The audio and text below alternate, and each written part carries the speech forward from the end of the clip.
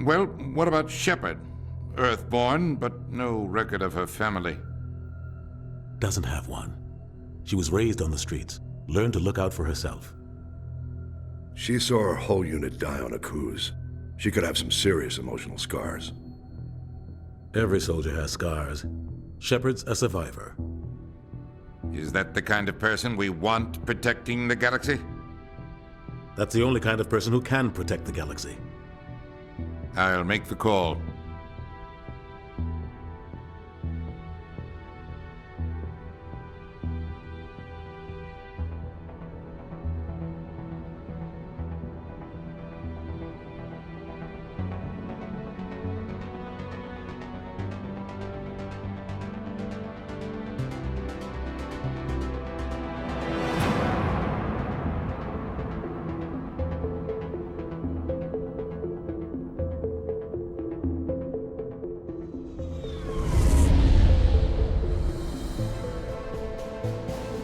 Arcturus Prime relays in range.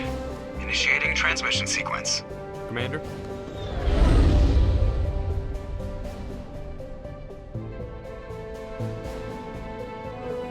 We are connected. Calculating transit mass and destination. The relay is hot. Acquiring approach vector. All stations secure for transit.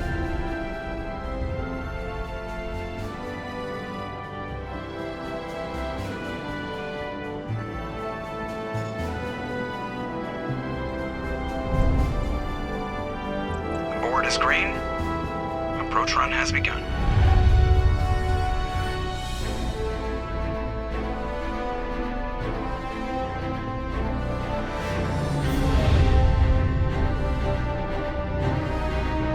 Hitting the relay in 3, 2, 1.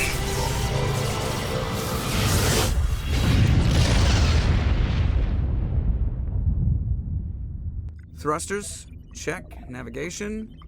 Check. Internal emission sync engaged. All systems online. Drift. Just under 1500K. 1500 is good. Your captain will be pleased. I hate that guy. Nihilus gave you a compliment. So you hate him. You remember to zip up your jumpsuit on the way out of the bathroom? That's good. I just jumped us halfway across the galaxy and hit a target the size of a pinhead. So that's incredible. Besides, Spectres are trouble. I don't like having them on board. Call me paranoid. You're paranoid. The Council helped fund this project. They have a right to send someone to keep an eye on their investment.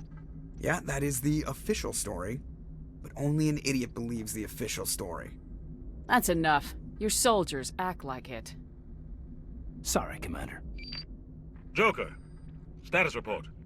Just cleared the mass relay, Captain. Stealth systems engaged. Everything looks solid. Good. Find a comm buoy and link us into the network. I want mission reports relayed back to Alliance brass before we reach Eden Prime. Aye, aye, Captain. Better brace yourself, sir. I think Nihilus is headed your way. He's already here, Lieutenant. Tell Commander Shepard to meet me in the comm room for a debriefing. You get that, Commander? I'm on my way. Is it me or does the captain always sound a little pissed off? Only when he's talking to you, Joker. Congratulations, Commander. Looks like we had a smooth run. You heading down to see the captain? Sounds like you don't trust our Turian guest. Sorry, Commander. Just having a chat with Adams down at engineering. I didn't mean to cause any trouble. But you have to admit, something's odd about this mission. The whole crew feels it. You think the Alliance brass is holding out on us? If all we're supposed to do is test out the stealth system, why is Captain Anderson in charge? And then there's Nihilus. Spectres are elite operatives, top covert agents. Why send a Spectre, a Turian Spectre, on a shakedown run? It doesn't add up. What do you know about the stealth systems? I just know it masks our location from scans and sensors. Cutting-edge technology. The Normandy's the only ship with this prototype drive.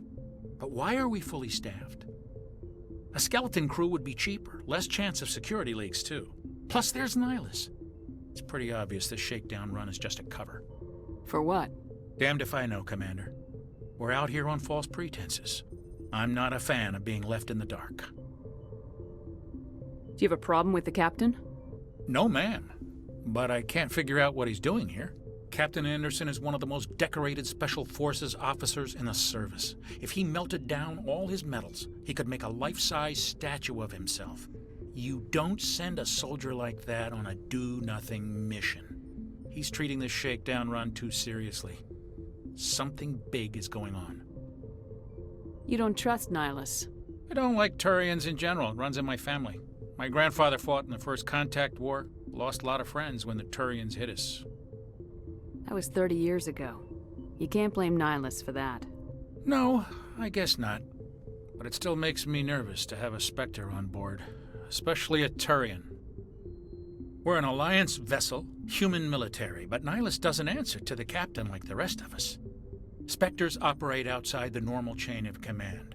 And they don't come along just to observe shakedown runs. Nihilus looks like he's expecting some heavy action. I don't like it. I'll see if I can get some answers when I see him. Good luck, Commander. I grew up on Eden Prime, Doc. It's not the kind of place Spectres visit. There's something Nihilus isn't telling us about this mission. That's crazy. The captain's in charge here. He wouldn't take orders from a Spectre. Not his choice, Doc. Spectres don't answer to anyone. They can do whatever they want. Kill anyone who gets in their way.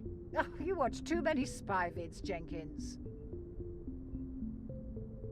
What do you think, Commander? We won't be staying on Eden Prime too long, will we? I'm itching for some real action. I sincerely hope you're kidding, Corporal. Your real action usually ends with me patching up crew members in the infirmary. Only a fool goes looking for a fight, Corporal. Sorry, Commander, but this waiting's killing me. I've never been on a mission like this before, not one with a Spectre on board. Just treat this like every other assignment you've had and everything will work out. Easy for you to say. You proved yourself on a cruise. Everybody knows what you can do. This is my big chance. I need to show the brass what I can do. This mission isn't about personal glory, Corporal. We have a job to do. Don't do anything stupid to mess it up. Don't worry, ma'am. I'm not gonna screw this up. You're from Eden Prime, aren't you, Jenkins? What's it like? It's very peaceful, Commander. They've been real careful with development, so you don't have any city noise or pollution. My parents lived on the outskirts of the colony. At night, I used to climb this big hill and stare across the fields back at the lights from the main settlement. It was gorgeous.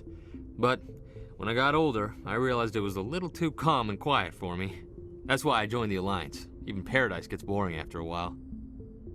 Any idea why Eden Prime was chosen as our destination? Not really sure, Commander.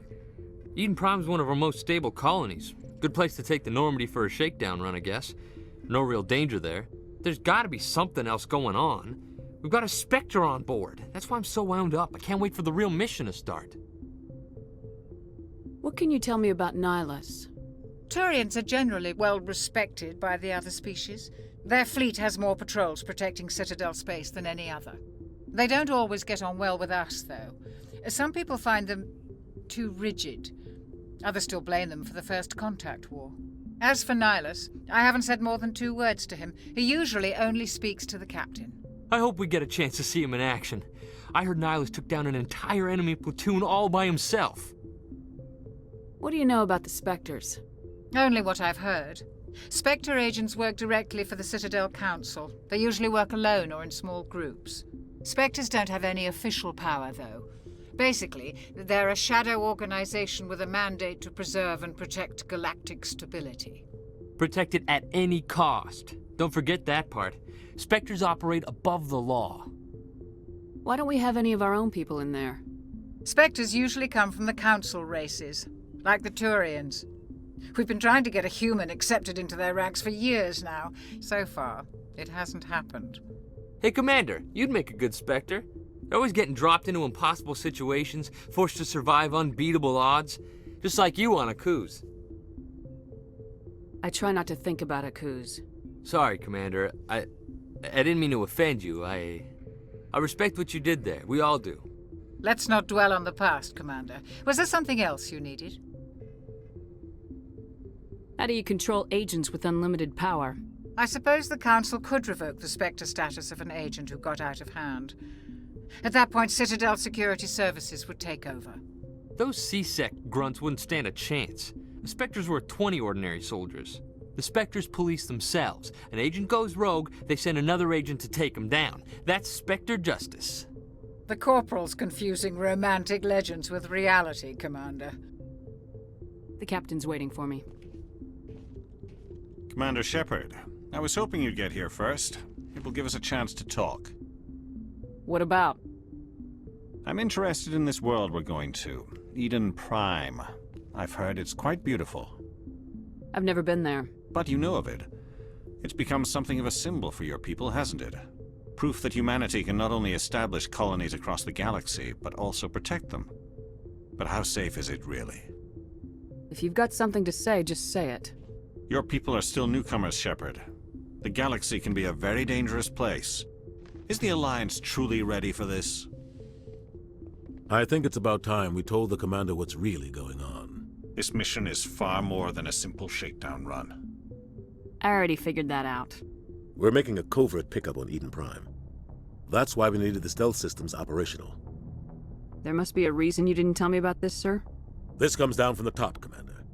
Information strictly on a need-to-know basis. A research team on Eden Prime unearthed some kind of beacon during an excavation. It was Prothean. I thought the Protheans vanished 50,000 years ago.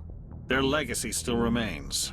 The mass relays, the Citadel, our ship drives. It's all based on Prothean technology. This is big, Shepard. The last time humanity made a discovery like this, it jumped our technology forward 200 years. But Eden Prime doesn't have the facilities to handle something like this. We need to bring the beacon back to the Citadel for proper study.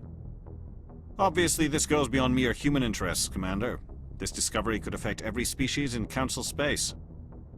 Are we expecting trouble? I'm always expecting trouble. There's more, Shepard. Nihilus isn't just here for the beacon. He's also here to evaluate you. Since when do we answer to the Spectres?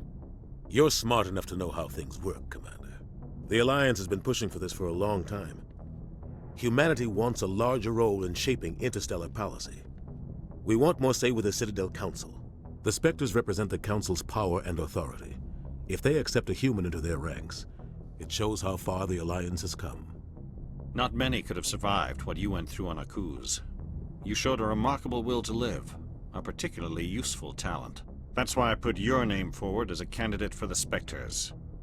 Why would a Turian want a human in the Spectres? Not all Turians resent humanity. Some of us see the potential of your species. We see what you have to offer to the rest of the galaxy, and to the Spectres. We are an elite group. It's rare to find an individual with the skills we seek. I don't care that you're human, Shepard. I only care that you can do the job. Just tell me what I have to do. I need to see your skills for myself, Commander. Eden Prime will be the first of several missions together. You'll be in charge of the ground team. Secure the beacon and get it onto the ship ASAP. Nihilus will accompany you to observe the mission. What do you know about the Protheans? Just what they taught us in school. They were a technologically advanced species that ruled the galaxy 50,000 years ago. Then they vanished. Nobody really knows how or why, though I've heard plenty of theories. But everyone agrees, galactic civilization wouldn't exist without them. Their Citadel is the very heart of galactic society, and without their mass relays, interstellar travel would be impossible. We all owe the Protheans a great debt. I'd like to know more about Eden Prime before we touch down. It's a peaceful farming world, but it represents something much bigger. Eden Prime is one of our oldest and most successful colonies. It proved we were ready to face the challenges of settling new worlds, to forge a place for humanity beyond Earth. It symbolizes humanity's growth and evolution as a spacefaring species. And after this, it will be known as the world where humans made a discovery of galactic importance. Why is this beacon so important? All advanced galactic civilization is based on Prothean technology, even yours. If we hadn't discovered those Prothean ruins buried on Mars, we'd still be stuck on Earth. That was just a small data cache. Who knows what we can learn from this beacon? What if it's a weapons archive? We can't let it fall into the wrong hands. Like who? The Attican Traverse isn't the most stable sector of Citadel space. There are plenty of raiders and criminal groups active in the region. They might figure a Prothean beacon is worth the risk of attacking an Alliance ship. Plus, Eden Prime is right on the border of the Terminus systems. The Attican Traverse is under Citadel protection. If the Terminus systems attack, it's an act of war. Technically, yes. But some of the species in the Terminus might be willing to start a war over this. The last thing the Council wants is to get dragged into a major conflict with the Terminus systems. We have to keep this low-key. Just give the word, Captain. We should be getting close to Eden. Captain, we got a problem. What's wrong, Joker? Transmission from Eden Prime, sir. You better see this. Bring it up on screen.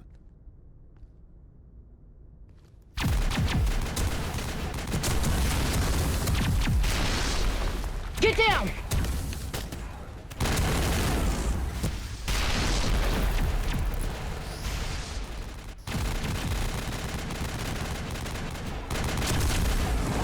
We are under attack, taking heavy casualties. I repeat, heavy casualties. We can't get evac. They came out of nowhere. We need...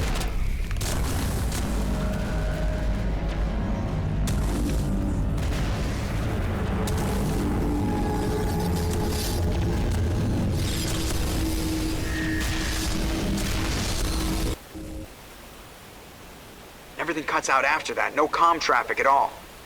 Just goes dead. There's nothing. Reverse and hold at 38.5.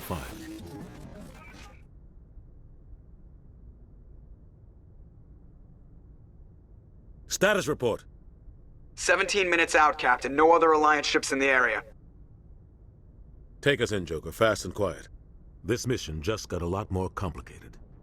A small strike team can move quickly, without drawing attention. It's our best chance to secure the beacon.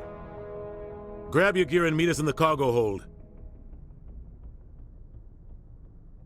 Tell Alenko and Jenkins to suit up, Commander. You're going in.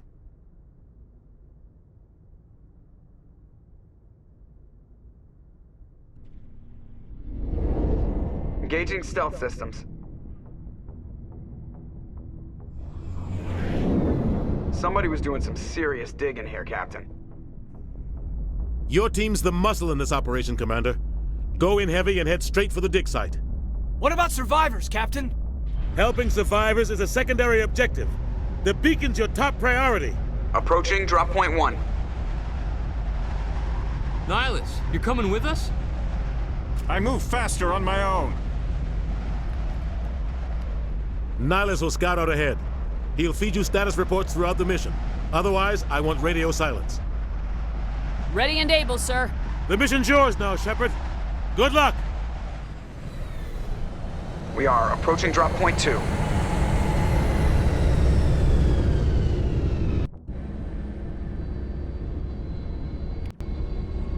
Ship perimeter secure, Commander.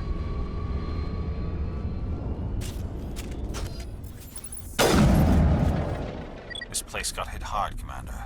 Hostiles everywhere. Keep your guard up.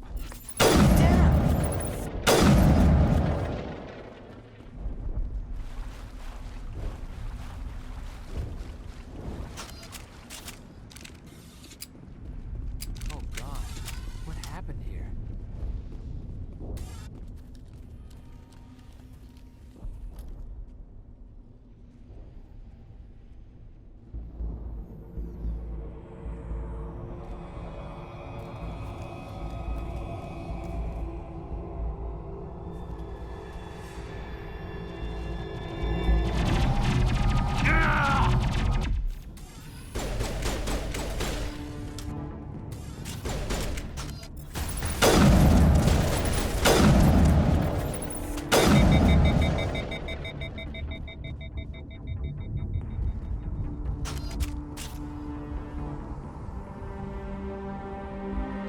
Ripped right through his shields. Never had a chance. We'll see that he receives a proper service once the mission is complete. But I need you to stay focused. Aye, aye, ma'am.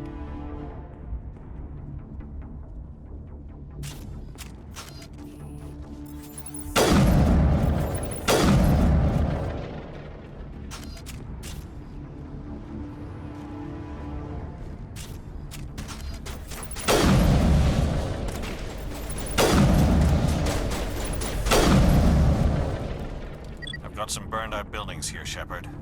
A lot of bodies. I'm gonna check it out. I'll try to catch up with you at the dig site.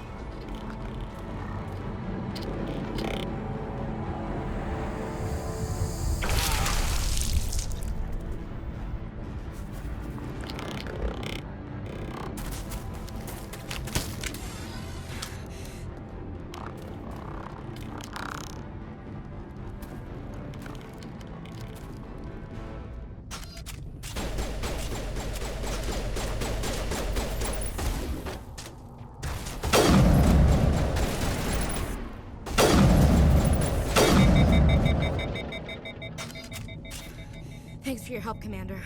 I didn't think I was gonna make it. Gunnery Chief Ashley Williams of the 212. You the one in charge here, ma'am? Are you wounded, Williams? A few scrapes and burns, nothing serious. The others weren't so lucky. Oh man. We were patrolling the perimeter when the attack hit. We tried to get off a distress call, but they cut off our communications. I've been fighting for my life ever since. Where's the rest of your squad? We tried to double back to the beacon, but we walked into an ambush. I don't think any of the others... I think I'm the only one left. This isn't your fault, Williams. You couldn't have done anything to save them. Yes, ma'am. We held our position as long as we could, until the Geth overwhelmed us. The Geth haven't been seen outside the Veil in nearly 200 years. Why are they here now? They must have come for the beacon. The dig site is close, just over that rise. It might still be there. We could use your help, Williams. Aye, aye, ma'am. It's time for payback. What else do you know about the Geth? Just what I remember from history class back in school. They're synthetics, non-organic life forms with limited AI programming, created by the Quarians a few centuries ago. They were supposed to be a source of cheap labor, but ended up turning on the Quarians and drove them into exile. Well, after that, they just kind of disappeared behind the Perseus Veil. Nobody's really heard much from them since. Tell me everything you know about the beacon. They were doing some digging out here to extend the monorail and expand the colony. A few weeks ago, they unearthed some Prothean ruins, and the beacon. Suddenly, every scientific expert in the colony was interested. That's when they brought us in to secure the site. I don't know much about the beacon itself, but I heard one of the researchers say this could be the biggest scientific discovery of the century. What happened to the researchers at the dig site? I don't know. They set up camp near the beacon. The 232 was with them. Maybe their unit fared better than mine. Describe what happened leading up to the attack. We were sent out a couple of nights ago from the main colony to secure the area. Seemed like a routine patrol, until the Geth hit us. We never knew they were coming. Move out!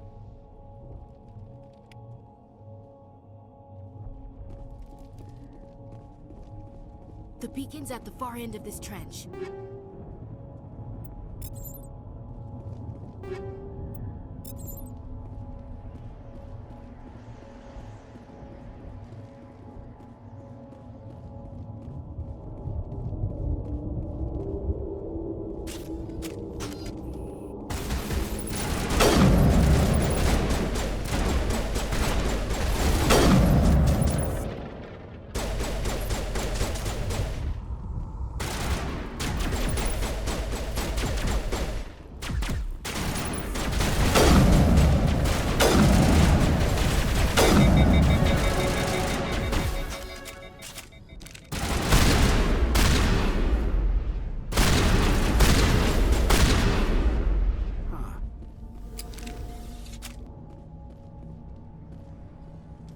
This is the dig site.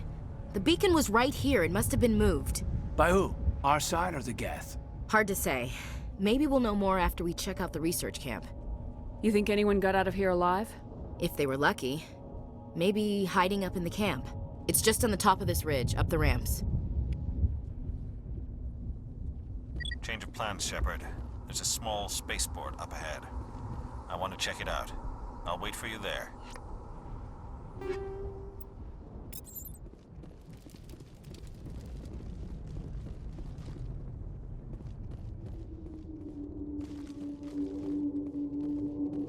Looks like they hit the camp hard. It's a good place for an ambush. Keep your guard up.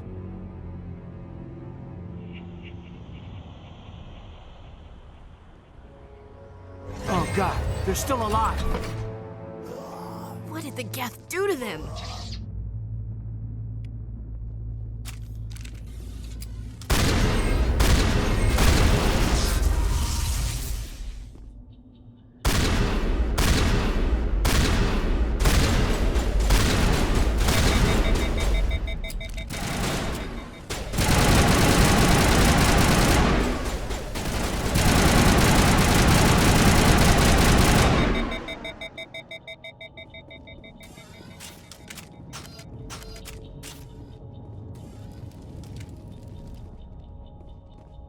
That door, it's closed. Security lock's engaged. Humans. Thank the Maker. Hurry! Close the door before they come back. What are you doing here? I'm Dr. Warren. I was in charge of this excavation. We hid in the shed during the attack. They must have come for the beacon. Luckily, it wasn't here. It was moved to the spaceport earlier this morning. Manuel and I stayed behind to pack up the camp. When the attack came, the Marines held them off long enough for us to hide. They gave their lives to save us. No one is saved. The age of humanity is ended. Soon, only ruin and corpses will remain. What else can you tell me about the attack? It all happened so fast. 1 second we were gathering up our equipment. The next we were hiding in the shed while the Geth swarmed over the camp. Agents of the Destroyers, bringers of darkness, heralds of our extinction. We could hear the battle outside. Gunfire, screams. I thought it would never end. Then everything went quiet. We just sat there, too afraid to move, until you came along. Did you notice a Turian in the area? I saw him, the Prophet, leader of the enemy. He was here before the attack. That's impossible. Nihilus was with us in the Normandy before the attack. He couldn't have been here. I'm sorry, Manuel's still a bit unsettled. We haven't seen your Turian. We've been hiding in here since the attack. Can you tell me anything about the beacon? It's some type of data module from a galaxy-wide communications network, remarkably well preserved. It could be the greatest scientific discovery of our lifetime. Miraculous new technologies, groundbreaking medical advances. Who knows what secrets are locked inside? We have unearthed the heart of evil, awakened the beast, unleashed the darkness. Manuel, please, this isn't the time. What's wrong with your assistant? Manuel has a brilliant mind, but he's always been a bit unstable. Genius and madness are two sides of the same coin. Is it madness to see the future? To see the destruction rushing towards us? To understand there is no escape? No hope? No. I am not mad. I'm the only sane one left. I gave him an extra dose of his meds after the attack. Williams, take us to the spaceport. You can't stop it. Nobody can stop it. Night is falling. The darkness of eternity. Hush, Manuel. Go lie down. You'll feel better once the medication kicks in.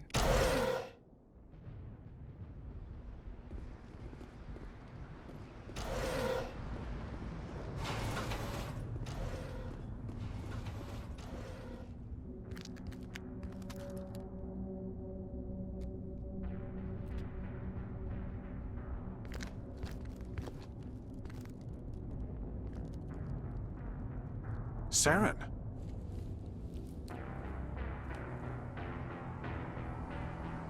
Nihilus. This isn't your mission, Saren. What are you doing here?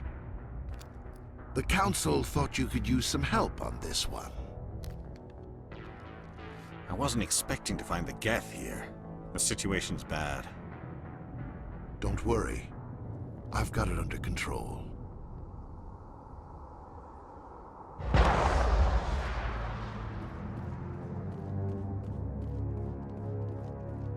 What is that? Off in the distance. It's a ship. Look at the size of it.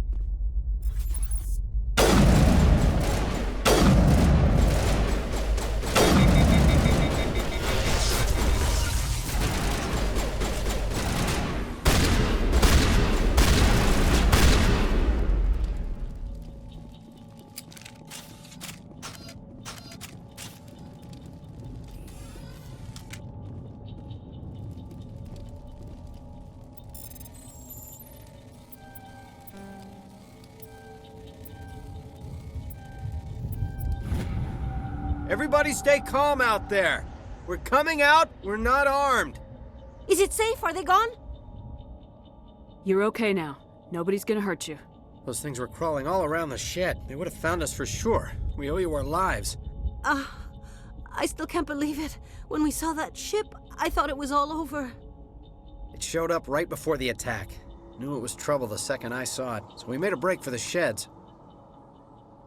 Tell me everything you remember about the attack. The three of us were working the crops when that ship showed up. We just saw it and ran.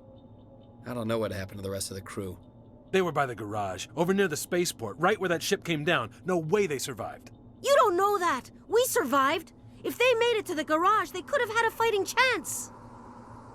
Do you know anything about the Prothean beacon they dug up? We're just farmers. We heard they found something out there, but it never really mattered to us. Not until now. What else can you tell me about the ship you saw? I was too busy running to get a clear look at it. I think it landed over near the spaceport. Tell them about the noise, Cole. That awful noise. It was emitting some kind of signal as it descended. It sounded like the shriek of the damned. Only it was coming from inside your own head. It was probably trying to block communications. Whatever it was, felt like it was tearing right through my skull. Almost made it impossible to think. I have to go. Hey, Cole, we're just a bunch of farmers. These guys are soldiers. Maybe we should give them the stuff. Jeez, Blake, you gotta learn when to shut up. You have something to tell me, Cole? Some guys at the spaceport were running a small smuggling ring, nothing major. In exchange for a cut of the profits, we let them store packages in our sheds. What kind of packages? I found a pistol. Figured it would come in handy if those things came back. But you'll probably get more use out of it than we will. This should help. Let's move out. Good luck.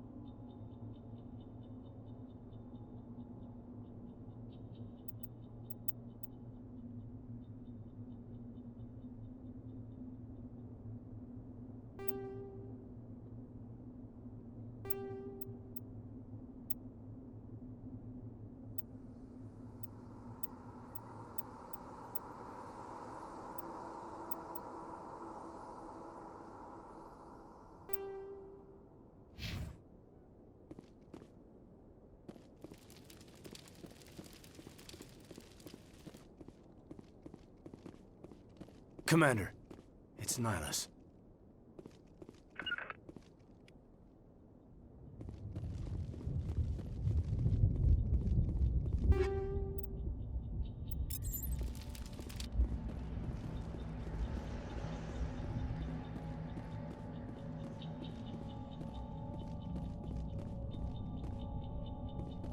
Something's moving, over behind those crates. Wait! Don't shoot! I'm one of you! I'm human! What are you doing sneaking around back there? I'm sorry, I was hiding from those creatures. My name's Powell. I saw what happened to that Turian. The other one shot him. What the hell are you talking about? There were two Turians here. Your friend and another one he called Saren. I think they knew each other. Your friend seemed to relax. He let his guard down. And Saren killed him.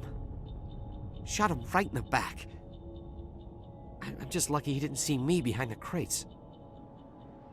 We were told a Prothean beacon was brought to the spaceport. What happened to it? It's over on the other platform. Probably where that guy Saren was headed. He hopped on the cargo train right after he killed your friend. I knew that beacon was trouble. Everything's gone to hell since we found it. First that damn mothership showed up, then the attack. They killed everyone. Everyone. If I hadn't been behind the crates, I'd be dead too. How come you're the only one who survived? Why didn't anyone else try to hide behind the crates? They never had a chance. I was already behind the crates when the attack started. Wait a minute. You were hiding behind the crates before the attack? Sometimes I need a nap to get through my shift. I sneak off behind the crates to grab 40 winks where the supervisor can't find me. You survived because you're lazy? If you hadn't snuck off for that nap, you'd probably be dead just like all the others. Yeah, I guess. I don't really want to think about it. Tell me about the Geth attack. It was quick. 1 minute that ship was descending, the next, those Geth were swarming over the platform, thousands of them. They must have been inside that mothership. They shot anything that moved. It was a massacre. Is there anything else you can tell me about the beacon? They brought it here this morning. We loaded it up onto the train and shipped it to the other platform. Hard to believe that was only a few hours ago. Feels like a whole other life. Tell me about this mothership you saw. I've never seen anything like it before. It was huge. Landed over near that platform. The whole place got dark as it came down. And it was making this noise, this sound that bored right into your brain. That's what woke me up. The attack came a few minutes later. We need to find that beacon before it's too late. Take the cargo train. That's where the other Turian went. I can't stay here. I need to get away from all this.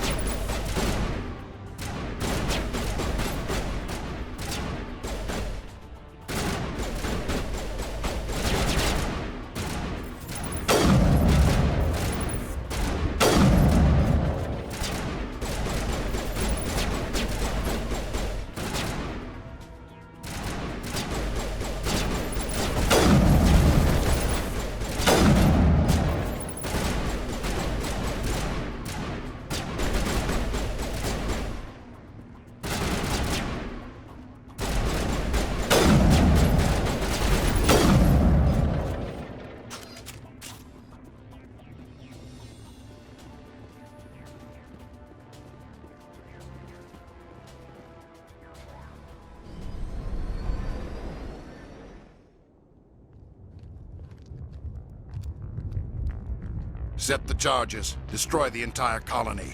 Leave no evidence that we were here.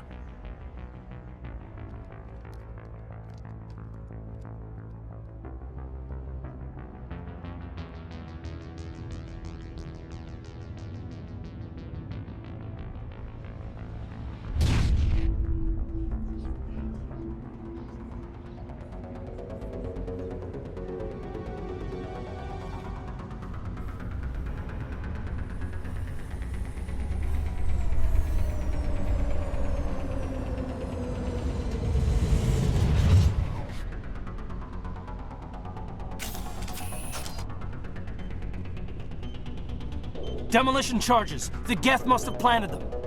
Hurry! We need to find them all and shut them down!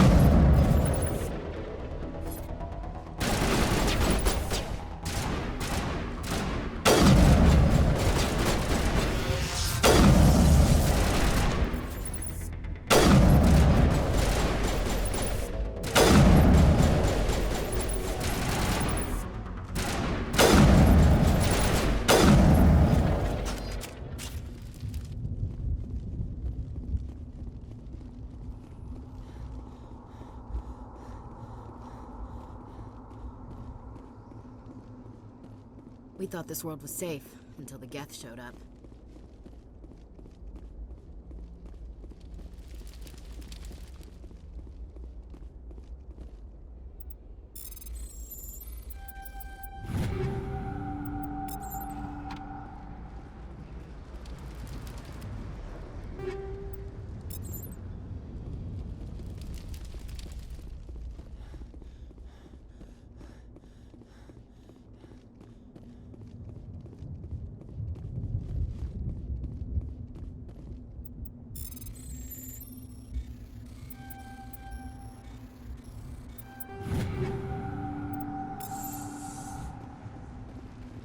Eden Prime will never be the same again.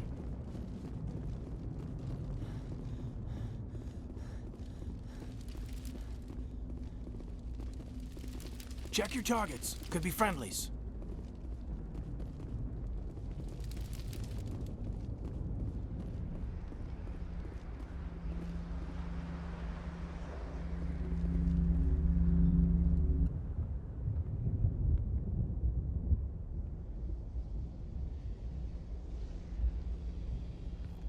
Normandy, the beacon is secure. This is Request amazing. immediate Actual working Prothean technology.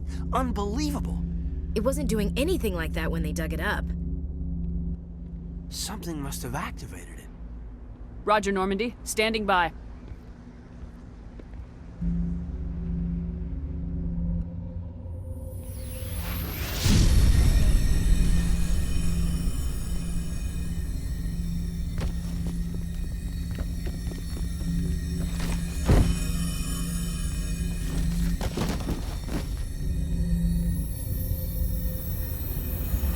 Shepard! No, don't touch it. It's too...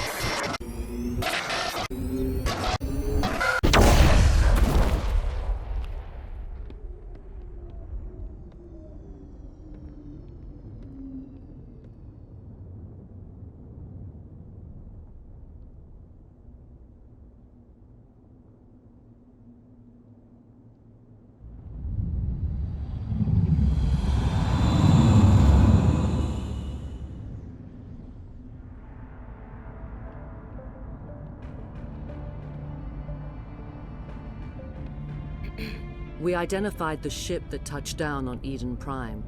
The Normandy, a human alliance vessel. It was under the command of Captain Anderson. They managed to save the colony. And the beacon. One of the humans may have used it.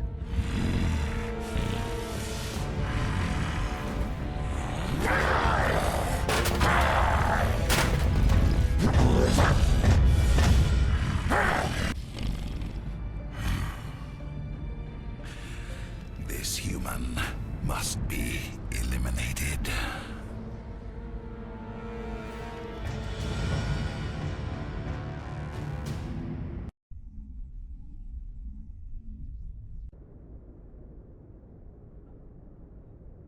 Doctor?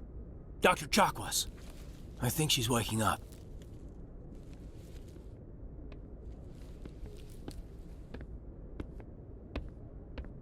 You had us worried there, Shepard. How are you feeling?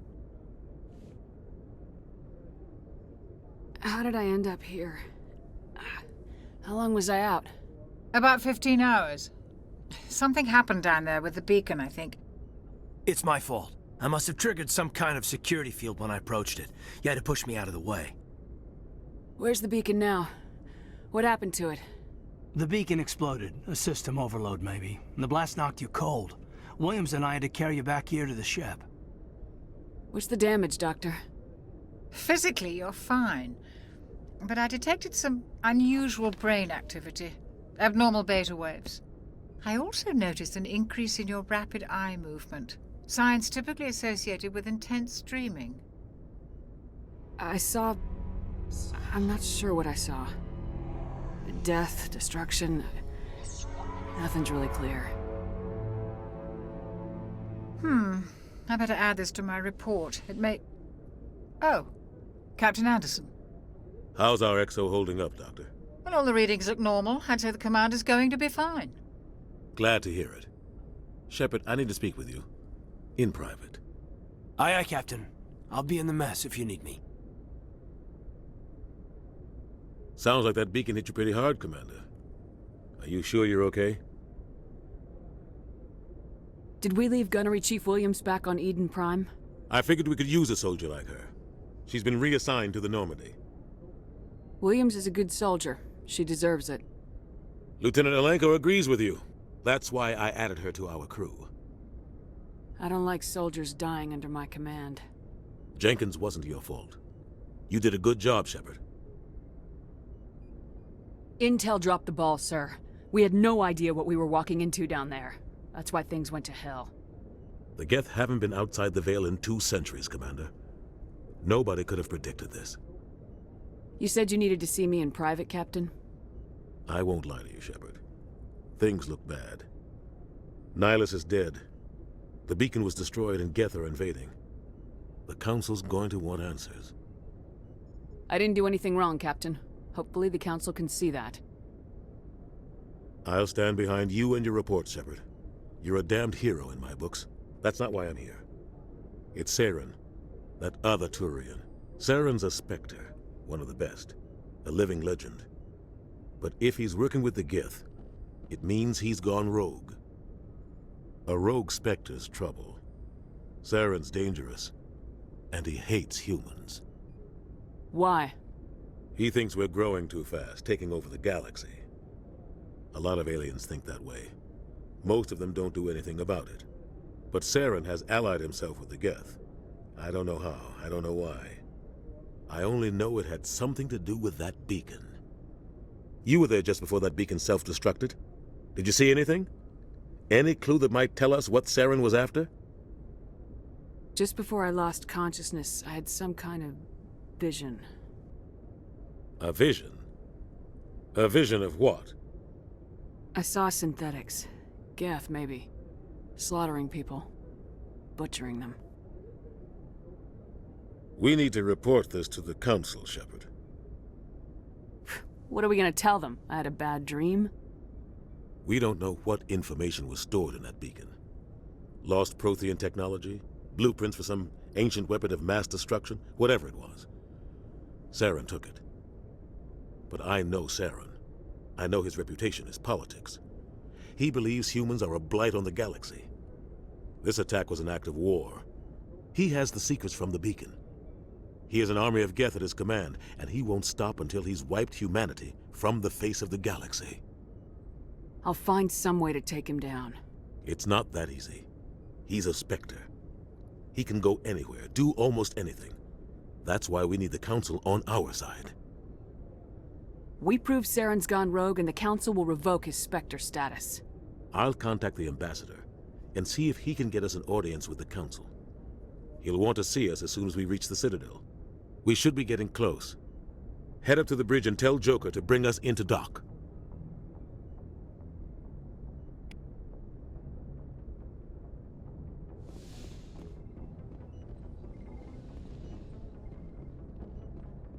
Glad to see you're okay, Commander. Commander, I'm glad to see you're okay. Losing Jenkins was hard on the crew, and I'm glad we didn't lose you too.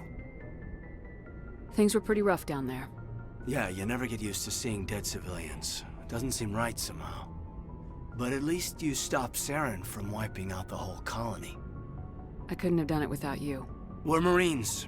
We stick together. And I'm just sorry that we lost Jenkins. Yeah, I wish I could have done something to save him. I was there. You did everything right. It was just bad luck. It's been a hell of a shakedown cruise. Our first mission ends with one Spectre killing another. The Citadel Council's not gonna be happy about that. Probably use it to lever more concessions out of the Alliance. You've got a good grasp of the situation. You a career man? Yeah, a lot of biotics are. We're not restricted, but we sure don't go undocumented. May as well get a paycheck for it. Besides, my father served. I made him proud when I enlisted. Eventually. But is that why you're here? Because of your family? I never met my parents. If they wanted to see me, they'd have contacted me after that mess a few years back. Oh, that's right, a cruise. I imagine that bought you any post in the fleet. Word is we're heading for the Citadel, ma'am. Can you, tell me why? The captain hopes the ambassador can get an audience with the council. Tell them what Saren's been up to. Makes sense. They'd probably like to know he's not working for them anymore. Whatever happens, we'll be ready, Commander.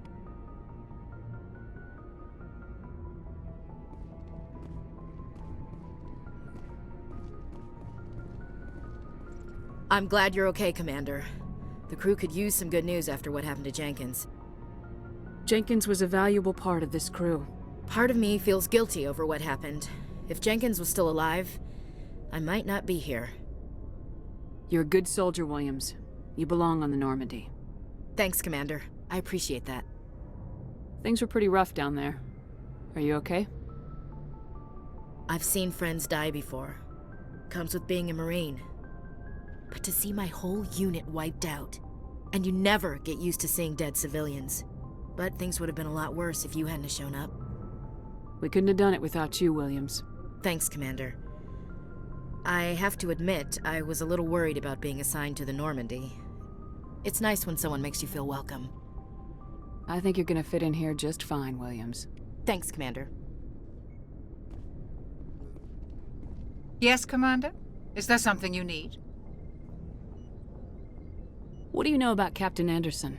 I've served with him for a few tours now. He knows when to let things slide and when to crack the whip. The crew knows he's seen pretty much anything they'll ever run into. And he cares about the people under his command. How well do you know the lieutenant? I'd never worked with him before this mission. But he has an impressive service record, over a dozen special commendations. Tends to keep to himself, though.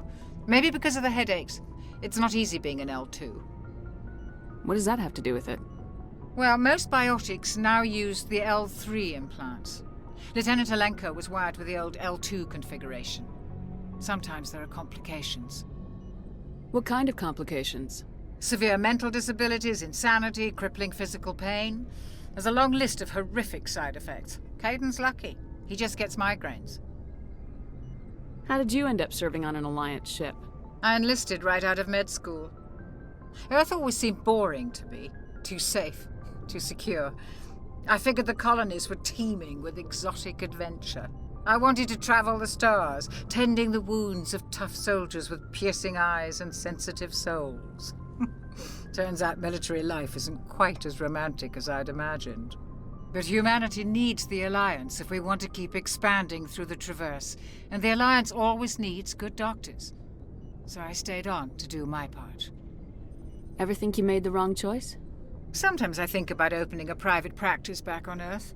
Or maybe taking a position at one of the new med centers out in the colonies. But there's something special about working on soldiers. If I left the Alliance now, I'd feel like I was abandoning them. I should go. Goodbye, Commander.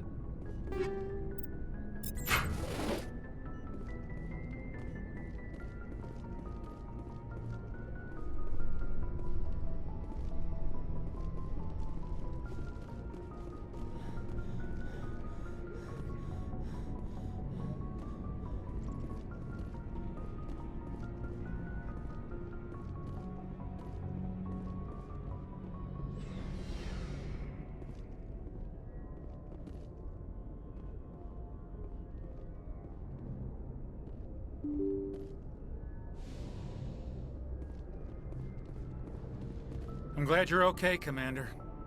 Losing Jenkins was hard enough on the crew.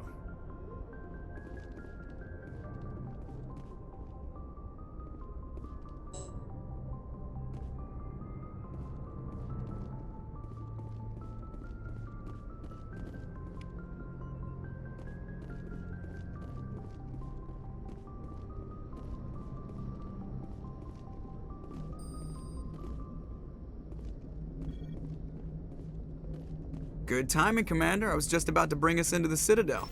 See that taxpayer money at work.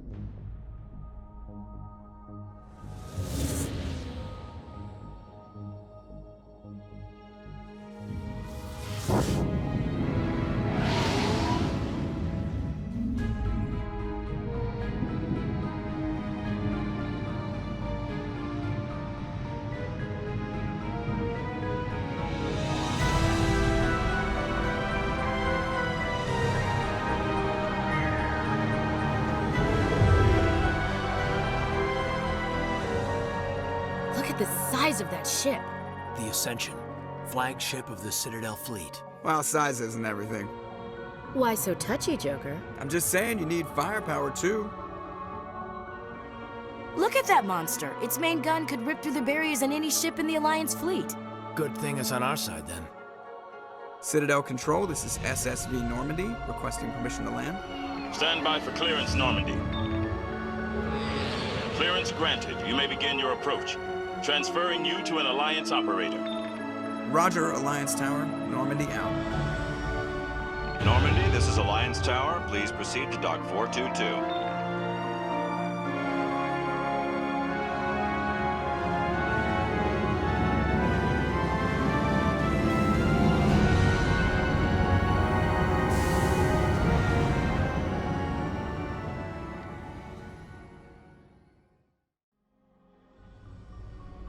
This is an outrage! The Council would step in if the Geth attacked a Turian colony? The Turians don't found colonies on the borders of the Terminus systems, Ambassador. Humanity was well aware of the risks when you went into the Traverse. What about Saren? You can't just ignore a rogue Spectre. I demand action! You don't get to make demands of the Council, Ambassador. Citadel Security is investigating your charges against Saren. We will discuss the CSEC findings at the hearing, not before. Captain Anderson, I see you brought half your crew with you. Just the ground team from Eden Prime, in case you had any questions. I have the mission reports. I assume they're accurate? They are. Sounds like you convinced the Council to give us an audience. They were not happy about it. Saren's their top agent. They don't like him being accused of treason. Saren's a threat to every human colony out there. If they don't stop him, I will. Settle down, Commander. You've already done more than enough to jeopardize your candidacy for the Spectres. The mission on Eden Prime was a chance to prove you could get the job done. Instead, Nihilus ended up dead and the beacon was destroyed. That's Saren's fault, not hers. Then we better hope the CSEC investigation turns up evidence to support our accusations. Otherwise, the Council might use this as an excuse to keep you out of the Spectres. Come with me, Captain.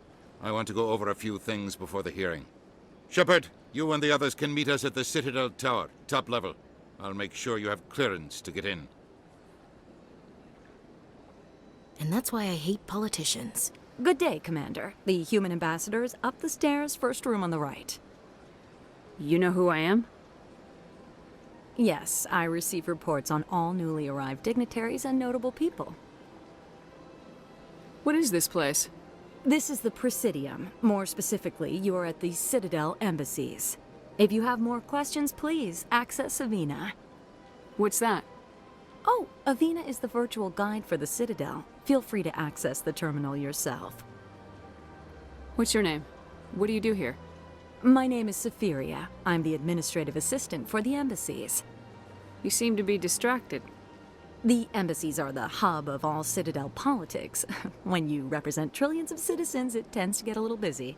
Greetings and welcome to the Presidium. My name is Avina, and I am pleased to be your virtual guide throughout this level of the Citadel space station. What does that mean? I am a fully interactive virtual intelligence, programmed to provide spontaneous guidance at predetermined locations of interest throughout this level of the Citadel. I may also be contacted through any of the Presidium VI terminals, should you require assistance. Give me the tour. You are standing at Presidium Tourism Terminal 1. On either side of this lobby are the embassies of the various Citadel races, along with CSEC headquarters. On the far end of this level, you can see the Citadel Tower, where the Council meets regularly to discuss matters of interstellar importance.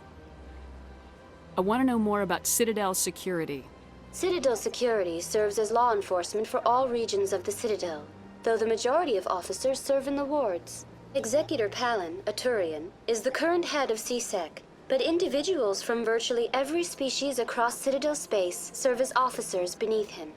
If you wish to learn more, Executor Palin's office is located in the CSEC headquarters just across the lobby. Tell me about the embassies.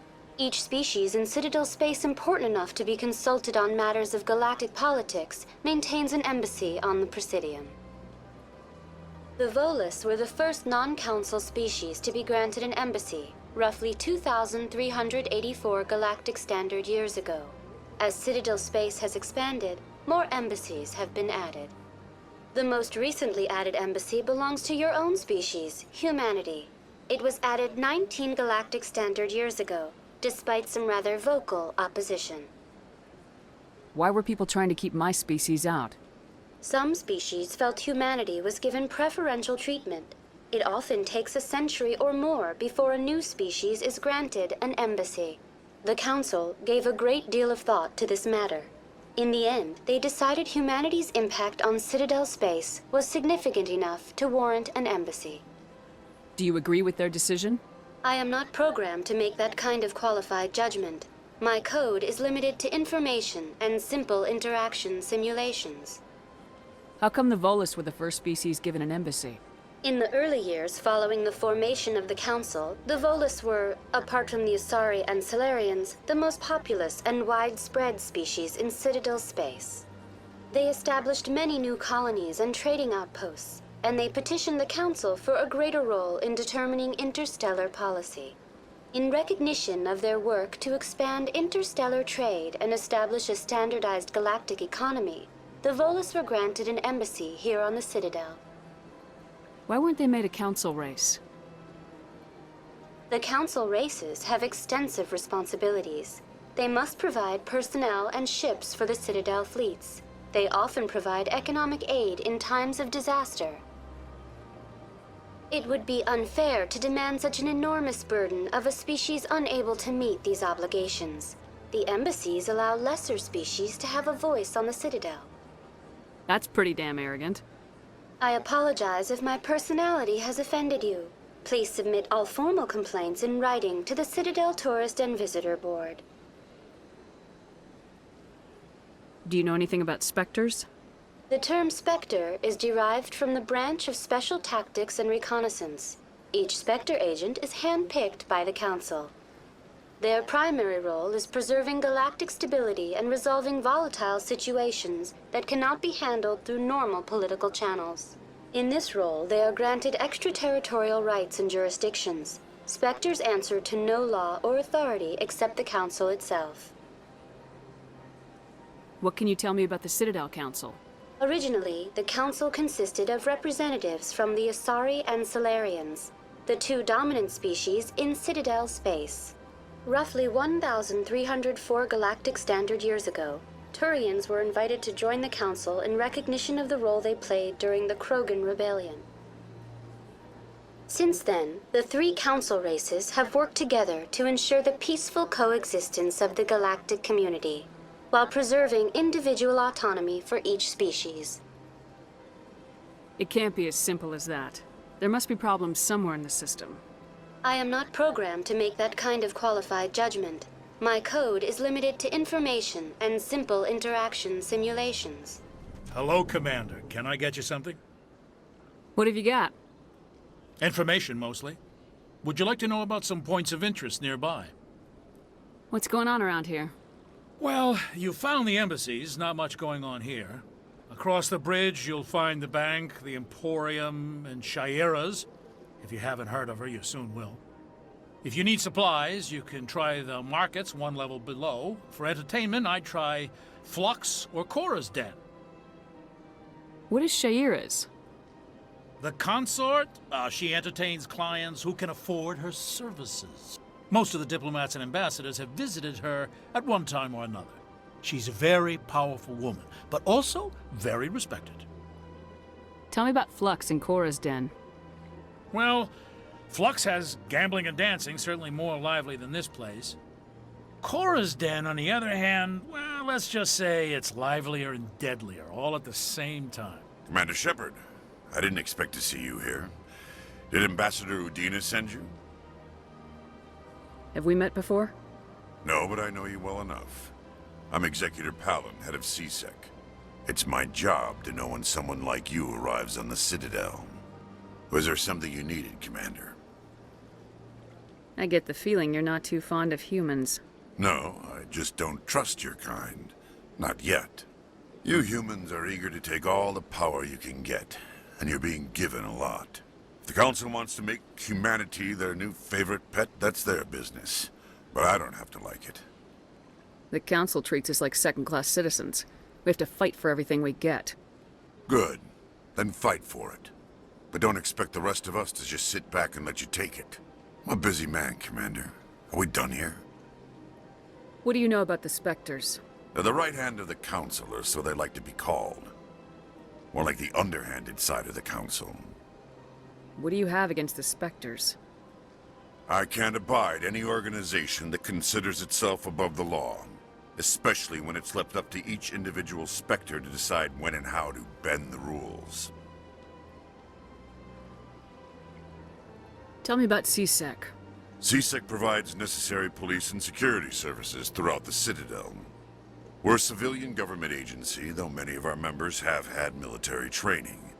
Of course, as the CSEC representative to the Council, I spend most of my time liaising between the two. Tell me about your investigation into Saren. Sorry, Commander. I don't make a habit of giving out details about ongoing investigations. Saren's hiding something. Give me more time. Stall them. Stall the Council? Don't be ridiculous. Your investigation is over, Garrus.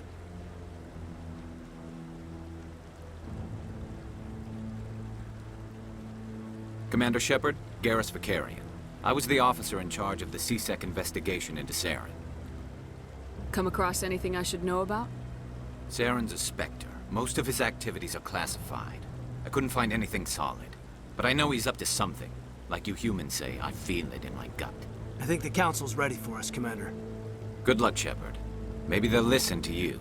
The Geth attack is a matter of some concern, but there is nothing to indicate Saren was involved in any way. The investigation by Citadel Security turned up no evidence to support your charge of treason. An eyewitness saw him kill Nihilus in cold blood. We've read the Eden Prime reports, Ambassador. The testimony of one traumatized dock worker is hardly compelling proof. I resent these accusations. Nihilus was a fellow Spectre and a friend. That just let you catch him off guard. Captain Anderson, you always seem to be involved when humanity makes false charges against me. And this must be your protege, Commander Shepard, the one who let the beacon get destroyed. The mission to Eden Prime was top secret. The only way you could know about the beacon was if you were there. With Nihilus gone, his files passed on to me. I read the Eden Prime report. I was unimpressed. But what can you expect from a human? Saren despises humanity. That's why he attacked Eden Prime. Your species needs to learn its place, Shepard.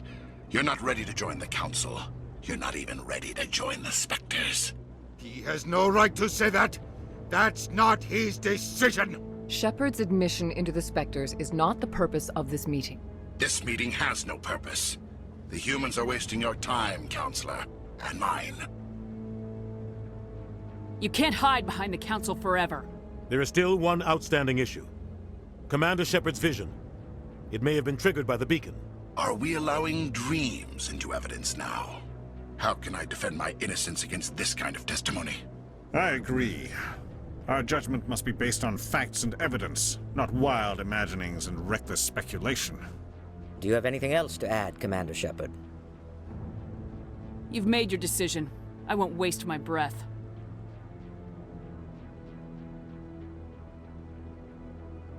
The Council has found no evidence of any connection between Saren and the Geth. Ambassador, your petition to have him disbarred from the Spectres is denied. I'm glad to see justice was served. This meeting is adjourned.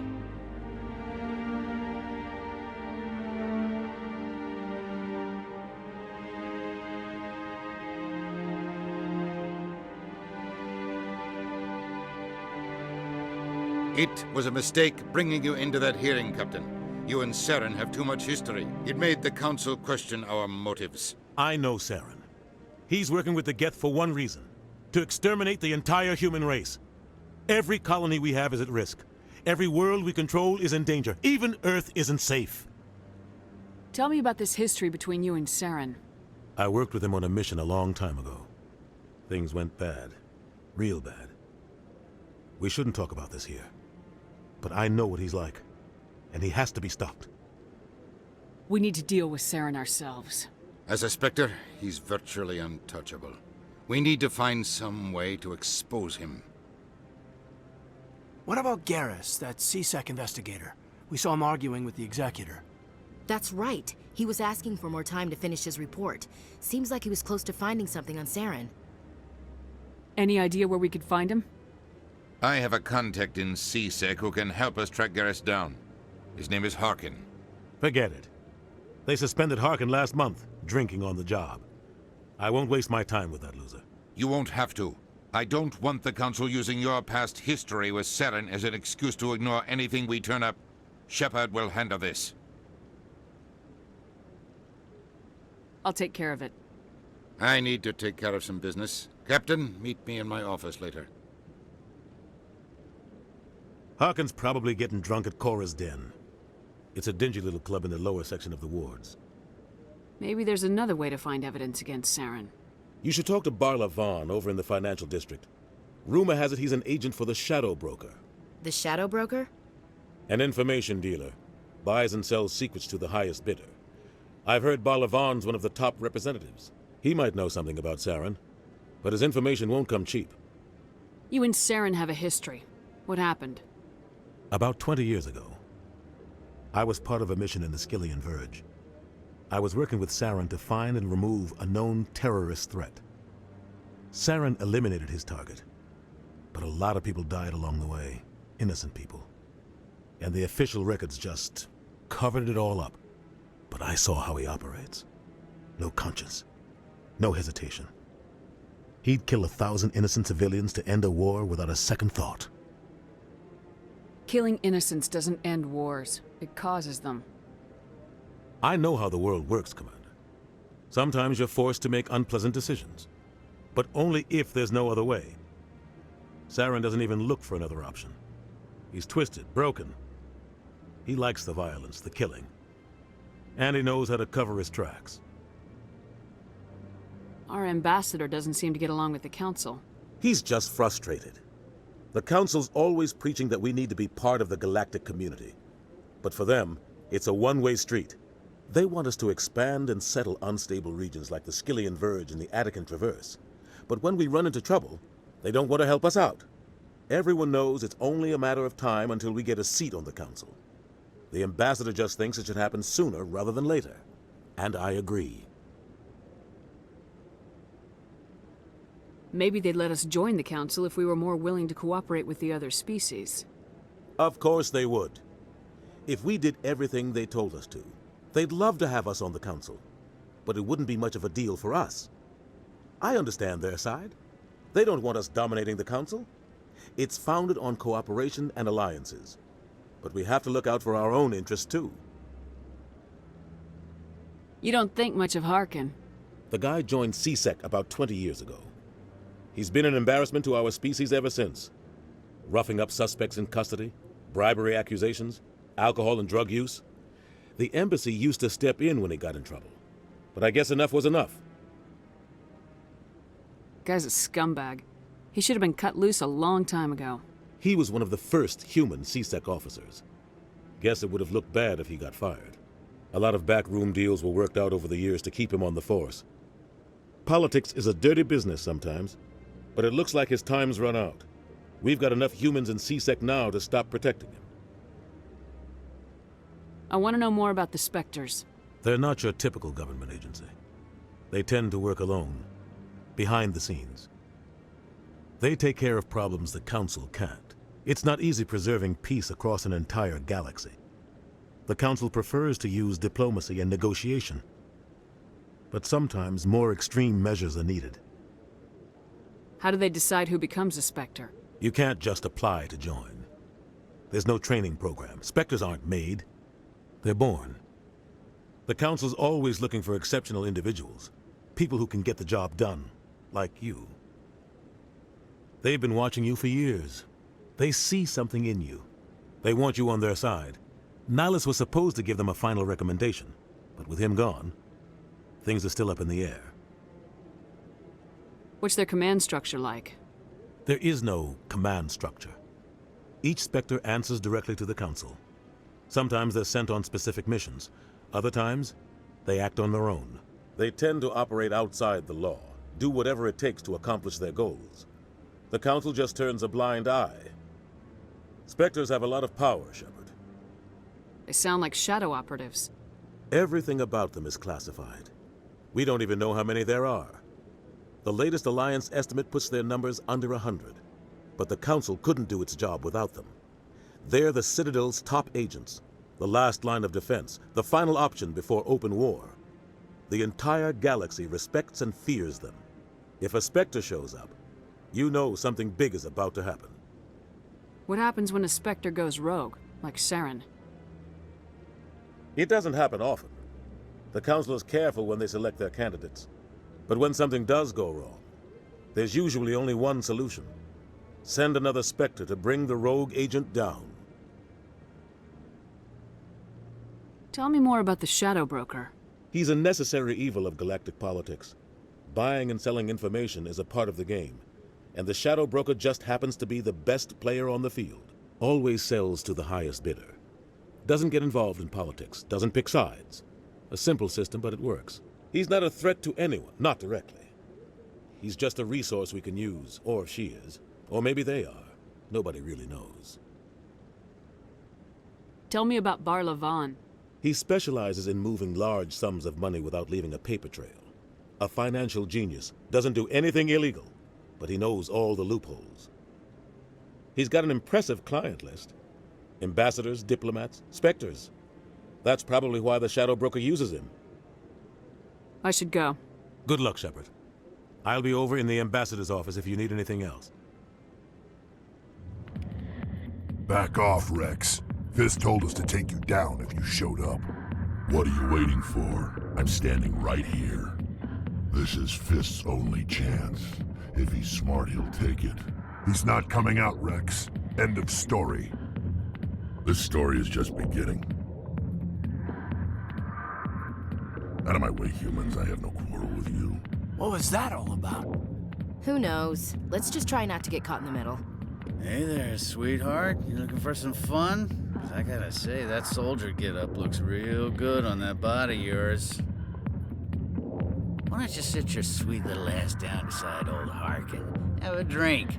We'll see where this goes. I'd rather drink a cup of acid after chewing on a razor blade. You trying to hurt my feelings? You gotta do better than that. After 20 years with CSEC, I've been called every name in the book, princess. I'm looking for a CSEC officer, a Turian named Garrus. Garrus? You must be one of Captain Anderson's crew. Poor bastard, still trying to bring Saren down, eh? I know where Garrus is, but you gotta tell me something first. Did the captain let you in on his big secret? Is there something I should know about the captain? The captain used to be a Spectre. Didn't know that, did you? It was all very hush-hush. The first human ever given that honor, and then he blew it. Screwed up his mission so bad they kicked him out. Of course, he blames Saren. Says the Turians set him up. Why'd they kick him out? Have to ask him. I never heard any of the details. Bet it's a good story, though. The heroes fall. Classic tragedy. You said they covered all this up. How'd you hear about it? I spent 20 years working cases here on the Citadel.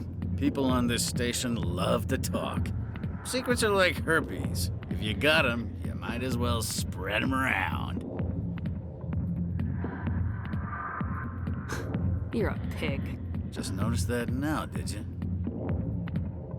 Why should I believe a drunk like you? Fine, ask Anderson. I bet he tells you. He's too stupid and proud to lie right to your face. Just tell me where Garrus went. Garrus was sniffing around Dr. Michelle's office. She runs the med clinic on the other side of the wards. Last I heard, he was going back there. How well do you know Captain Anderson? Met him a few times over the years. One of those hardcore military guys. Yes, sir. No, sir. Can't have any fun with a stick up your ass, sir. That's probably why he climbed the Alliance ranks so fast. The military loves brown-nosers. The captain's a good soldier. Sure, whatever. Dress him in a fancy suit, pin some shiny medals on his chest, and call him a hero. Everybody else does. But if he's so great, why'd the Spectres kick him out? Why'd you go ask him about that? You need to look in a mirror. Sober up and take some responsibility for yourself. Save your sermons. This ain't no church. What's it like working for C-Sec? You mean, what was it like? The executor suspended me without pay. Recurring violations. C-Sec was keeping a file on me. Can you believe that? Every mistake I ever made went into the books. Get a little rough with a suspect, note in the file. Have a couple of drinks on duty, note in the file. Skim a couple of credits off a drug bust, note in the file. It's a goddamn witch hunt. You get off easy if you ask me. What the hell do you know? Working for C-Sec isn't like being a Marine. People get pissed off if we shoot somebody. Investigations, inquiries, rules, regulations. Every day I plow through enough red tape to choke a rhino. That's how you gotta be to do this job. So don't talk to me about right and wrong. You soldiers got it easy. What do you know about Garrus? Damn hothead is what he is. Still figures he can save the world. Always bucking heads with the Executor. He'll pay for it soon enough. The Executor loves to put us lowly field agents in our place. Just look what happened to me. I didn't tell anyone, I swear! That was smart, Doc. Now if Garrus comes around, you stay smart. Keep your mouth shut or we'll... Who are you? Let her go. Ah!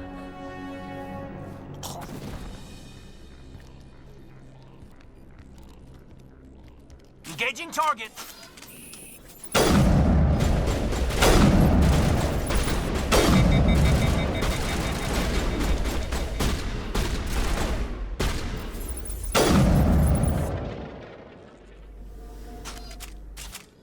Think we're good, Commander. Perfect timing, Shepard. Gave me a clear shot at that bastard. You took him down clean. Sometimes you get lucky. Dr. Michelle, are you hurt? No, I'm okay. Thanks to you. All of you. Why were they threatening you? Who do they work for? They work for Feast. They wanted to shut me up, keep me from telling Garrus about the Quarian. What Quarian? A few days ago, a Quarian came by my office. She'd been shot, but she wouldn't tell me who did it. I could tell she was scared, probably on the run. She asked me about the Shadow Broker. She wanted to trade information in exchange for a safe place to hide. Then what? I put her in contact with Fist. He's an agent for the Shadow Broker. Not anymore. Now he works for Saren. And the Shadow Broker isn't too happy about it. Fist betrayed the Shadow Broker? That's stupid even for him. Saren must have made him quite the offer. That Quarian must have something Saren wants. Something worth crossing the Shadow Broker to get. She must have something that proves he's a traitor. Did the Quarian mention anything about Saren or the Geth? She did. The information she was going to trade. She said it had something to do with the Geth. She must be able to link Saren to the Geth. There is no way the Council can ignore this. Time we paid Fist a visit. This is your show, Shepard. But I want to bring Saren down as much as you do. I'm coming with you. You're a Turian. Why do you want to bring him down? I couldn't find the proof I needed in my investigation, but I knew what was really going on. Saren is a traitor to the Council and a disgrace to my people. Welcome aboard, Garrus. You know, we aren't the only ones going after Fist. The Shadow Broker hired a Krogan bounty hunter named Rex to take him out. Yeah, we saw him in the bar. A Krogan might come in handy. Last I heard, he was at the C-Sec Academy. What's he doing there? Fist accused him of making threats. We brought Rex in for a little talk. If you hurry, you can catch him at the academy before he leaves. Move out. I never properly thanked you for saving me from Fist's thugs, Commander. I don't know what would have happened if you hadn't been there. I'm just glad you weren't hurt. Me too. Now, was there anything you needed? You're a doctor. How did you end up here on the Citadel? My parents brought me here when I was young. My father was a medic with the Alliance. I chose to keep the medical tradition alive, but not the military. Fixing up wounded soldiers isn't my idea of fun. Hey, I know you. You're Shepard, right?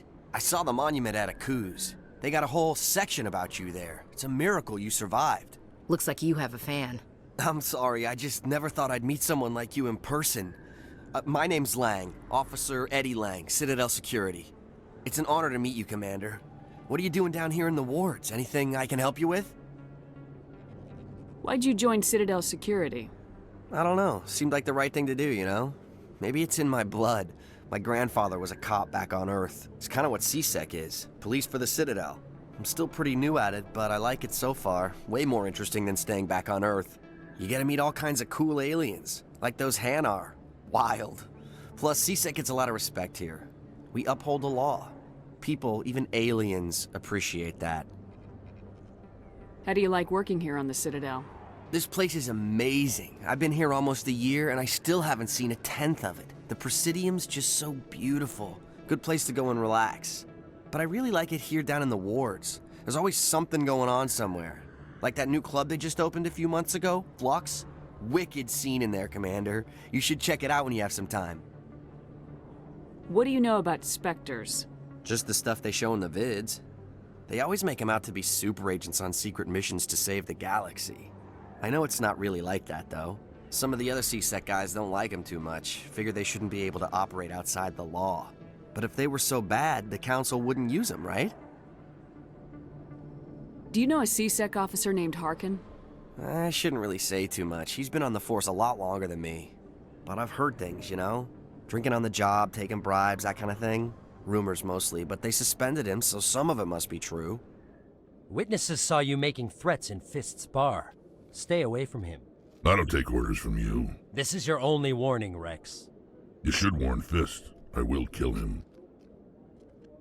You want me to arrest you? I want you to try.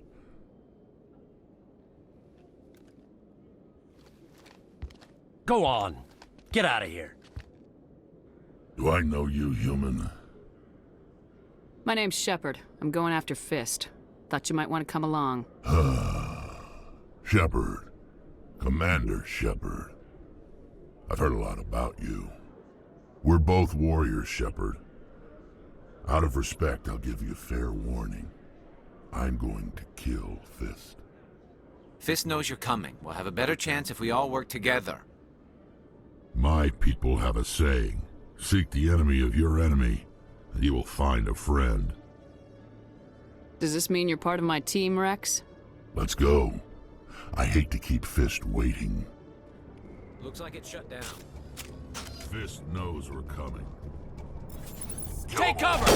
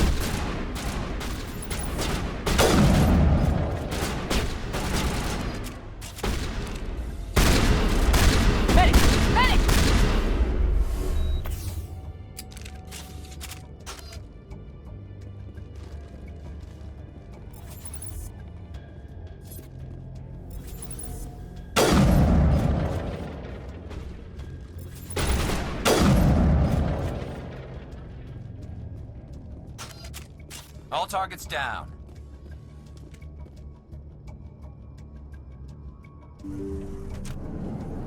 Look out! Stop right there. Don't come any closer.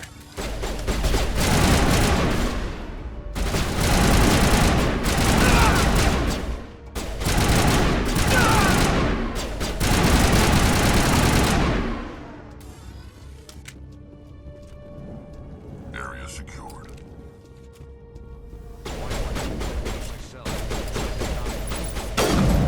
Go, go, go!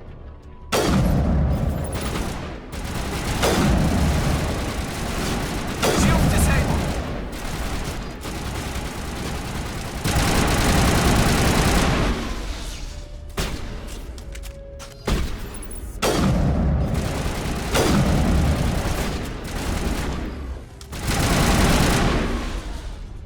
Wait! Don't kill me, I surrender! Tell me where the Quarian is, and I won't have to shoot you in the kneecaps. She's not here. I don't know where she is. That's the truth. He's no use to you now. Let me kill him. Wait, I don't know where the Quarian is, but I know where you can find her. The Quarian isn't here. Said you'd only deal with the Shadow Broker himself. Face to face? Impossible. Even I was hired through an agent. Nobody meets the Shadow Broker, ever. Even I don't know his true identity. But she didn't know that. I told her I'd set a meeting up. But when she shows up, it'll be Saren's men waiting for her. Tell me where that meeting is before I blow your lying head off. Here on the wards, the back alley by the markets. She's supposed to meet them right now. You can make it if you hurry. What are you doing? The Shadow Broker paid me to kill him. I don't leave jobs half done. We don't shoot unarmed prisoners. How many people died because of him? He brought this on himself. Besides, we have more pressing concerns. That Quarian's dead if we don't go now.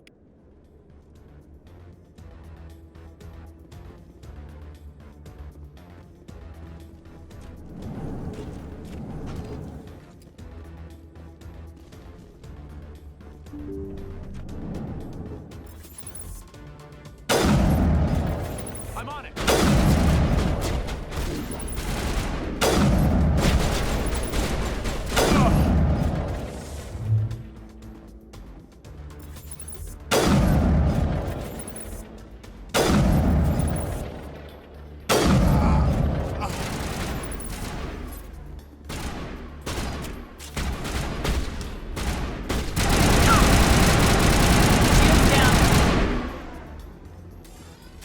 Did you bring it? Where's the Shadow Broker? Where's Fist? They'll be here. Where's the evidence? No way. The deal's off.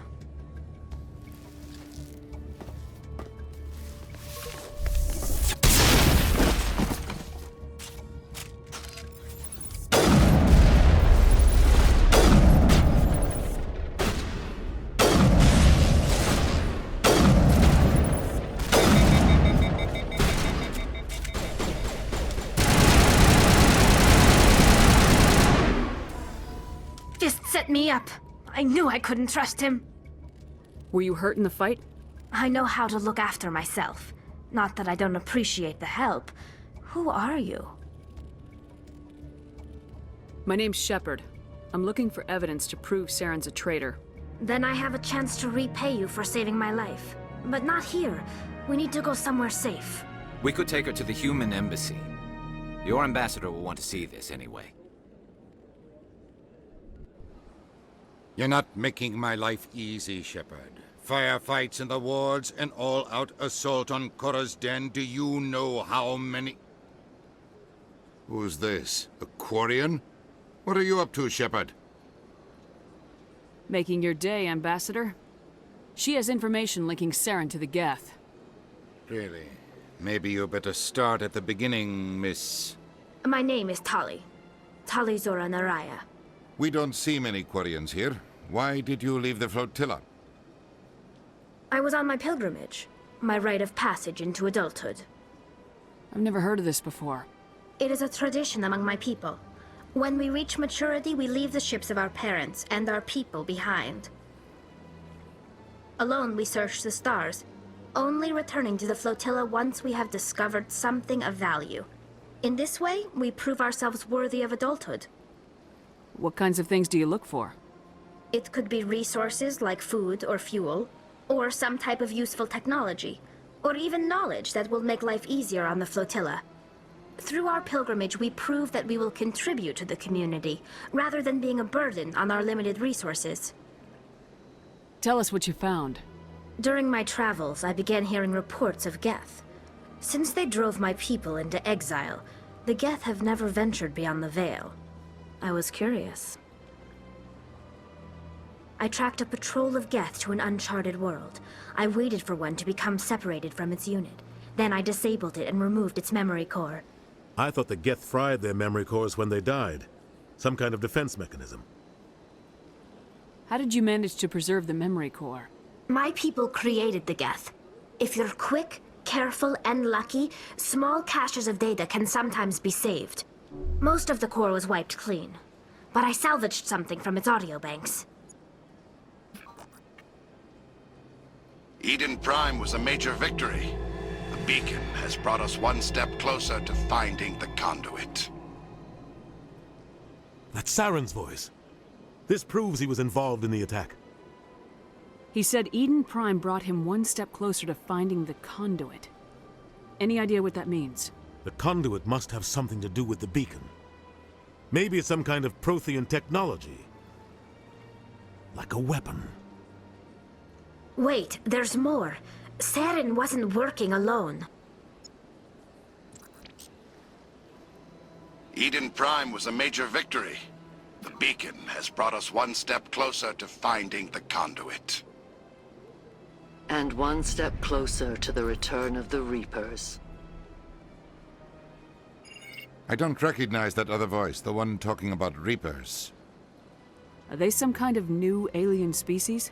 According to the memory core, the Reapers were a hyper-advanced machine race that existed 50,000 years ago. The Reapers hunted the Protheans to total extinction, and then they vanished. At least, that's what the Geth believe. Sounds a little far-fetched. The vision on Eden Prime. I understand it now. I saw the Protheans being wiped out by the Reapers. The Geth revere the Reapers as gods, the pinnacle of non-organic life, and they believe Saren knows how to bring the Reapers back. The Council is just going to love this. The Reapers are a threat to every species in Citadel space. We have to tell them. No matter what they think about the rest of this, those audio files prove Saren's a traitor. The Captain's right. We need to present this to the Council right away. What about her? The Quarian? My name is Tali. You saw me in the alley, Commander. You know what I can do. Let me come with you. I thought you were on your pilgrimage. The pilgrimage proves we are willing to give of ourselves for the greater good. What does it say about me if I turn my back on this? Saren is a danger to the entire galaxy. My pilgrimage can wait. I'll take all the help I can get. Thanks. You won't regret this. Anderson and I will go ahead to get things ready with the Council. Take a few minutes to collect yourself, then meet us in the tower. Commander Shepard, my name is Samesh Bhatia. Forgive the intrusion, but I have nowhere else to turn. What do you need? My wife was a Marine. She was in the 212 on Eden Prime. Wait, the 212? Your wife was serviceman Nirali Bhatia. I'm Gunnery Chief Ashley Williams. I served in her unit. Chief Williams, it is a pleasure. Nirali spoke of you with great respect. I'm so sorry for your loss, Mr. Bhatia. Nirali was a good woman. What can we do for you? I've requested that my wife's body be returned to me for cremation, but the military has refused my request. Why did they refuse your request? There's got to be some reason. I don't know. All I know is that they have declared it impossible for my wife to be returned to me. We'll look into it. The man in charge of my case is Mr. Bosker. When I last saw him, he was in the expensive bar over there. Thank you for your time. I just want to give my wife a proper funeral, and the respect she deserves. My goodness, you're Commander Shepard. Your activities made for quite a briefing in the diplomatic corps. Is there something I can do to assist you? Yes. A man named Samesh Bhatia is having some trouble claiming his wife's body. Ah, Mr. Bhatia. A good man in an understandably frustrating position. I wish I could help him. Serviceman Nirali Bhatia died on Eden Prime, as Mr. Bhatia no doubt told you. Her wounds are inconsistent with any type of weapon damage we've seen before. That is why her body is being held. You think that her body might be dangerous or contaminated? No, Commander. Nirali Bhatia is not dangerous. Her body is in fact extremely valuable to the Alliance. The tests we're conducting may lead to better defenses against Geth attacks. Respectfully, Serviceman Bhatia may save more lives in death than she did in life.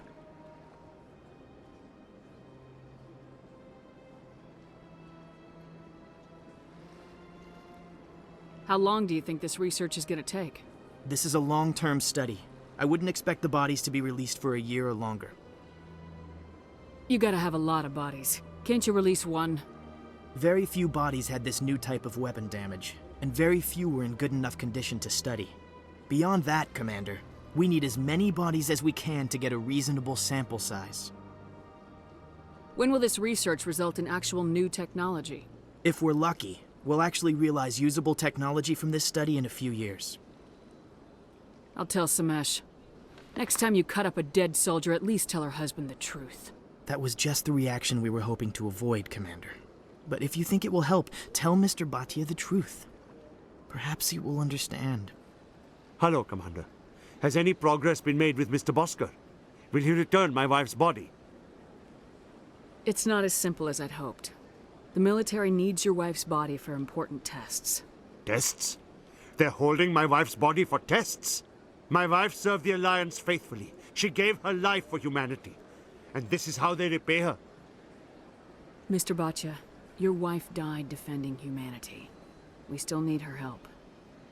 What right does the military have to hold her body? She's already given her life. She died a hero, Mr. Bhatia. And now she has a chance to save even more lives. It doesn't matter. She's dead! Yes, she is, Mr. Bhatia. She died fighting for what she believed in. She sacrificed her life to keep you safe. I think she'd want to make the most of that sacrifice.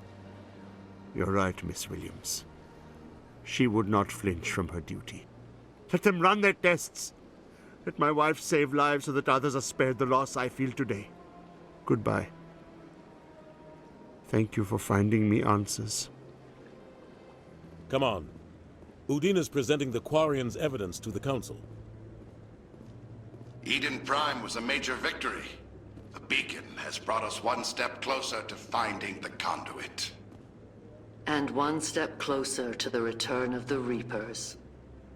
You wanted proof? There it is. This evidence is irrefutable, Ambassador. Saren will be stripped of his Spectre status, and all efforts will be made to bring him in to answer for his crimes. I recognize the other voice, the one speaking with Saren. Matriarch Benezia. Who is she? Matriarchs are powerful Asari who have entered the final stage of their lives. Revered for their wisdom and experience, they serve as guides and mentors to my people. Matriarch Benezia is a powerful biotic, and she had many followers. She will make a formidable ally for Saren. I'm more interested in the Reapers. What do you know about them? Only what was extracted from the Geth's memory core. The Reapers were an ancient race of machines that wiped out the Protheans. Then they vanished. The Geth believe the Reapers are gods, and Saren is the prophet for their return. We think the conduit is the key to bringing them back. Saren's searching for it. That's why he attacked Eden Prime. Do we even know what this conduit is? Saren thinks it can bring back the Reapers. That's bad enough. Listen to what you're saying. Saren wants to bring back the machines that wiped out all life in the galaxy? Impossible. It has to be. Where did the Reapers go? Why did they vanish? How come we found no trace of their existence? If they were real, we'd have found something. I tried to warn you about Saren and you refused to face the truth. Don't make the same mistake again. This is different. You proved Saren betrayed the Council. We all agree he's using the Geth to search for the conduit, but we don't really know why. The Reapers are obviously just a myth, Commander. A convenient lie to cover Saren's true purpose. A legend he is using to bend the Geth to his will. 50,000 years ago, the Reapers wiped out all galactic civilization. If Saren finds the conduit, it will happen again. Saren is a rogue agent on the run for his life. He no longer has the rights or resources of a Spectre. The Council has stripped him of his position. That is not good enough. You know he's hiding somewhere in the Traverse. Send your fleet in! A fleet cannot track down one man. A Citadel fleet could secure the entire region, keep the Geth from attacking any more of our colonies. Or it could trigger a war with the Terminus systems. We won't be dragged into a galactic confrontation over a few dozen human colonies. I can take Saren down. The Commander's right. There is a way to stop Saren that doesn't require fleets or armies. No! It's too soon. Humanity is not ready for the responsibilities that come with joining the Spectres. You don't have to send a fleet into the Traverse, and the Ambassador gets his human Spectre. Everybody's happy.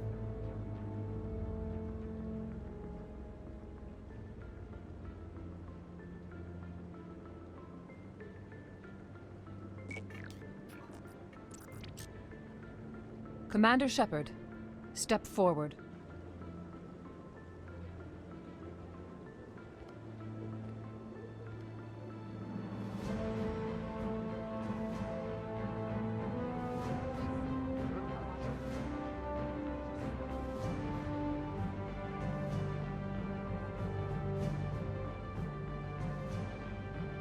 It is the decision of the Council that you be granted all the powers and privileges of the Special Tactics and Reconnaissance Branch of the Citadel.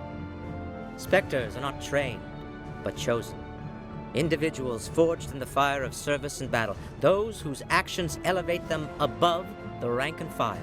Spectres are an ideal, a symbol, the embodiment of courage, determination, and self-reliance. They are the right hand of the Council, instruments of our will.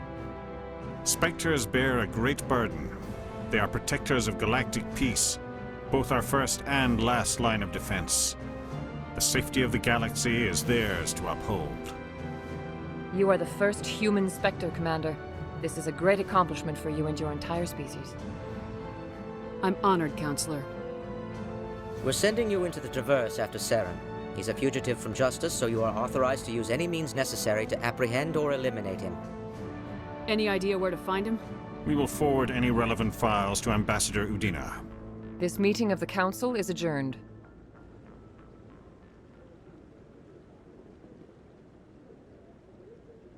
Congratulations, Commander. We've got a lot of work to do, Shepard. You're going to need a ship, a crew, supplies. You'll get access to special equipment and training now.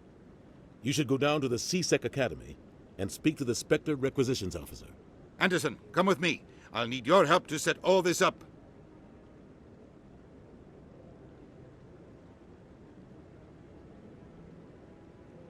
I thought the Ambassador would be a little more grateful.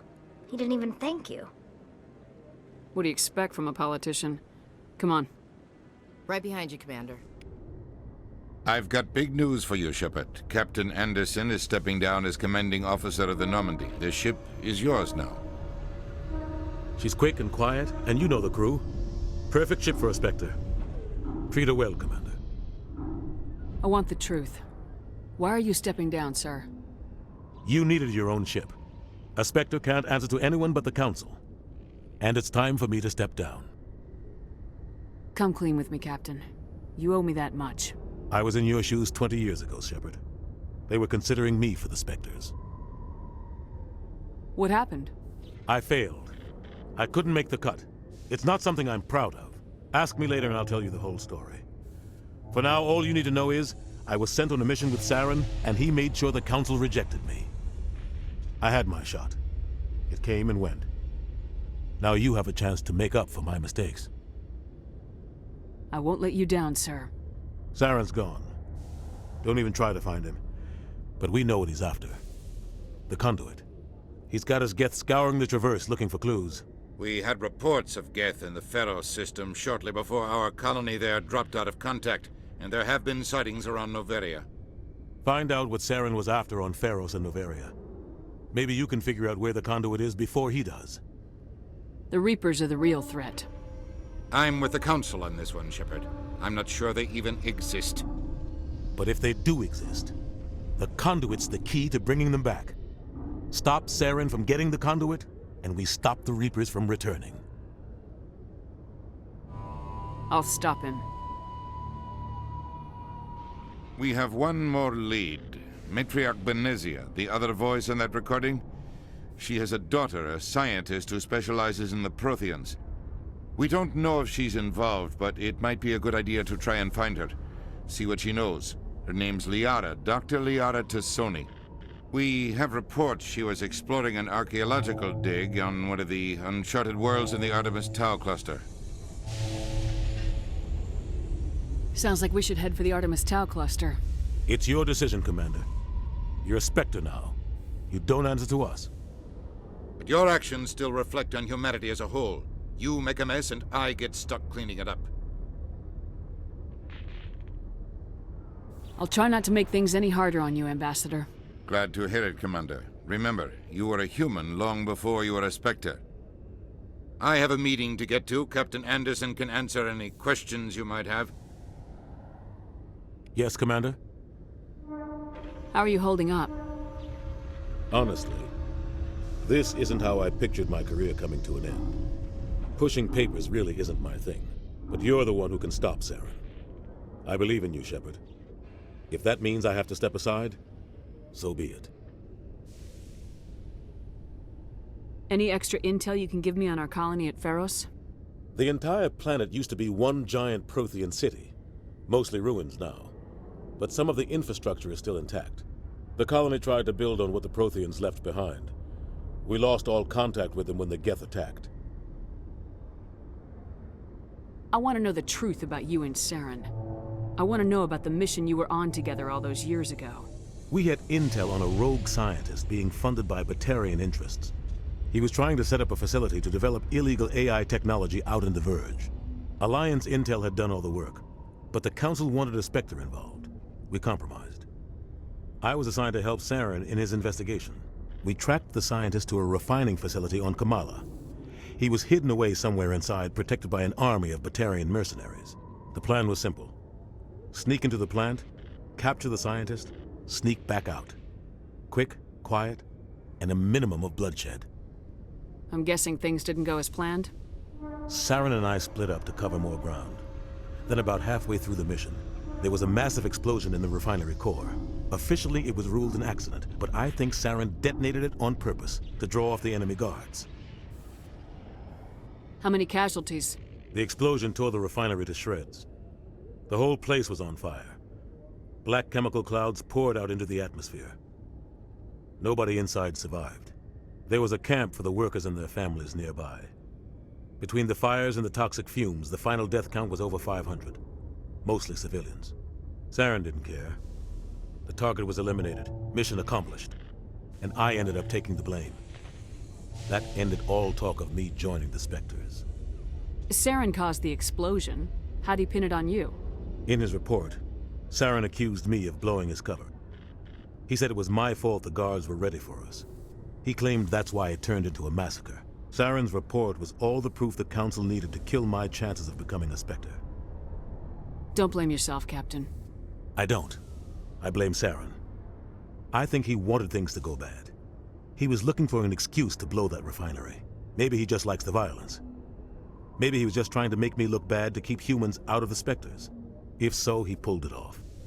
Why'd you let him get away with it? Who do you think the Council was going to listen to? Me? Or their best agent? I had a bad feeling about him right from the start. I should have been more careful. Maybe I could have stopped things before they got out of hand. The only thing I care about is stopping Saren. You're right, Commander. It's no good living in the past. What can you tell me about Noveria? Noveria's trouble. Always has been. The whole planet's basically a center for corporations to conduct illegal research. Watch your back there, Shepard. Spectres are about the only form of Citadel authority Noveria respects.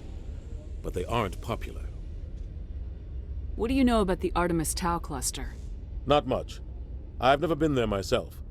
A handful of systems with a few small, uncharted worlds, but no real colonies. Might not be easy finding Dr. Tassoni out there. My advice is to look for the world with the Prothean ruins. I heard what happened to Captain Anderson. Survives 100 battles and then gets taken down by backroom politics. Just watch your back, Commander. Things go bad on this mission, you're next on their chopping block. Captain Anderson should be the one in charge. It's like I'm stealing the ship from him. Yeah, the captain got screwed. But it's not like you could have stopped it. Nobody's blaming you. Everyone on this ship's behind you, Commander. 100%. Intercom's open. If you got anything you want to say to the crew, now's the time.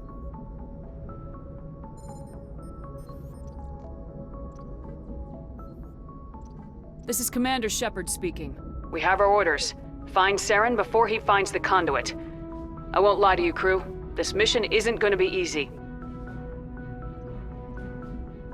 This began with an attack on a human settlement in the Traverse. But we know Saren won't stop there. His Geth armies aren't going to stay on the far fringes of Citadel space. For too long, our species has stood apart from the others.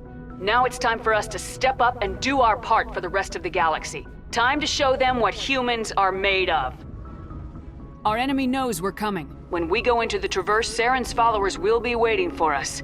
But we'll be ready for them, too. Humanity needs to do this. Not just for our own sake, but for the sake of every other species in Citadel space. Saren must be stopped, and I promise you all, we will stop him. Well said, Commander. Captain will be proud. The Captain gave up everything so I could have this chance. We can't fail. Yes, ma'am. If anyone has to take over for Captain Anderson, I'm glad it's you. I'm not sure about having non-humans on our ship, though. We're all on the same team here, Presley. With all due respect, ma'am, that's what they said about Nihilus. Look how that turned out. Speak freely, Presley. I want to know if you have a problem with non-humans. It's not that, Commander. Humanity has always handled its own problems. Saren attacked one of our colonies. We should be the ones to stop him. We don't need their help. Some people think asking for help is a sign of weakness. That's just being stupid and stubborn. No matter how strong you are, allies can make you stronger. I guess so. Maybe I'm just stuck in the old ways of thinking. But don't worry, Commander. This won't be a problem. How did you end up assigned to the Normandy? I signed up with the Alliance as a navigator right out of school, following in my grandfather's footsteps, I guess. My first posting was on the Agincourt. We were at Elysium during the Skillian Blitz. A massive fleet of alien raiders hit the colony, trying to wipe it out. They had the numbers, but their ships were no match for an Alliance frigate. It was a slaughter. We couldn't even keep track of how many ships they lost. How'd you end up on the Normandy? I got my officer's commission after Elysium. Must have made an impression on the right people. Captain asked for me when he was picking his crew.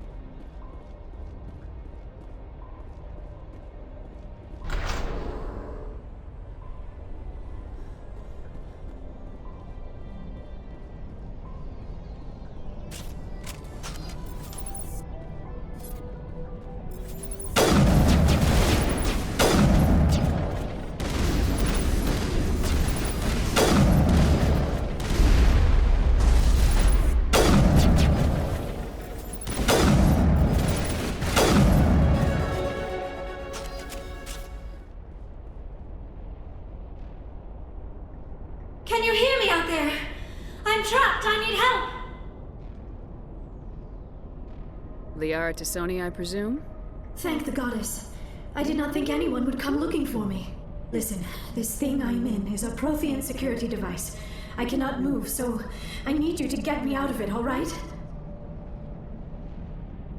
Your mother is working with Saren.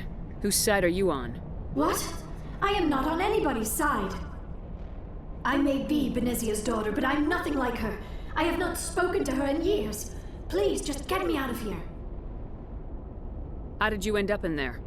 I was exploring the ruins when the Geth showed up, so I hid in here. Can you believe that? Geth beyond the veil!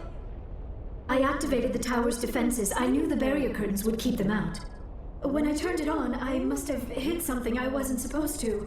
I was trapped in here. You must get me out, please! Any suggestions on how we can help? There is a control in here that should deactivate this thing. You'll have to find some way past the barrier curtain. That's the tricky part. The defenses cannot be shut off from the outside. I don't know how you'll get in here. Be careful. There is a Krogan with the Geth. They have been trying different ways to get past the barrier.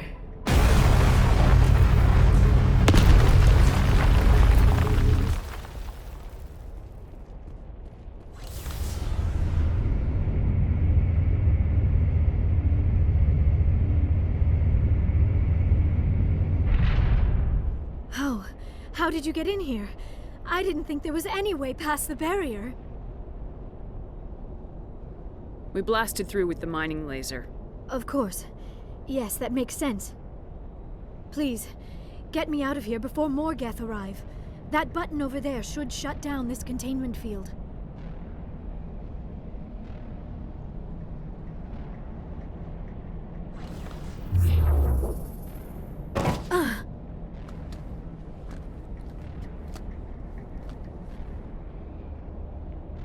Any idea how we get out of this place?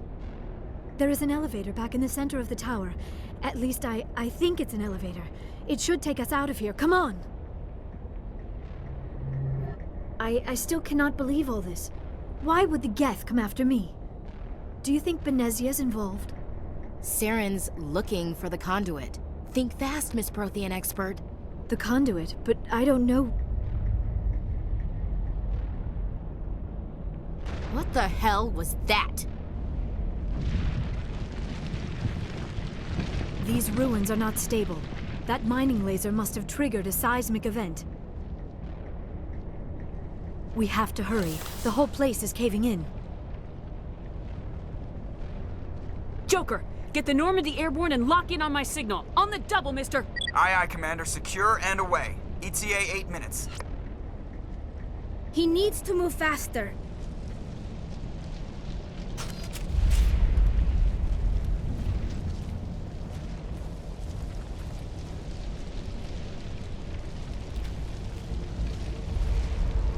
Surrender.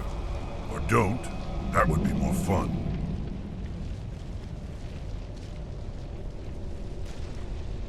There a reason you're in my way? The same reason you're here. The Asari. Thanks for getting rid of those energy fields for us. Hand the doctor over.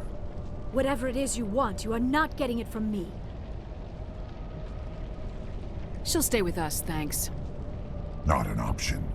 Saren wants her, and he always gets what he wants. Kill him. Spare the Asari if you can. If not, doesn't matter.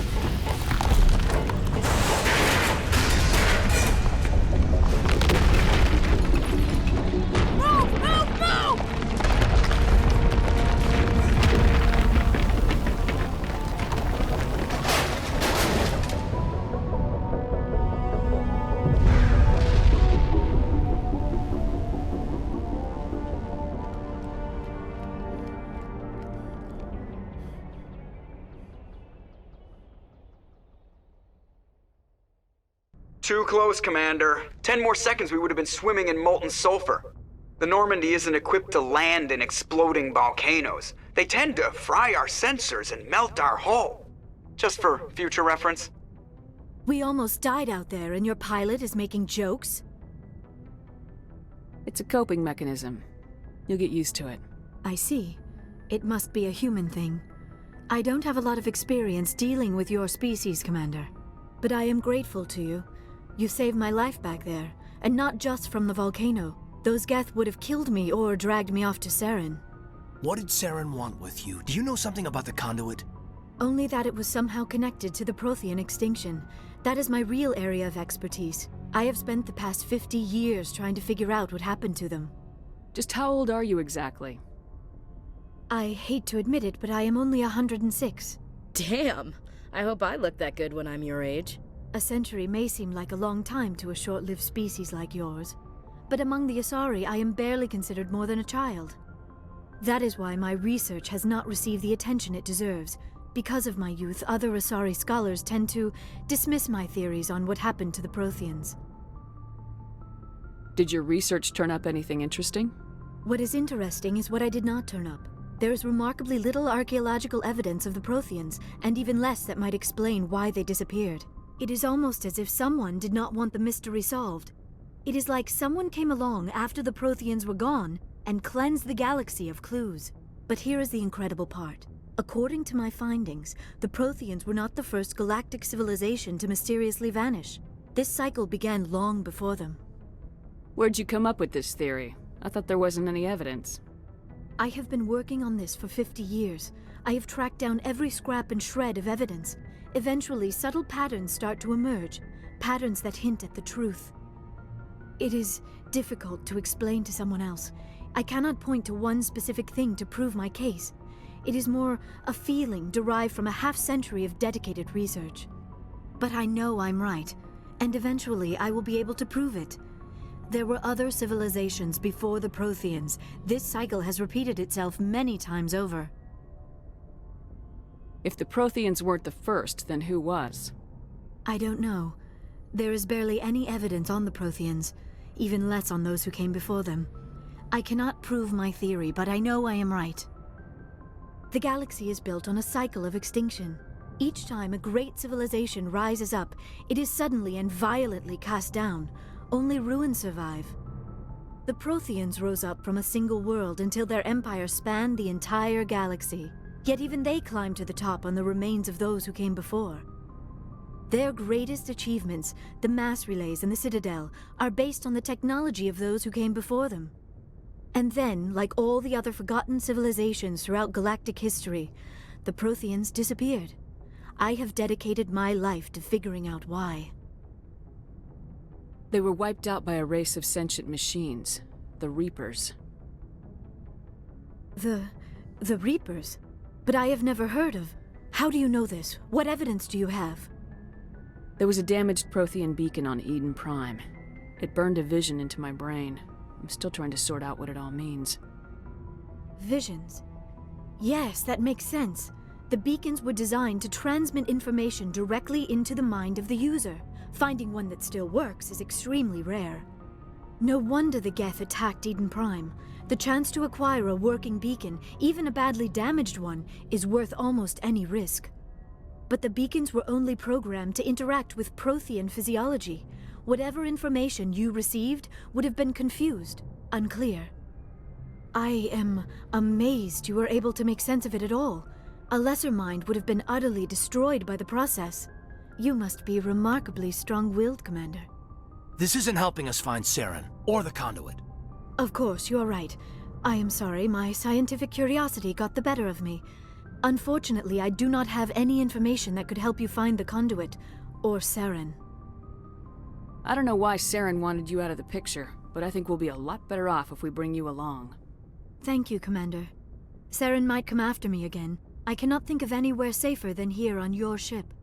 And my knowledge of the Protheans might be useful later on. And her biotics will come in handy when the fighting starts.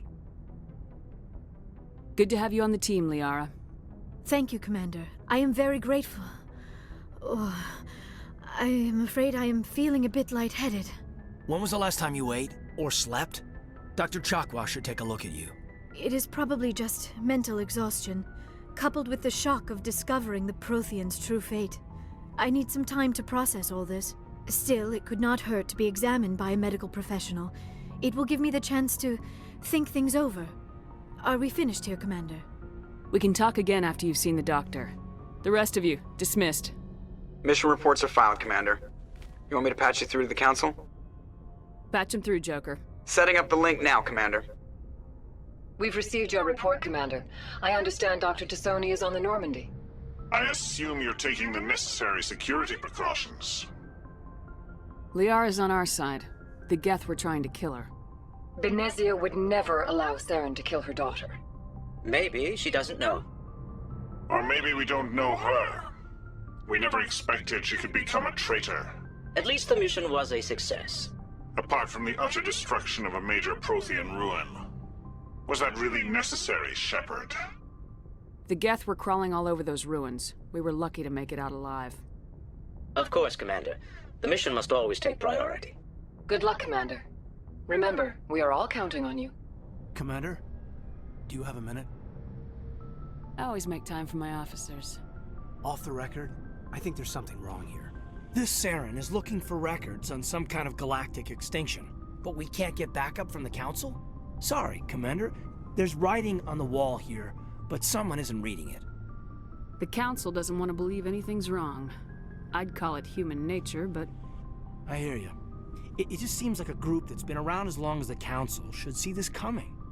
I mean, it's funny, we finally get out here, and the final frontier was already settled. And the residents don't even seem impressed by the view.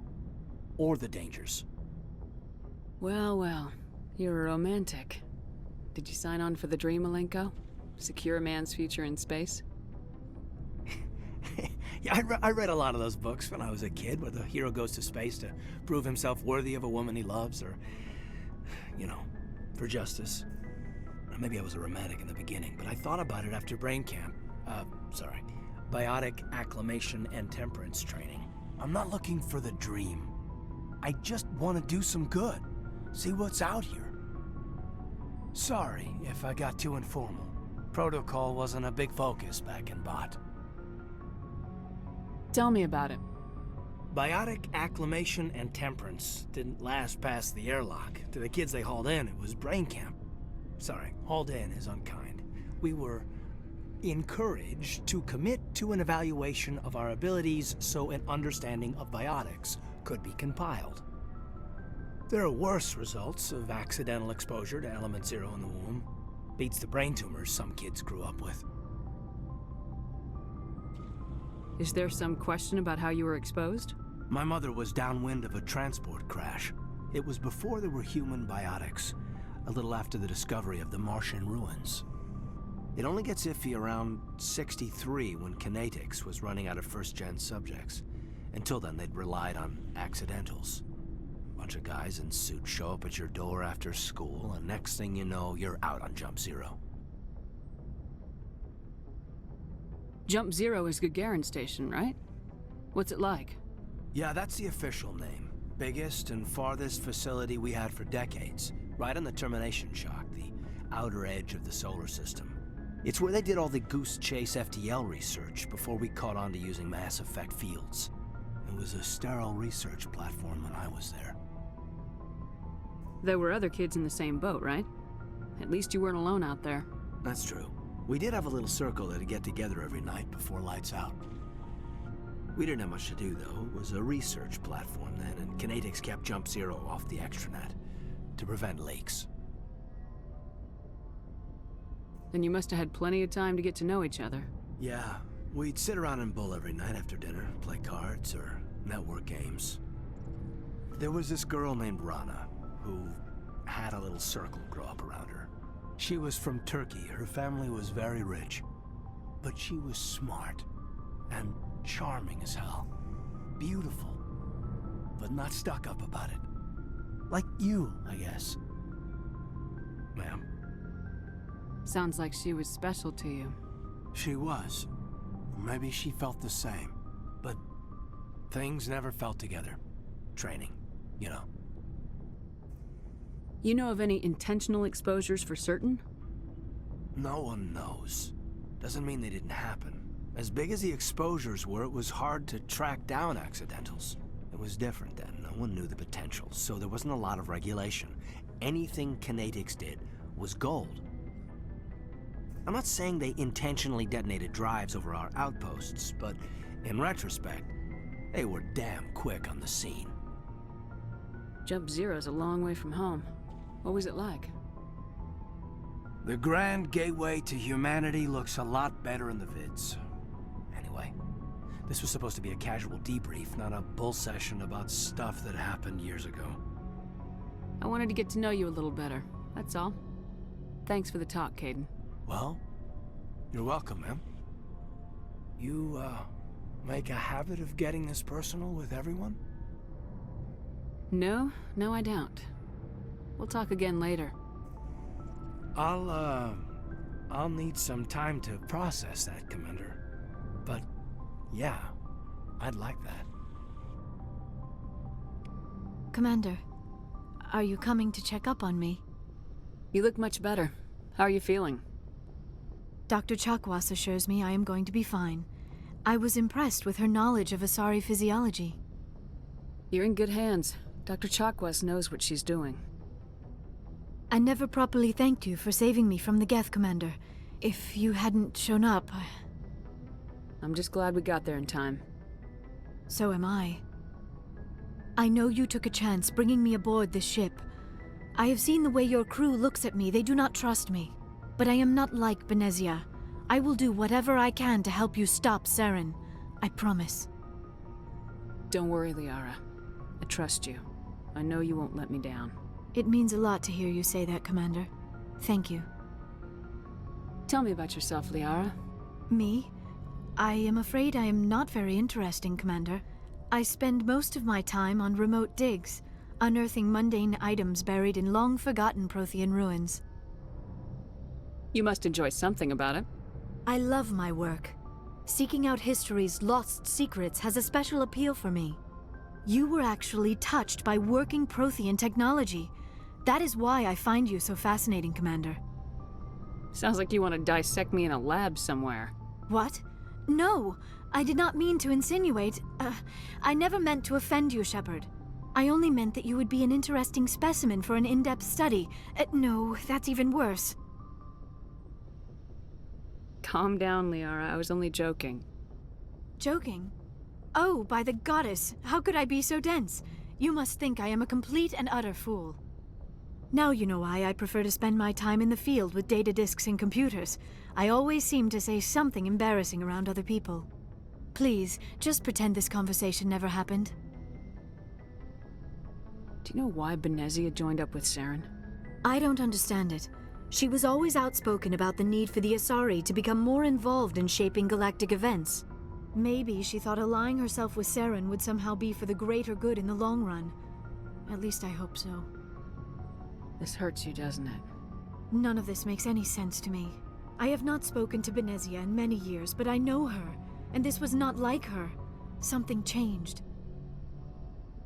I'd like to know more about the Asari. We were the first species to discover the Citadel. We were instrumental in forming the Council, and we always strive to be the voice of peaceful cooperation in galactic disputes. My people believe we are all part of a single galactic community. Each species contributes something to the greater whole. Although we seek to understand other species, it seems few of them seek to understand us. The galaxy is filled with rumors and misinformation about my people. Like what? Most of the inaccuracies are centered around our mating rituals. My species is monogendered. Male and female have no real meaning for us. We still require a partner to reproduce. This second parent, however, may be of any species and any gender. I don't understand. Your species can mate with anyone? Mating is not quite the proper term, not as you understand it. Physical contact may or may not be involved, but it is not an essential element of the union. The true connection is mental. Our physiology allows us to meld with other beings.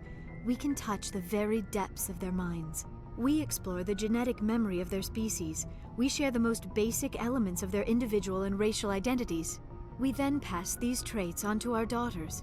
It is how we learn to grow as a species and how we develop a greater understanding of other races. What happens to your partner after the union? Every relationship is different. Some unions are a single encounter with both parents parting ways afterwards. Others can be more long-term. Sometimes an Asari and her partner will stay together for many decades. Do you know who Matriarch Venezia chose as her partner? She rarely spoke of her partner. Though I know my father, if you want to use that term, was another Asari. I thought you always needed another species to serve as one of the parents. Think about it, Shepard. If we were not able to mate with our own species, we would have died out long before we ever mastered spaceflight and left our homeworld. Union with our own kind is no longer common, not for the purposes of reproduction. Most Asari believe it weakens our species. Asari daughters inherit racial traits from the father species. If both parents are Asari, then nothing has been gained, or so conventional wisdom would hold. I am what is sometimes called a pureblood, though no Asari would ever be cruel enough to say the word to my face. It is a great insult among my people. It is possible Venezia's partner was embarrassed by their union. She may have been too ashamed to publicly acknowledge me as her offspring. How could anyone abandon their own child? I cannot answer that. This is all speculation on my part. It is possible she wanted to be part of my life, but something happened to her before she had the chance. Venezia never spoke of her partner. Whatever happened, it caused her too much pain to dwell on it. She raised me by herself, though that is not uncommon. Many Asari raise their children alone, particularly if the father species is short-lived. Often the partner will pass on long before the child reaches maturity. You Asari live for 1,000 years. What happens when your partner dies? Few sapient species live as long as my kind. We have learned to take a philosophical approach to our unions. We do not focus on the inevitable loss of our partners. Instead, we enjoy the time we spend with them. And even after they're gone, a part of them lives on in us. The union is a connection that transcends both time and space. I prefer gold to silver, you know, for my medal. I figured you'd recommend me for one since I, pulled your boots out of the fire. If we present you with a medal, you'll end up sitting on stage listening to politicians make speeches for a couple of hours. That's a good point. They'd probably make me shave, too. I spent the last 7 weeks working on this baby. No medal's worth that. So, Commander, why don't you tell me why you're really here? How's the Normandy performing? Is she everything they said she'd be? She's the best ship in the fleet, if you've got a pilot who knows how to handle her. Balance isn't what you'd expect. Takes a while to get used to that oversized drive core we got stuffed in the back, and her power can sneak up on you if you're not careful. The Normandy's probably too much ship for your average Alliance pilot, Commander. Lucky for you, I'm anything but average. I like to know my crew. Mind if I ask you a few questions? I can see where this is going. You did a background check on me, didn't you? Well, I'll tell you the same thing I told the captain. You want me as your pilot. I'm not good. I'm not even great. I am the best damn helmsman in the Alliance fleet. Top of my class in flight school, I earned that. All those commendations in my file, I earned every single one. Those weren't given to me as charity for my disease. What are you talking about? Are you sick? You mean you didn't know? Oh, crap. Okay, I've got Vrolik syndrome, brittle bone disease. The bones in my legs never develop properly. They're basically hollow, too much force and they'll shatter. Even with crutches and my leg braces, it's hard to get around. One wrong step and crack! It's very dramatic, but I've learned to manage my condition, Commander. Put the Normandy in my hands and I'll make her dance for you. Just don't ask me to get up and dance unless, you like the sound of snapping shin bones. Why does everyone call you Joker? It's a lot shorter than saying Alliance Flight Lieutenant Jeff Moreau. Plus, I love to make little children laugh. I was just thinking how much you remind me of Santa Claus.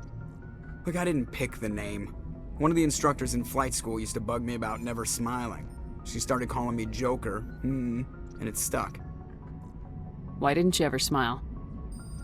Hey, I worked my ass off in flight school, Commander. The world's not gonna hand you anything if you go around grinning like an idiot.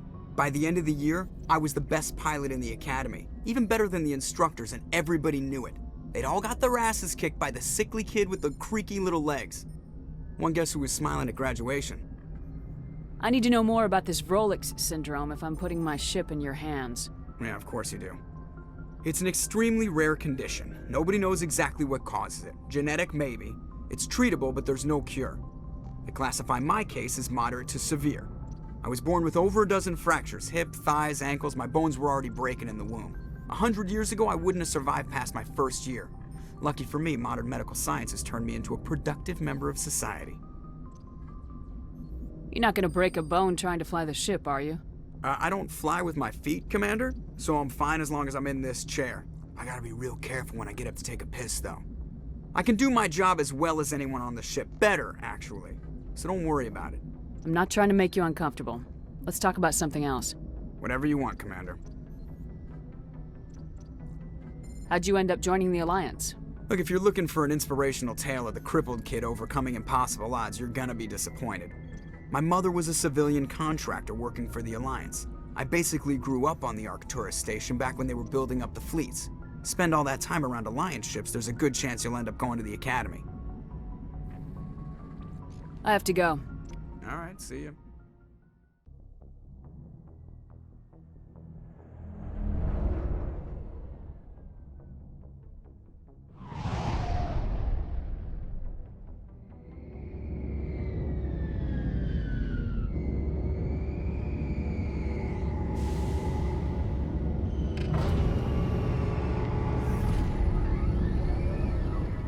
We saw your ship. Fidan wants to speak with you immediately. Who's Fidan? He's our leader. He needs your help to prepare for the Geth. They're making another push. Please, up the stairs past the freighter.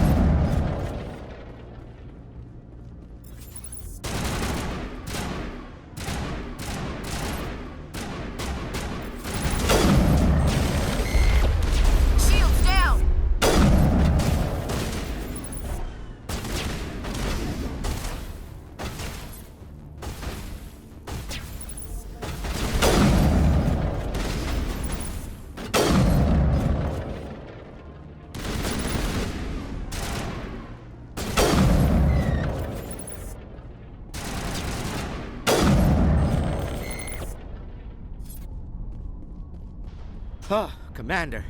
I'm glad they finally sent somebody to help us. You're a bit late, aren't you? Arcelia. Sorry, Commander. Everyone's on edge since... Watch out! We've got Geth in the tower! Protect the heart of the colony!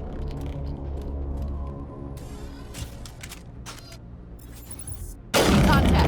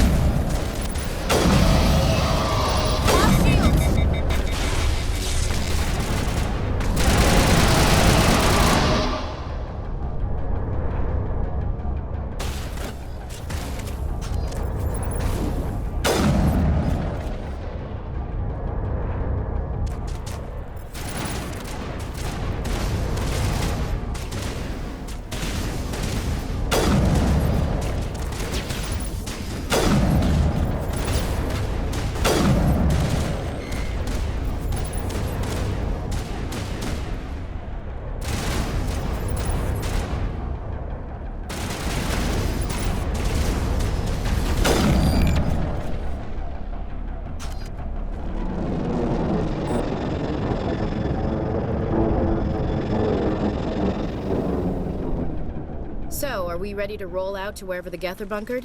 Check in with Fidan, but I think we're done here. The tower's secure. Thanks to you, Commander. I'm just glad your colony's safe. I appreciate your concern and your efforts against the Geth. They may have been slowed, but they'll be back. They always come back. What do they want? If you want answers, go ask them yourselves. We don't know what they're after. They came, they attacked us, that's all we know. Their main base is at the ExoGeni headquarters. A good place to start looking if you want answers. What's ExoGeni? It's the company most of us work for before the attacks. They fund this colony. The Skyway leads directly to ExoGeni headquarters. You can't miss it. Of course, there's an army of Geth between here and there. I didn't expect this would be easy. Then maybe I can get this colony operational again. What can you tell me about the defenses the Geth have set up? I don't have any details, but I'll wager it's a lot more fortified than the command post. They landed at least one Geth ship at ExoGeni, and I've seen large walking tanks on the Skyway. Expect a hard fight. What do you need done to get this place back on its feet? We need those Geth destroyed. Arcelia's right. There are still Geth in the tunnels. We also have more mundane problems like food, water, and power. I'm not sure where we stand on those matters. You should talk to the people overseeing them. Is there anything I can do to solve your water shortage? Maka Doyle has been assigned to that particular issue. If you have any insight to offer, please speak with her. What's wrong with the colony's power supply? May O'Connell is working on our power problems. She'd know more about it than I do. You mentioned something about a food shortage. Davin Reynolds is tasked with securing food for the immediate future. If you can assist, please speak with him. Do you have information about Geth in the lower tunnels? Nothing new. They're in the tunnel somewhere, likely guarding a transmitter to coordinate attacks. It's not a critical threat right now, but getting rid of that transmitter will help us defend against further attacks.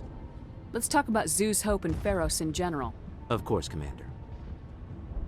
Tell me about your colony. Life is hard and often brutal, even without our current problems. Colonial affairs back on Earth told us we'd be beneath the notice of any raiders. I guess they weren't counting on the Geth. But, despite everything, there's something tranquil about this place, unlike anything I've experienced before. How big was the original Pharos colony? We were nearly 1,000 at the main site, 200 more at my outpost. When the first wave obliterated our defenses, we fell back to Zew's Hope. The Normandy isn't huge, but we could airlift you out. The Geth fighters are too dangerous, and I won't be driven off this world. It is our home. There's a chance for growth here that's simply not available on other worlds. What else can you tell me about ExoGeni? ExoGeni funded this colony. Without them, we wouldn't be stuck here. They specialize in colonization. In return for bankrolling the colony, we work for them. Their main goal is the retrieval of valuable artifacts or resources. Except there isn't anything here. Or if there is, we didn't find it. I wonder if that's what the Geth are looking for. Perhaps. As she said, we never found anything of value. Of course, the Geth could know something we don't.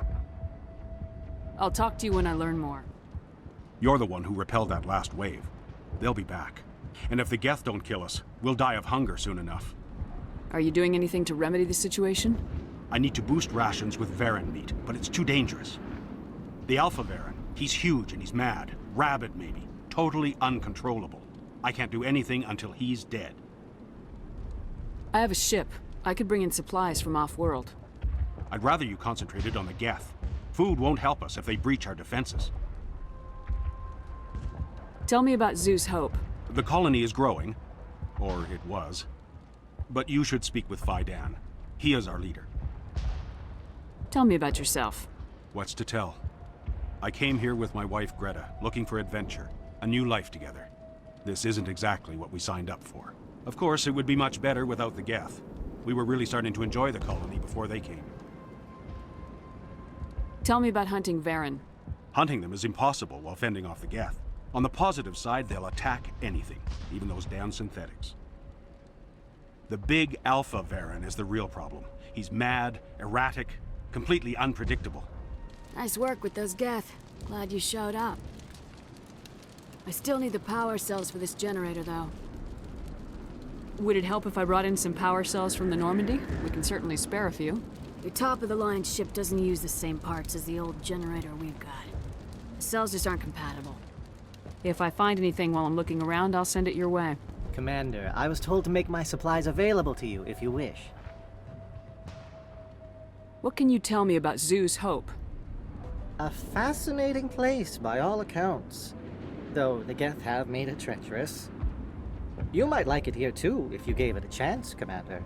I never thought I'd stay in one place for long, but here? I will stay here. This place is barely holding together. Why stay here? I can't give you an answer to that, Commander. At least not one that you would comprehend.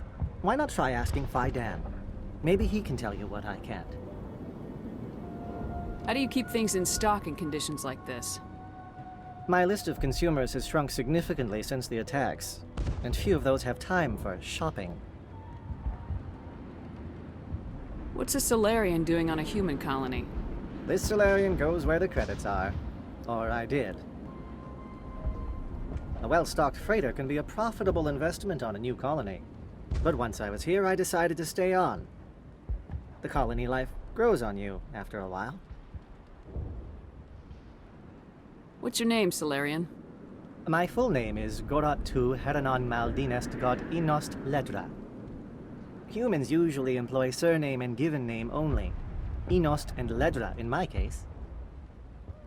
Why's your name so long? We are named for our origins. Goratu is my homeworld, Heranon my clan's country, Maldinest and Got are the city and district where I live. You're the commander of the ship that just landed. What do you know about the colony? We just arrived a short time ago. It seemed like any other colony at first, but it's different somehow. What do you mean? It's hard to explain. It's kind of like... I can't describe it. You should speak with Phi-Dan. He knows the colony better than me. What do you do here? I'm just watching over the ship, making sure she doesn't get any worse. If nothing else, she's good for hiding in when those Geth come over the walls. It looks like you're monitoring something. No, well, just ship diagnostics. It's nothing. I should get back to it, but Phi-Dan, what's the report on... I should go. Maybe I can help you. What are you trying to diagnose? No, thanks, really. Now, please, I need to get back to work. Hello, Off-Worlder. I'm glad that we aren't totally forgotten by the rest of the galaxy. Dear, please try to rest. You're not ready to speak. But they should know... Yes. That's better. Is there anything I can do for you? I'm fine. I just need to try to think clearly. It's just a lingering pain from the last attack. I'll be... I see no major injury, but something must be causing her pain. You'll have to forgive my wife. Calantha's not in her right mind. She just needs to relax and accept what's happened. What do you do for the colony? I'm a medic. Or I am since the doctor died. I've tried my best since she was killed. Do you know anything about this planet? Just what I was told by Colonial Affairs. It's a little different from what they claimed.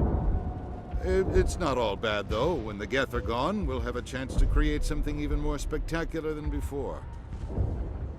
What happened to your wife? The constant attacks have strained us all. She'll adapt. We all have. Is there anything I can do for her? No, she just needs time. Time to absorb everything. We'll be fine. Tell me about the colony. I can't tell you much about that. You'd best ask Phi-Dan if you really must know. Why can't you tell me? I just want to know about the colony. Phi-Dan is our leader. Who better to answer questions about the colony? Do you have any idea what the Geth were looking for? I can't think of any reason for an attack like this. We just wanted to build a home. Some of the colonists are acting strange. We're a close-knit group, Commander. Most of us have lost loved ones, friends. These aren't trained soldiers. Nobody taught us how to deal with the horrors of war. This is our home. We've watched the Geth slowly destroy everything that is important to us. Don't judge us too harshly. Oh God, they're everywhere! Jammers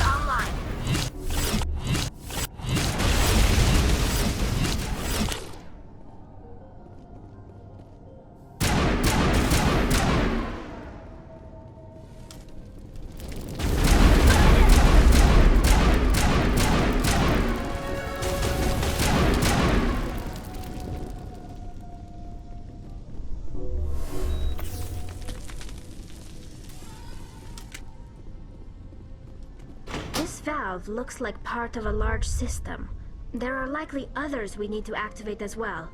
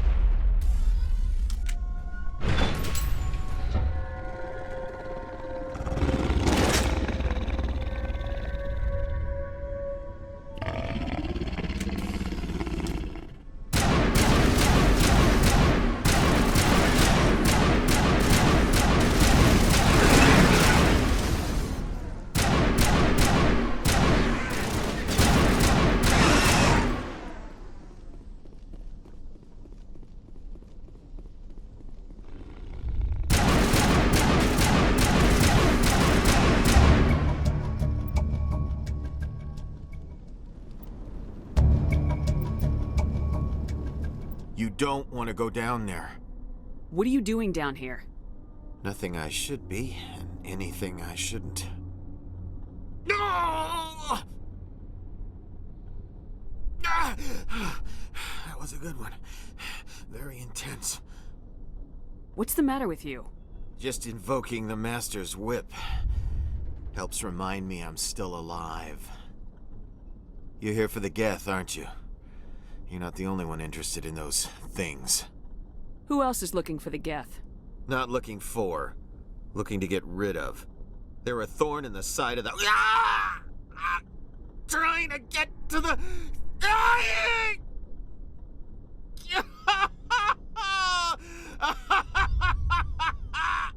This one is no longer fit. We should leave him. Is there anything I can do to help you? Do you even want help? Help me? No. No one can help me now. I'd rather die fighting! Fighting what? Not that kind of fight. It's like running through a thorn bush. The more you struggle, time's up. Company's coming. Ask Faidan. Ask him about the... Ah! Watch out!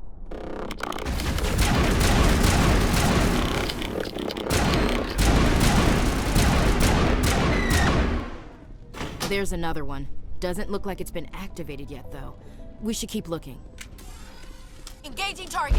Lost shields.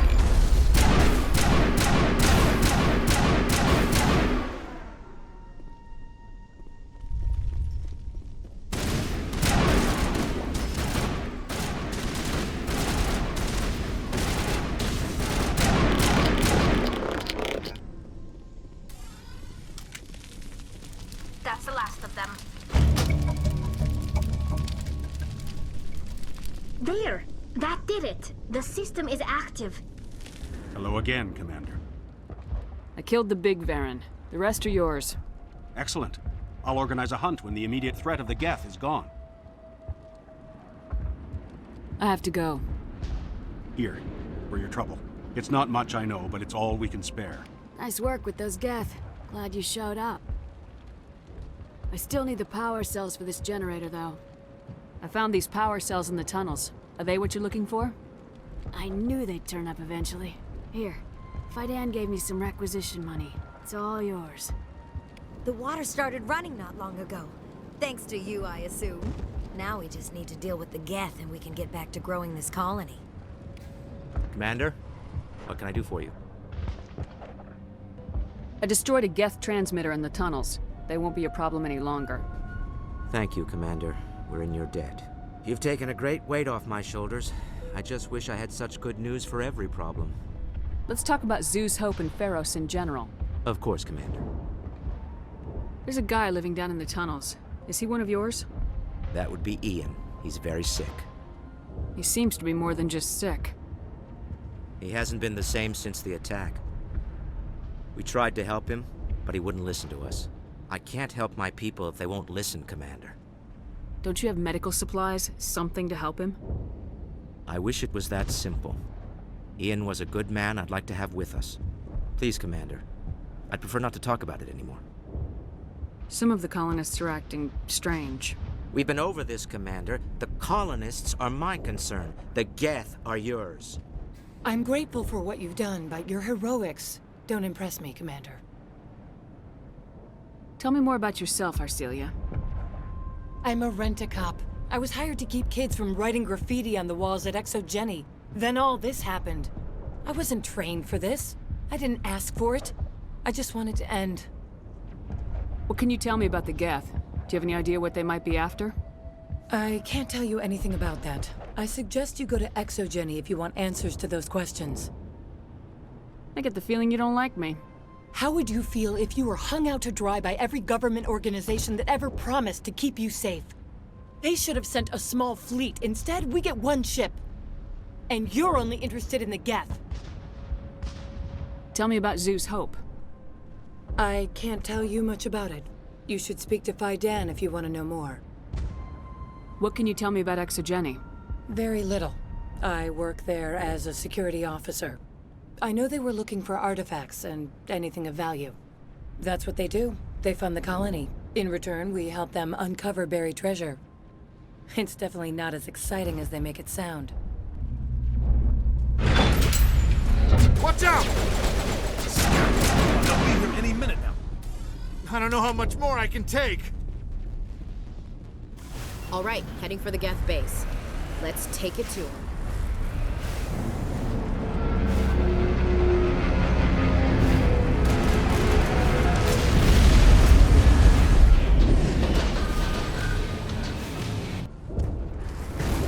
The last batch went south. What are they looking for? That's some kind of comm signal. It's too weak to pinpoint, but someone is definitely out.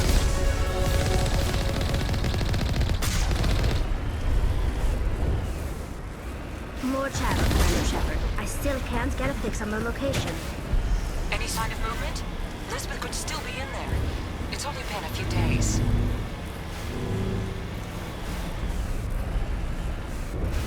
She's my daughter. I'll wait as long as I have to.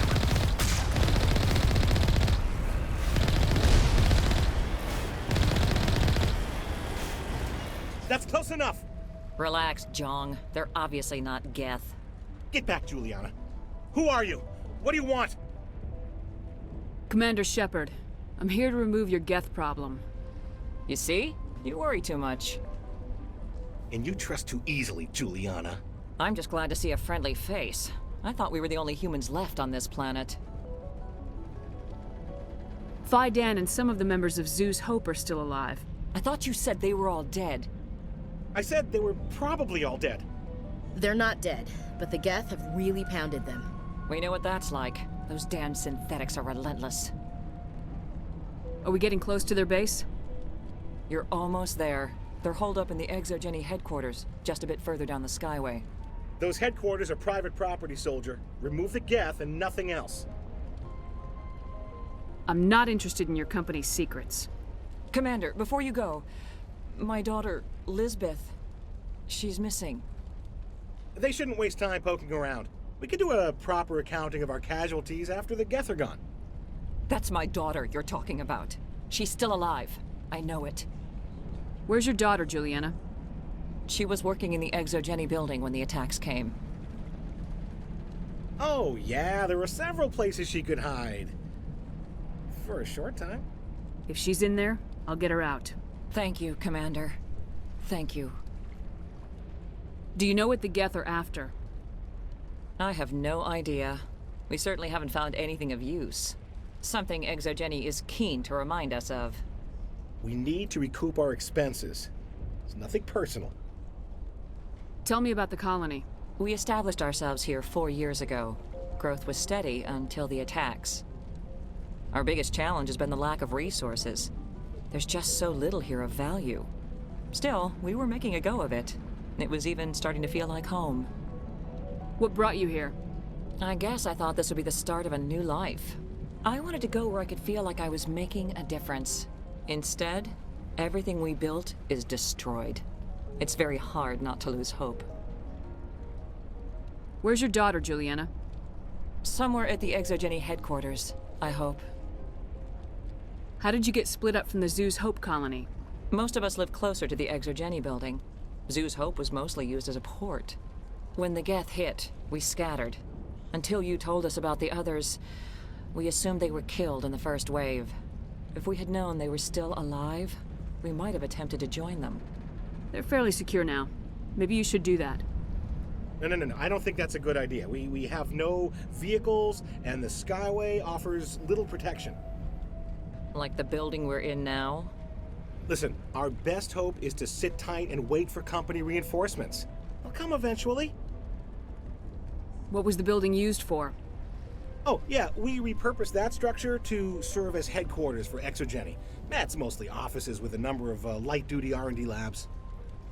Exogeny is a master at repurposing anything and everything.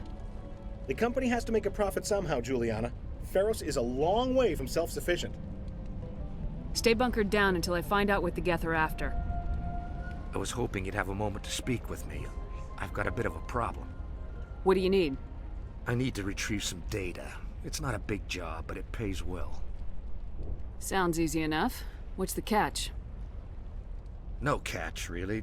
It's dangerous work, but not for someone like you. What is it about you that makes people assume we enjoy being in harm's way? It's not that bad, really. All you need to do is find my console at Exogeny headquarters and drop the data onto this OSD. It's that simple. I'll look around if I get the chance. I appreciate it. That data could be worth a lot of money. Of course, this all depends on getting out of here alive. Tell me about the data I'm getting for you.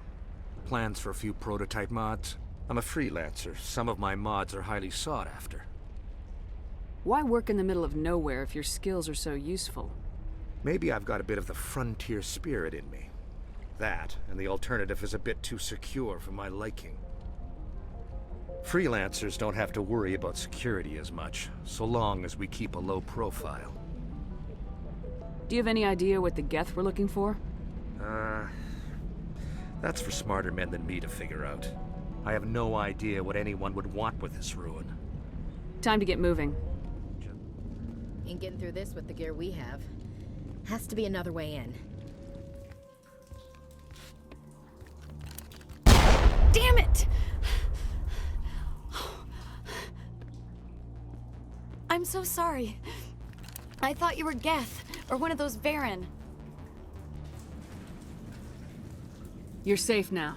But why were you here in the first place? It's my own fault. Everyone else was running, and I stayed to back up data.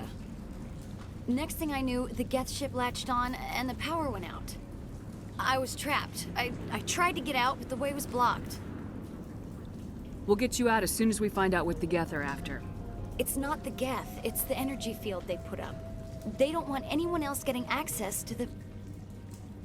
I'm here for the Geth. It's very important that I find out what they're after. I don't know for certain, but I'm guessing they're here for the Thorian. Thorian? What is that exactly? It's an indigenous life form. Exogeny was studying it. What else can you tell me? Do you know where I can find this Thorian? I might be able to, but not with those Geth crawling around everywhere. Look, we need to get out of here, past that field. Any suggestions? No, not exactly. But I think the Geth ship is powering it. I've noticed the Geth laying power cables everywhere. You could follow those cables, but there's Geth all over the place. Tell me about yourself. I'm just a research assistant for Exogeny. I came here with my mother. I don't even know if she made it out alive. She's with some others from the colony. She's safe for now. She's alive? Oh, thank God. I thought I was the only one left. Please, Commander, just get that field down so I can see my mother again. Tell me what you know about the Thorian. I really don't know that much about it. I think it's some kind of plant being. I know it's very old. Thousands of years, even. Why do you think the Geth would be interested in the Thorian? It's just a plant. I don't know why the Geth would care. Exogeny was studying it, but I don't think they found anything special. You stay put. I'll go open some doors. Oh, here, take my ID. This should get you past any locked doors. Good luck with that field.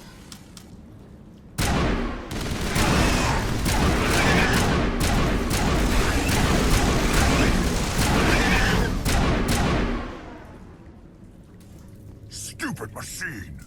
Access encrypted files! No, I don't want to review protocol. I am unable to comply. Please contact your supervisor. Damn it!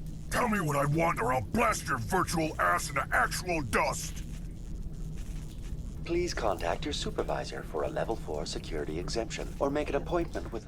Stupid machine! If there is nothing else, please step aside. There is a queue forming behind you for the use of this console.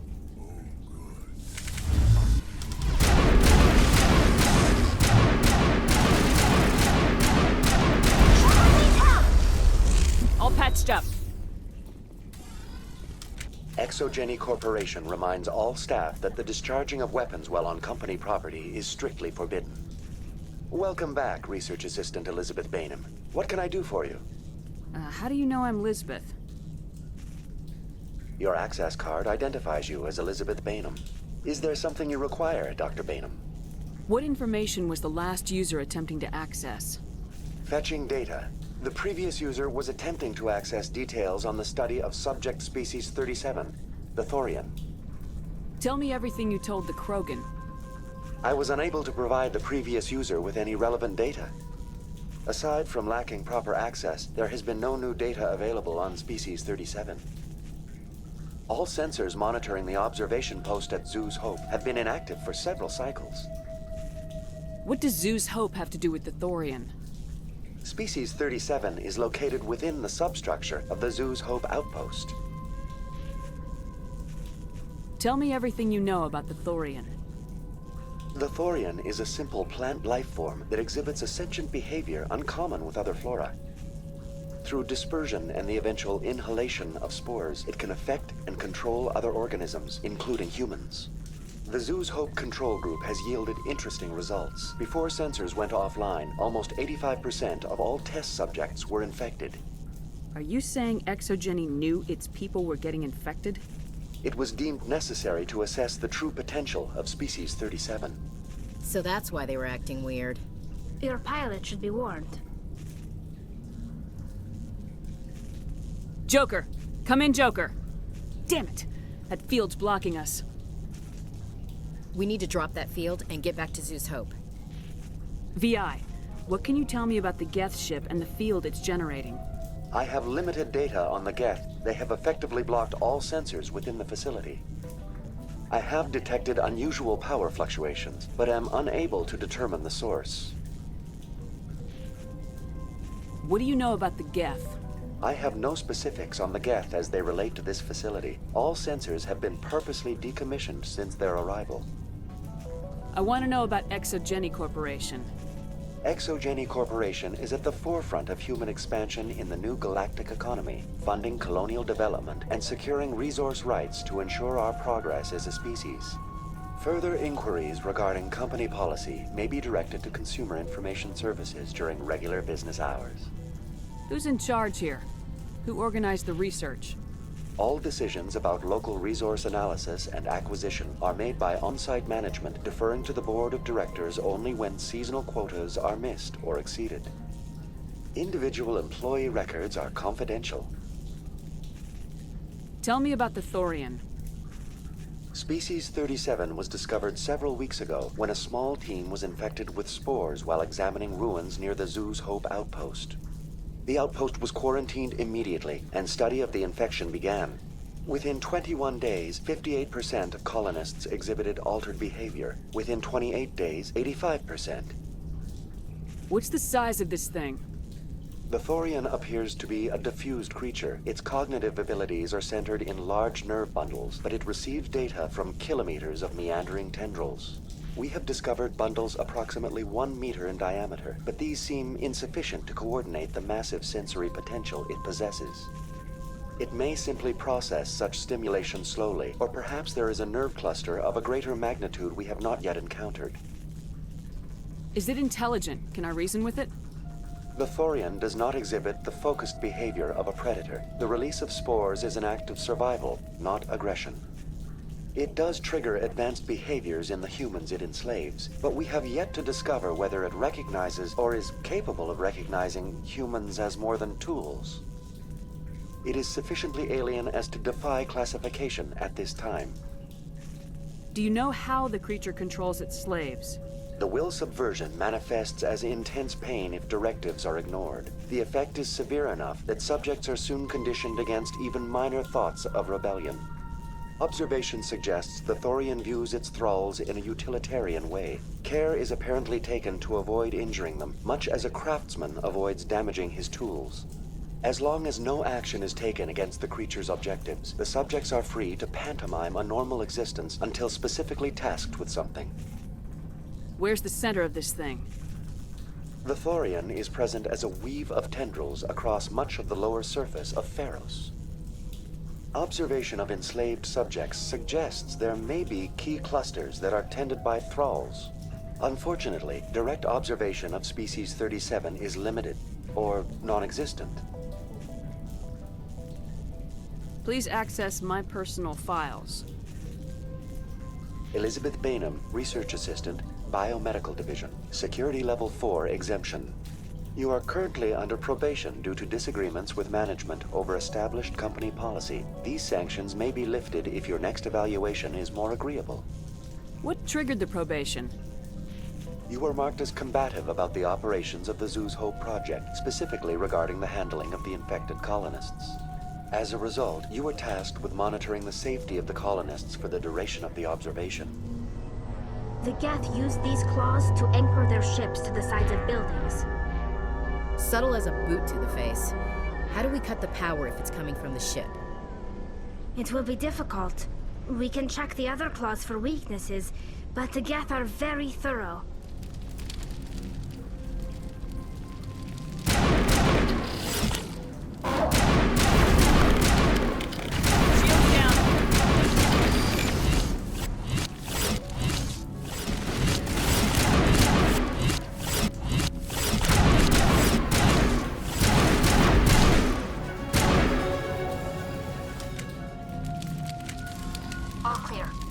All patched up. Lock shields!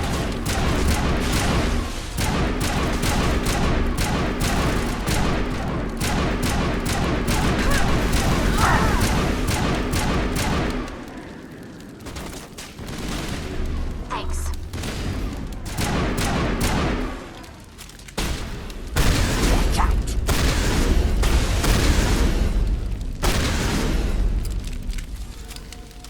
All clear.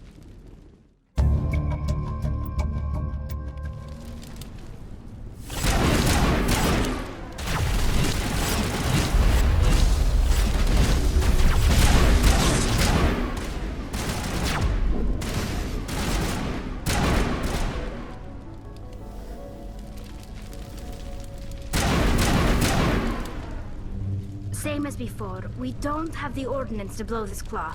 Let's keep looking.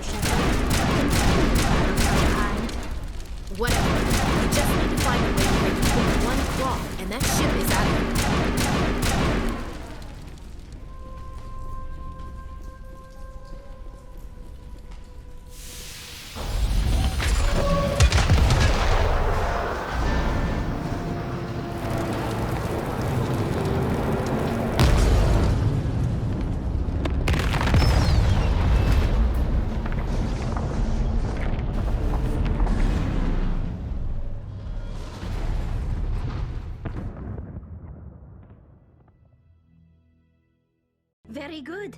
The field barring the exit will be down. Now we can go deal with this Thorian creature. Damn.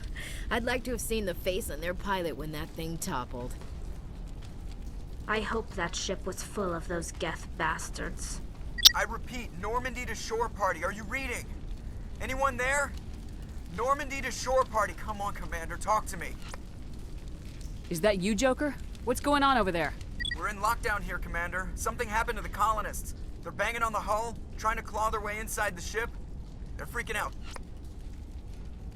They can't do any real damage. We're on our way back. Just hold your position. Yeah, okay. Well, we'll just wait right here for you, Commander. This place will be crawling with Geth in a minute. Keep together and we'll get out of here in one piece. We should get out of here. I don't think this place is safe. I need some answers. You knew more about the Thorian than you let on. I was afraid. I wanted to stop the tests, but they threatened me. Told me I'd be next. When the Geth attacked, I stayed behind to send a message to Colonial Affairs. I tried to tell them where to find the Thorian, but the power cut before I could send the message. I never meant for this to happen. You did what you could. I'll help them if you can tell me where to find the Thorian.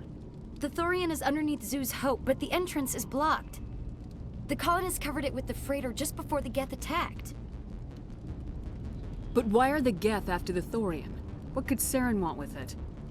Well, it does have unique mind control capabilities. That's what Exogeny was interested in. Normandy to shore party, come in. What is it, Joker? We're getting a lot of Geth comm chatter. Looks like they're headed your way. Thanks for the heads up, Joker. You heard the man. Let's move out. I'm coming with you. I might be able to help. Undo the mess I helped create. Is there anybody? Is there anyone picking this up? Get away from that radio! What was that all about? This is Juliana Bainham of Pharaoh's Colony. Please, help us. That's my mom! Stop! Stop the rover!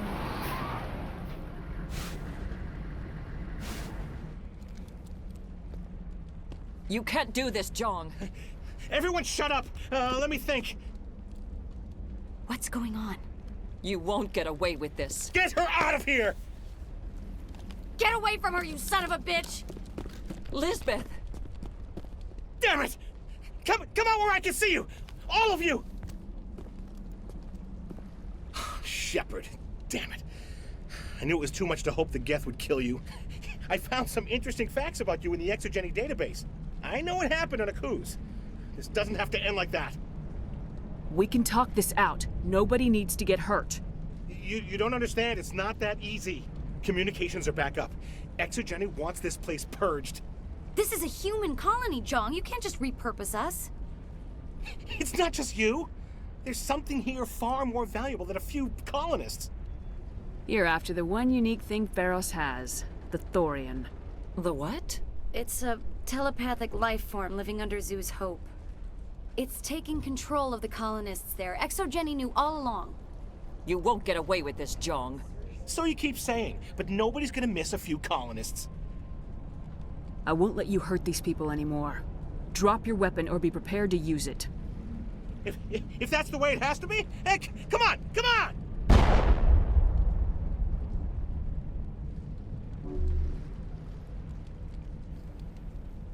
As if we don't have enough problems. Now we're shooting each other in the back.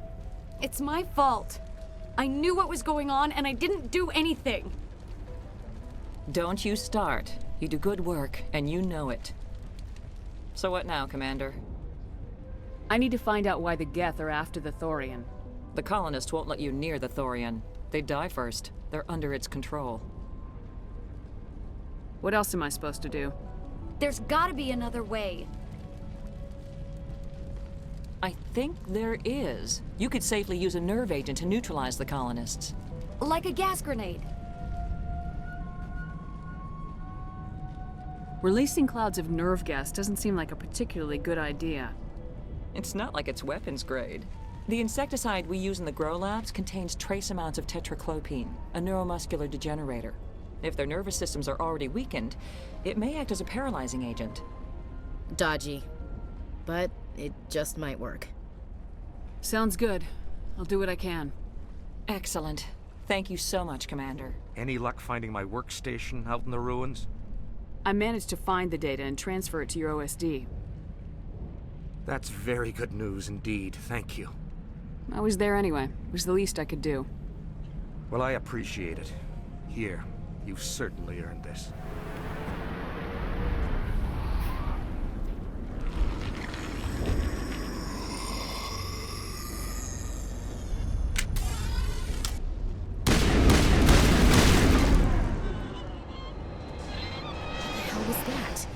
I don't know what that plant does to people, but that's not human.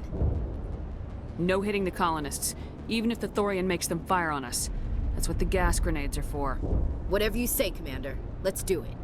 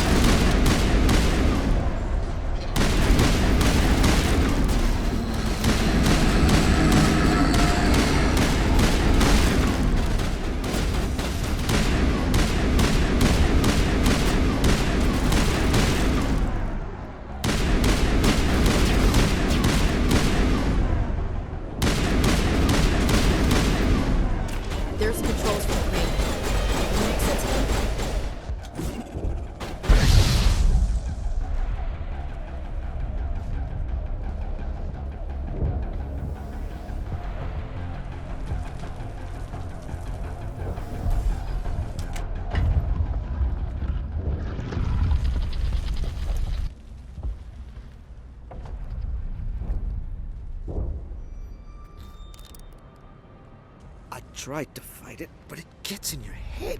You can't imagine the pain. I was supposed to be their leader. These people trusted me.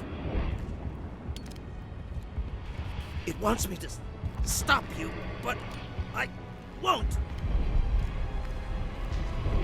I won't!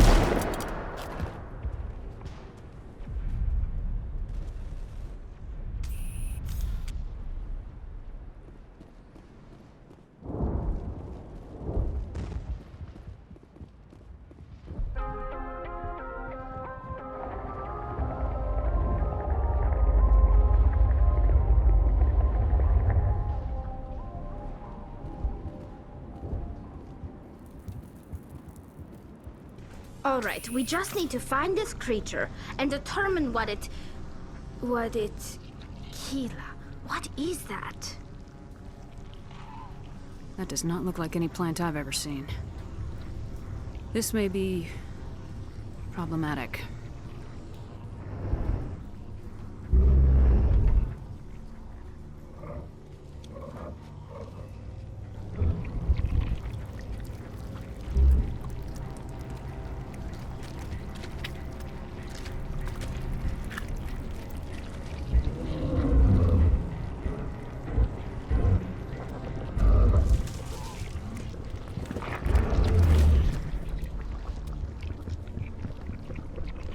Invaders, your every step is a transgression. 1,000 feelers appraise you as meat, good only to dig or decompose. I speak for the old growth as I did for Saren. You are within and before the Thorian. It commands that you be in awe. You gave something to Saren. Something I need. Saren sought knowledge of those who are gone. The old growth listened to flesh for the first time in the long cycle. Trades were made. Then cold ones began killing the flesh that would tend the next cycle. Flesh fairly given. The old growth sees the air you push as lies. It will listen no more. I won't let you keep your thralls. Release them, now. No more will the Thorian listen to those that scurry. Your lives are short, but have gone on too long.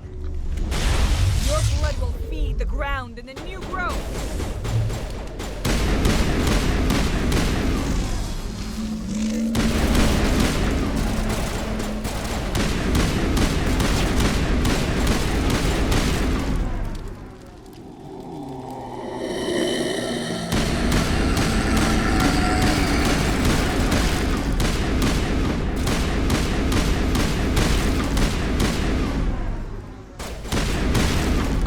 Commander. Definitely something different in this area.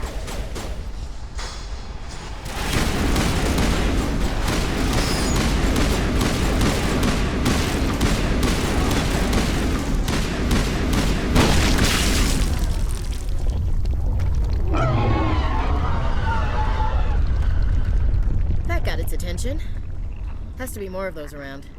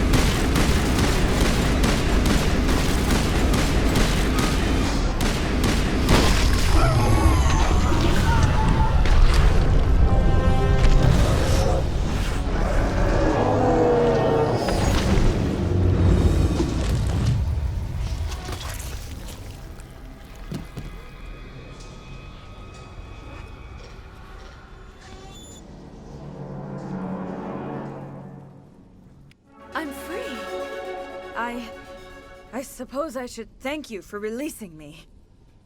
Is everything all right? Are you hurt? I am fine, or I will be, in time. My name is Shiala. I served Matriarch Benezia. When she allied herself with Saren, so did I. Benezia foresaw the influence Saren would have. She joined him to guide him down a gentler path. But Saren is compelling. Benezia lost her way. Are you saying Saren can control minds? Benezia underestimated Saren, as I did. We came to believe in his cause and his goals. The strength of his influence is troubling. She tried to manipulate Saren, but in the end, her plan backfired. Asari matriarchs are among the most intelligent and powerful beings in the galaxy. How could one fall under Saren's control? Saren has a vessel, an enormous warship unlike anything I've ever seen. He calls it Sovereign. It can dominate the minds of his followers. They become indoctrinated to Saren's will. The process is subtle. It can take days, weeks, but in the end, it is absolute. I was a willing slave when Saren brought me to this world. He needed my biotics to communicate with the Thorian, to learn its secrets. Saren offered me in trade. I was sacrificed to secure an alliance between Saren and the Thorian. Saren's pretty quick to betray his own people. He was quick to betray the Thorian, too. After he had what he wanted, he ordered the Geth to destroy all evidence of its existence. Saren knows you are searching for the conduit. He knows you are following his steps. He attacked the Thorian so you could not gain the cipher. What's the cipher? And why did Saren need it? The beacon on Eden Prime gave you visions. But the visions are unclear, confusing. They were meant for a Prothean mind. To truly comprehend them, you must think like a Prothean. You must understand their culture, their history, their very existence. The Thorian was here long before the Protheans built this city. It watched and studied them. When they died, it consumed them. They became a part of it. So the Thorian taught Saren to think like a Prothean. How? The cipher is the very essence of being a Prothean. It cannot be described or explained. It would be like describing color to a creature without eyes. To understand, you must have access to endemic ancestral memory, a viewpoint spanning thousands of Prothean generations. I sensed this ancestral memory, the cipher, when I melded with the Thorian. Our identities merged, our minds intertwined. Such knowledge cannot be taught. It simply exists. I need that knowledge to stop Saren. There is a way. I can transfer the knowledge from my mind to yours, as I did with Saren. Try to relax, Commander. Slow, deep breaths. Let go of your physical shell. Reach out to grasp the threads that bind us, one to another. Every action sends ripples across the galaxy. Every idea must touch another mind to live. Each emotion must mark another's spirit. We are all connected. Every living being united in a single glorious existence. Open yourself to the universe, Commander. Embrace eternity.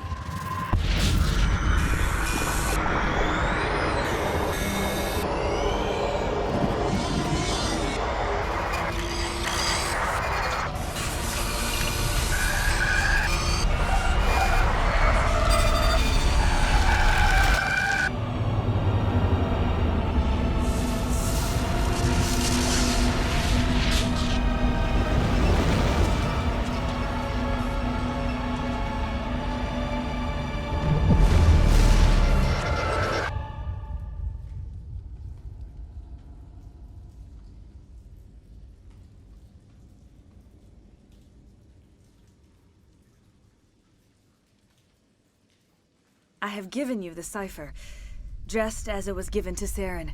The ancestral memories of the Protheans are part of you now. Are you all right, Shepard? What'd she do? I saw... something. It still didn't make any sense. You have been given a great gift. The experience of an entire people. It will take time for your mind to process this information. You look a little queasy. We should get you back to the ship. I'm sorry if you have suffered, but there was no other way. You needed the cipher. In time, it will help you understand the vision from the beacon. Tell me more about this ship Saren has.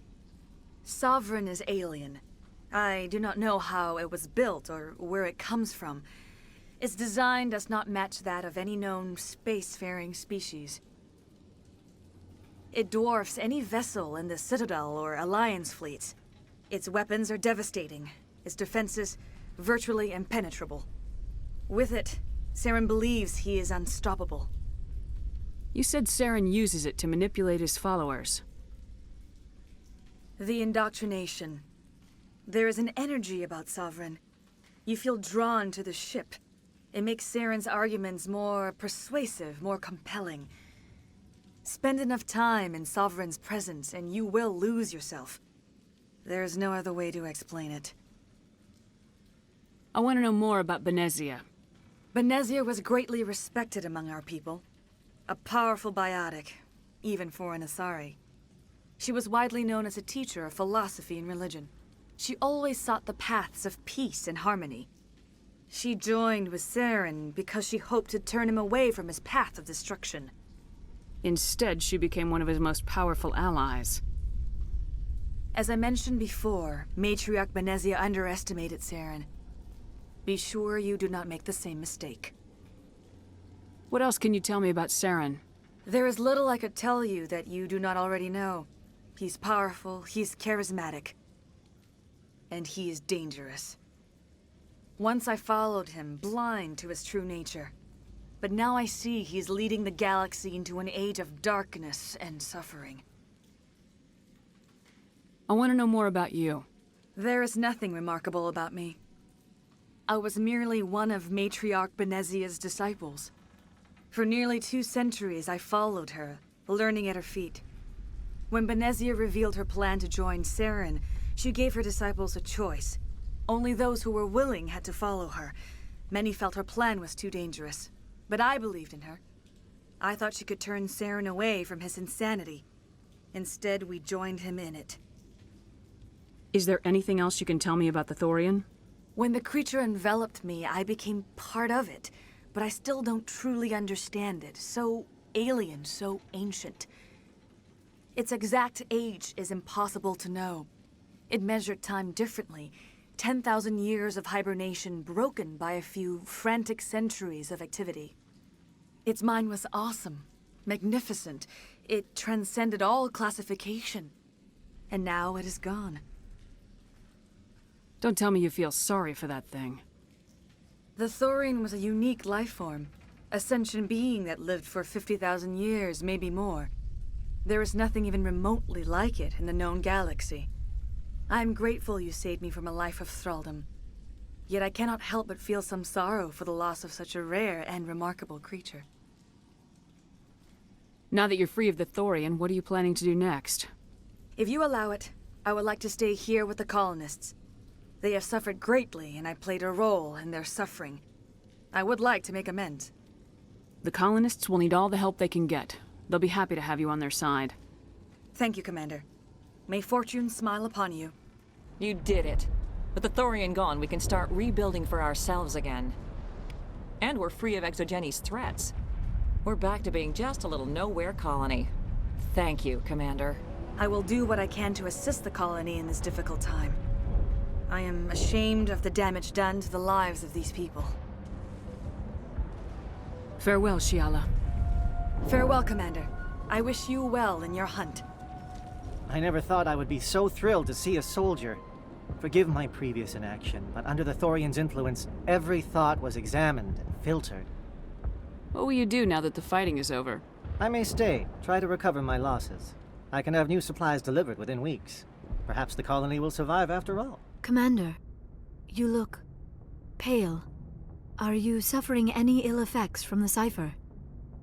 The cipher shook me up a bit. I might be able to help you. I am an expert on the Protheans. If I join my consciousness to yours, maybe we can make some sense of it. Do it. Hurry. We don't have much time.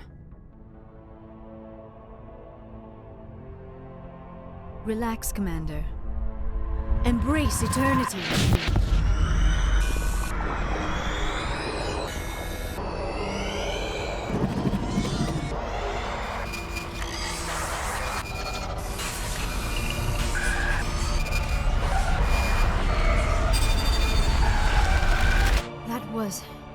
Incredible.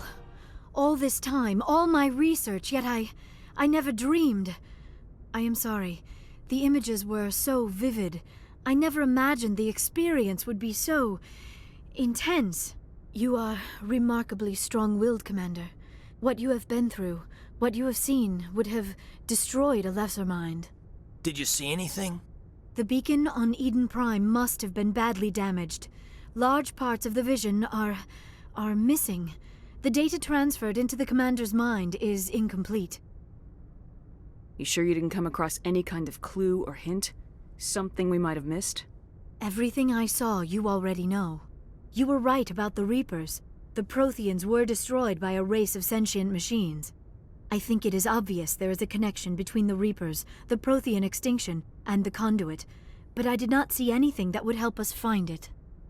What's our next move? I was able to interpret the data relayed through your vision, what was there at least, but something was missing. Saren must have the missing information. Maybe he found another beacon. If we can find the missing data from your vision, I can... I am sorry. The joining is exhausting. I should go to the medical bay and lie down for a moment. Dr. Chalkwash should take a look at you. That will not be necessary. I just need some rest. Somewhere quiet. We're done here. Dismissed. I've sent off the Pharos report, Commander. You want me to patch you through to the Council? Patch him through, Joker. Setting up the link now, Commander. Commander, Exogeny should have told us about the Thorian. It would have made your job much easier. You might have been able to capture it for study instead of destroying it. The Thorian liked to enslave minds. Anyone who studied it would have ended up as one of its thralls. Perhaps it's for the best then. At least the colony was saved. Of course it was saved. Shepard would go to any lengths to help a human colony. Being human had nothing to do with it. They were in trouble. Admirable. But sometimes Spectres have to make sacrifices. I hope you're willing to do that when the time comes. Goodbye, Commander. We will be waiting for your next report. Do you have some time to talk now, Commander? Of course. Have a seat. We've played it pretty close to the book so far, but we're a long way from backup. We've got some tough calls to make. I'm just saying, try to leave yourself a way out. I've seen what cutting corners can do, and I'd hate to have that happen to you, Shepard. Commander. It's a personal observation, Caden. I don't want to step on anyone else's toes, especially if you're if I have misread your interests. All right, Alenko. Off the record, permission to speak candidly, cross my heart and hope to die. What are you talking about? Dr. Tassoni, ma'am. There's a lower deck rumor that she's, interested in you, as more than a source of Prothean data. She's a very interesting lady. Not to my, tastes, but, I never claimed to be big on alien culture. You seem awfully worried about my personal affairs. It's just that we don't have much downtime these days. I like being around you, but I don't want to take up your personal time.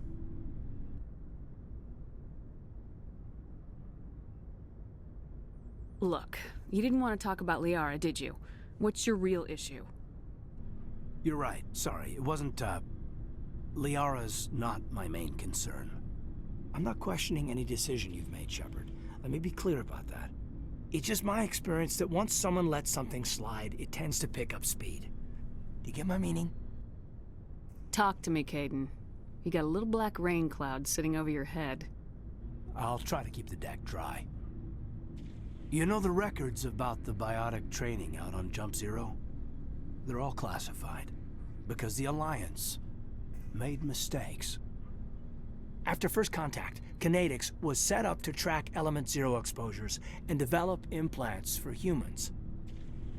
Once we had an embassy on the Citadel, Kinetics could bring in experts instead of taking it slow. Is there some reason we couldn't learn it on our own? They didn't know where to start. I mean, hell, it took a couple of years to even link biotics and Ezo. Forget trying to get the kids to move stuff. They had trouble just helping them not break their own limbs. And their choice of teachers didn't help much.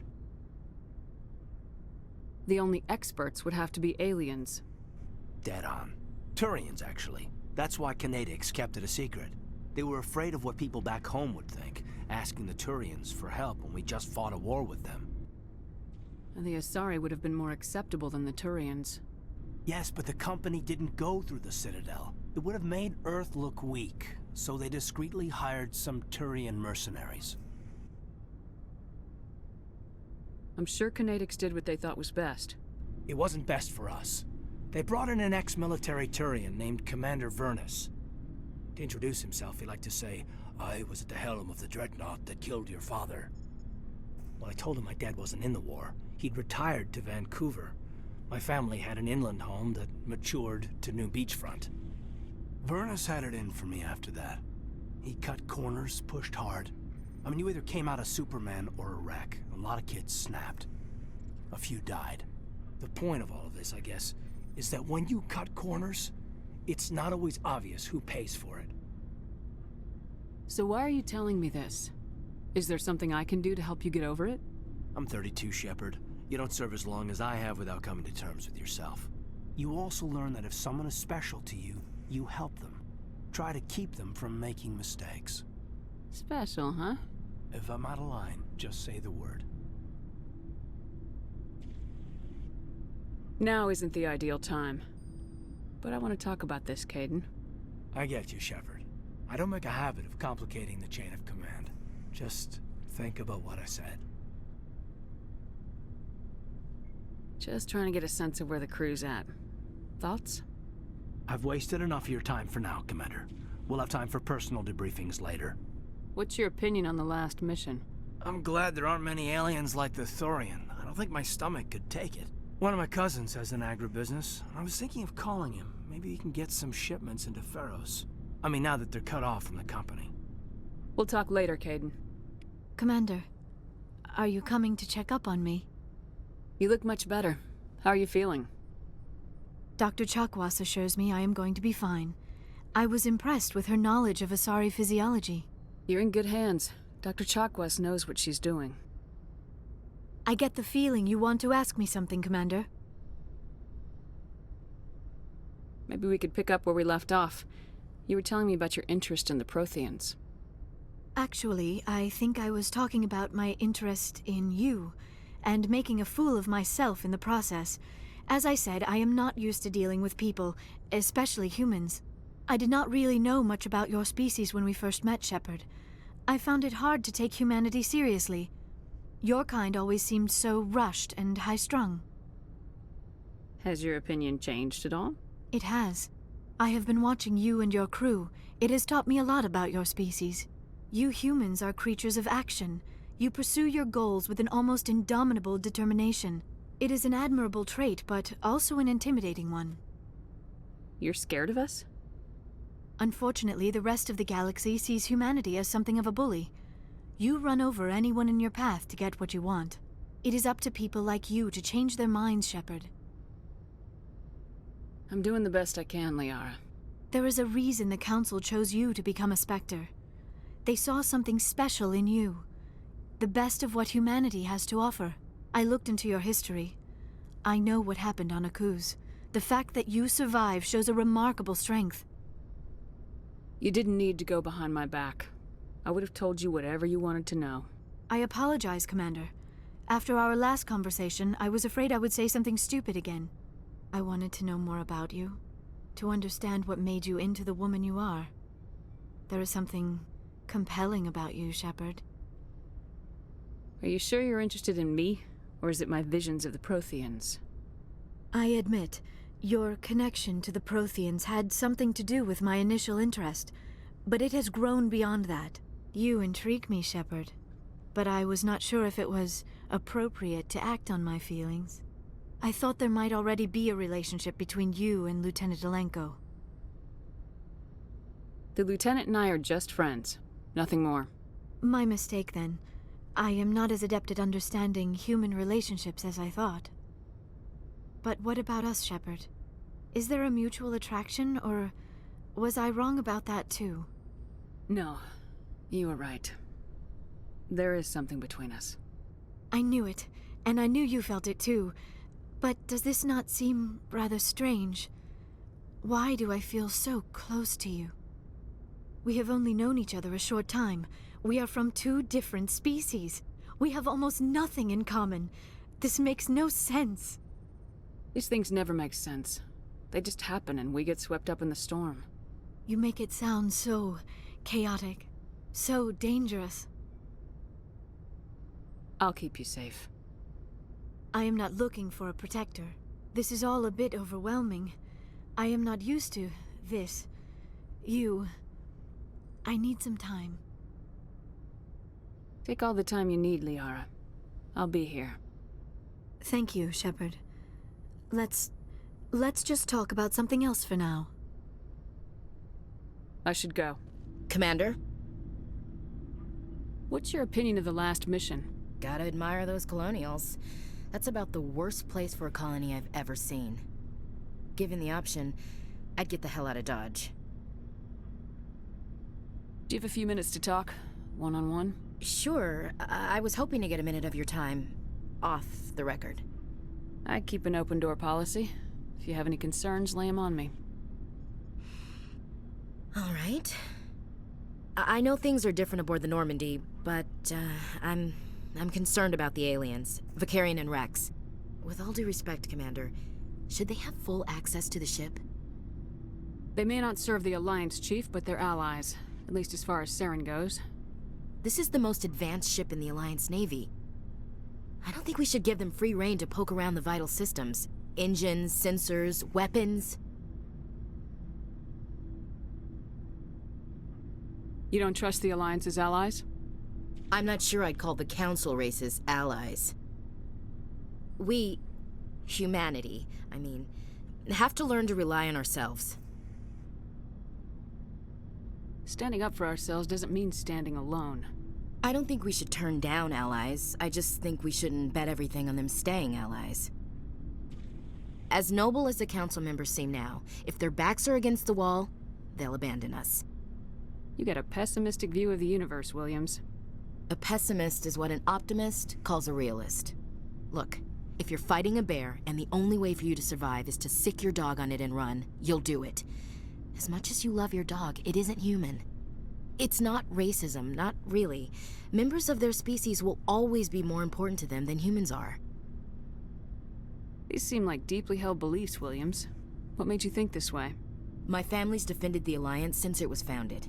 My father, grandfather, great-grandmother, they all picked up a rifle and swore the oath of service. I guess we just tend to think of Earth's interests as our own. It doesn't sound like you've worked with aliens before. No, ma'am. Mainly I've been groundside, part of the surface garrison forces. I did get a rotation on a space station for training. Every Marine a rifleman, every rifleman ZG certified. That's odd. Your record is spotless and your technical scores are exemplary. You should be serving with the fleet. Anyway, that's why I haven't served with many aliens, Commander. I never knew my family. Grew up an orphan on Earth. Anybody in your family I'd have heard of? Couldn't say, Commander. So why are you out here? Just trying to get away from Earth? No. The future of humanity is out here. There's so much we haven't seen yet. Yeah. I still remember my first field exercise on Titan. When we hit mud, the reality hit me. I'm the first person who ever stood here. Then my drill instructor kicked me in the ass. I went face first into the muck. He spent the next 5 minutes chewing me out for gold bricking. Don't tell me you had Gunny Ellison. He's the only one who uses that word to describe shirking duty. Oh, Lord. You went to the Makapog boot camp, too? Yeah. Gunny Ellison's still reaming out recruits down there. Kicking ass and using words like inveigle and pusillanimous.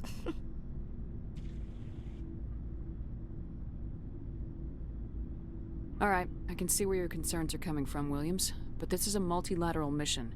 You're gonna have to work with aliens, like it or not. It won't be a problem, Commander. You say jump, I say how high. You tell me to kiss a Turian, I'll ask which cheek. I don't think kissing Turians will be necessary. You never know, Commander. Shepard, what can I do for you? What's your story, Rex? There's no story. Go ask the Quarian if you want stories. You Krogans live for centuries. Don't tell me you haven't had a few interesting adventures. Well, there was this one time the Turians almost wiped out our entire race. That was fun. I heard about that. You know, they almost did the same to us. It's not the same. It seems pretty much the same to me. So your people were infected with a genetic mutation? An infection that makes only a few in 1,000 children survive birth? And I suppose it's destroying your entire species? I suppose it isn't all the same. I don't expect you to understand, but don't compare humanity's fate with the Krogan. Sorry, Rex. I wasn't trying to get you upset. Your ignorance doesn't upset me, Shepard. As for the Krogan, I gave up on them long ago. The genophage infected us, but it's not what's killing us. Are your people really dying? We're sure not getting any stronger. We're too spread out. None of us are interested in staying in our own system. Lots of species have left their homes and prospered. But they go to colonize new worlds. We're not settlers. We're warriors. We want to fight. So we leave. Hire ourselves out. And most of us never go back. What can you tell me about the genophage? Ask the Solarians if you want details. They made it. All I know, it makes breeding nearly impossible. Thousands die in stillbirth, and most never get that far. Every Krogan is infected, every one. And no one's rushing to find a cure. Why don't the Krogan try to find a cure? When was the last time you saw a Krogan scientist? You ask a Krogan, would he rather find a cure for the genophage or fight for credits? He'll choose fighting every time. It's just who we are, Shepard. I can't change that. Nobody can. Commander, nice work out there. I knew working with the Spectre would be better than life at CSEC. Have you worked with the Spectre before? Well, no, but I know what they're like. Spectres make their own rules. You're free to handle things your way. At CSEC, you're buried by rules. The damn bureaucrats are always on your back. For the most part, the rules are there for a reason. Maybe. But sometimes it feels like the rules are only there to stop me from doing my work. If I'm trying to take down a suspect, it shouldn't matter how I do it, as long as I do it. But CSEC wants it done their way. Protocol and procedure come first. That's why I left. So you just quit because you didn't like the way they do things? There's more to it than that. It didn't start out bad, but as I rose in ranks, I got saddled with more and more red tape. CSEC's handling of Saren was typical. I just couldn't take it anymore. I hate leaving. I hope you made the right choice. I'd hate for you to regret it later. Well, that's sort of why I teamed up with you. It's a chance for me to get off the Citadel, see how things are done outside CSEC. Either way, I plan to make the most of this. And without CSEC headquarters looking over my shoulder, well, maybe I can get the job done my way for a change. If getting the job done means endangering innocent people, then no. We get the job done right, not fast. Got it? I wasn't trying to... I understand, Commander. Hey, Commander, you know that Quarian, Tally? She's been spending all her time down here asking me about our engines. I'll tell her to leave you alone. What? No, she's amazing. I wish my guys were half as smart as she is. Give her a month on board and she'll know more about our engines than I do. She's got a real knack for technology, that one. I can see why you wanted her to come along. I figured she'd be a real asset to the team. You got an eye for Tally, Commander, but I'm guessing that's not why you came down here. Fill me in on the IES stealth system. How does it work exactly? You can't hide a ship out in space. They emit too much heat and radiation, too easy for sensors to pick them up, unless you find a way to capture those emissions. So our stealth systems trap the energy we give off in storage sinks built into the ship itself. No emissions to give away our location. Eventually the sinks have to be vented. More than a few hours silent running and they overheat. Cook us inside our own hull. There's no way for anyone to detect us? A visual scan can still pick us up. Anyone looking out a window can see us plain as day. But you have to be pretty close to get an actual visual out in space. Most vessels rely on scanners. As long as the stealth systems are engaged, they can't see us. Not unless we accelerate to FTL speeds. Why doesn't it work with faster-than-light travel? Cranking up to FTL blue shifts our emissions, pushes them into frequencies too high to capture in the sinks. As soon as we make the jump, it's like setting off a flare.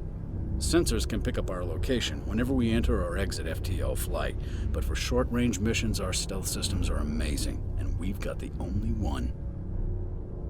Where else have you served, Adams? If you name a class of Alliance ship, I've probably served on it. Everything from dreadnoughts and carriers right down to frigates like the Normandy. My last assignment was on the Tokyo, only a cruiser, but she was a good ship. Couldn't hold a candle to the Normandy, though. I want to know more about the Normandy. She's the best ship I've ever served on, probably the fastest vessel ever designed, and she's the only one using the new Tantalus drive core. What's so special about the Tantalus drive core?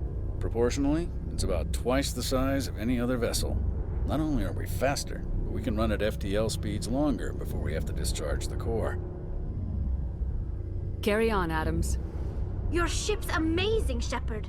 I've never seen a drive core like this before. I can't believe you were able to fit it into a ship this small. I'm starting to understand why you humans have been so successful. I had no idea Alliance vessels were so advanced. The Normandy's a prototype, cutting-edge technology. A month ago, I was patching a makeshift fuel line into a converted tug ship in the flotilla. Now, I'm sitting on board one of the most advanced vessels in Citadel space.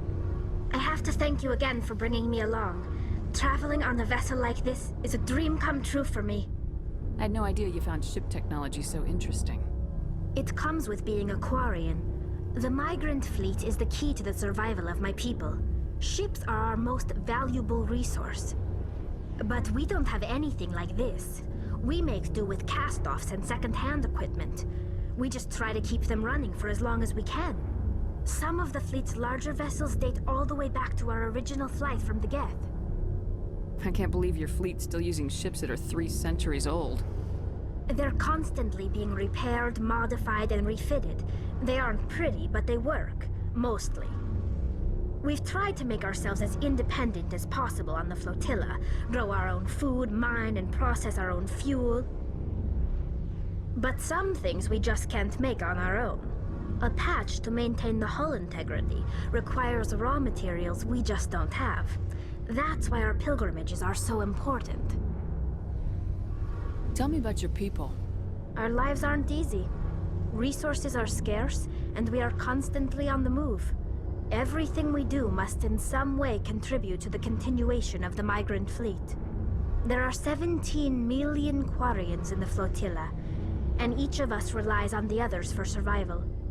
The bonds among my people are strong.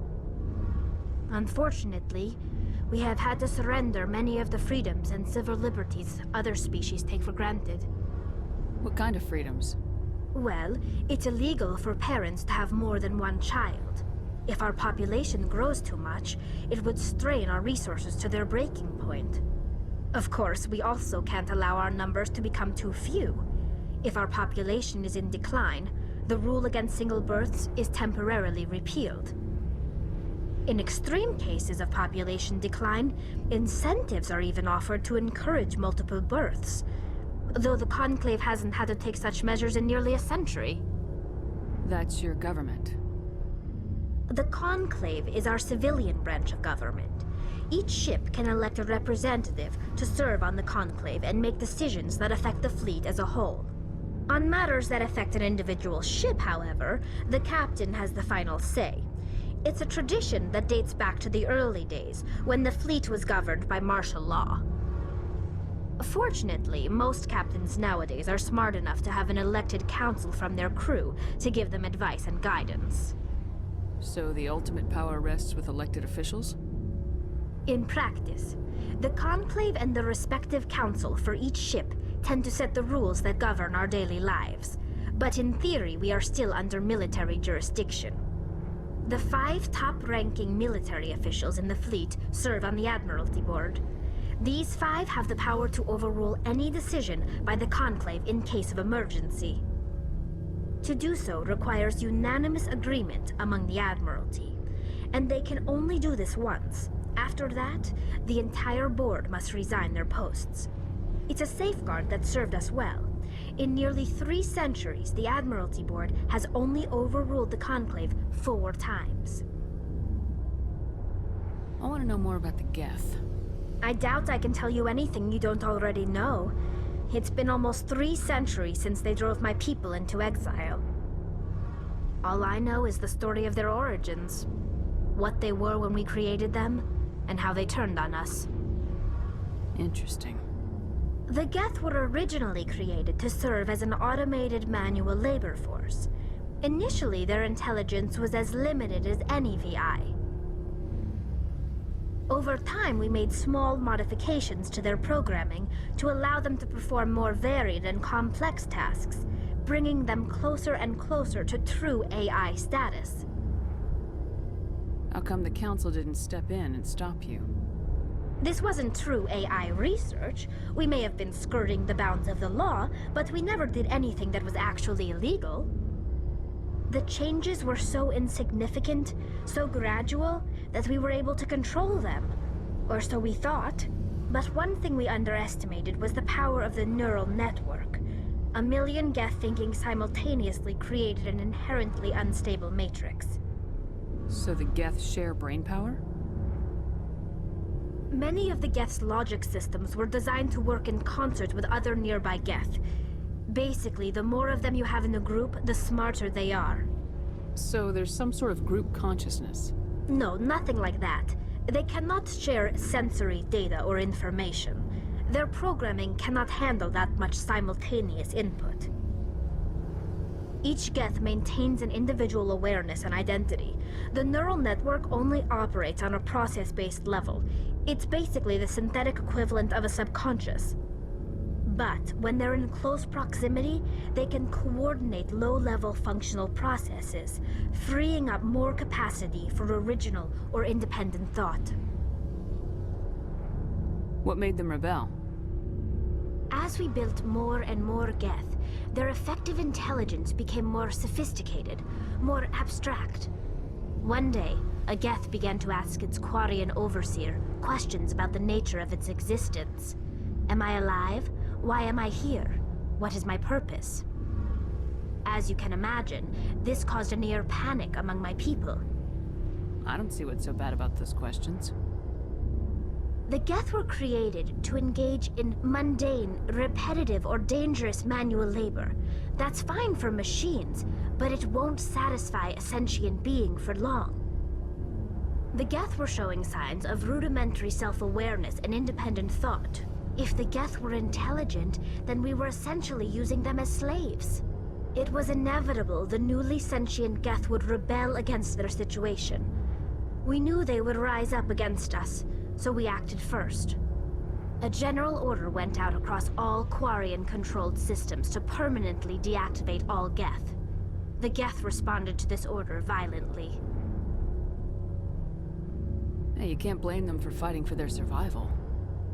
We had no other choice. The Geth were already on the verge of revolution. By acting quickly, we had a chance to end the war before it began. The hope was that most of the Geth would still be little more than machines, incapable of organized resistance. But they had progressed much further than anyone anticipated. The war was long and bloody. Millions upon millions of Quarians died at their hands. In the end, we were forced to flee our own homeworld.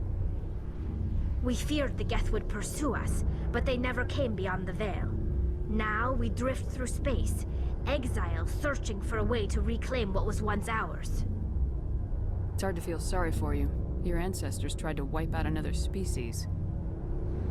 We made a mistake when we created the Geth in the first place, but we did not make a mistake when we went to war against them. If we had not acted, they would have wiped us out. They're a synthetic life form. They have no use for organics. None. Why do you think they cut themselves off from the rest of the galaxy? Why do you think they've killed every organic being who's ever tried to contact them? I didn't mean to offend you.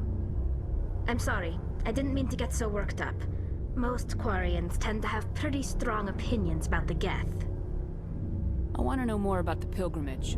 When my people reach maturity, we leave our birth ships and seek acceptance with a new crew. It's necessary to maintain genetic diversity among the fleet. But no ship wants to accept someone who will be a burden on them. So, to prove our worth, we embark on a pilgrimage. We set out alone, leaving the flotilla and our families behind us. We only return once we have found something of value we can bring back to the fleet. This is presented as a gift to the captain of the respective ship we wish to join. If the gift is accepted, we are welcomed into the crew. Can a captain choose to reject the gift?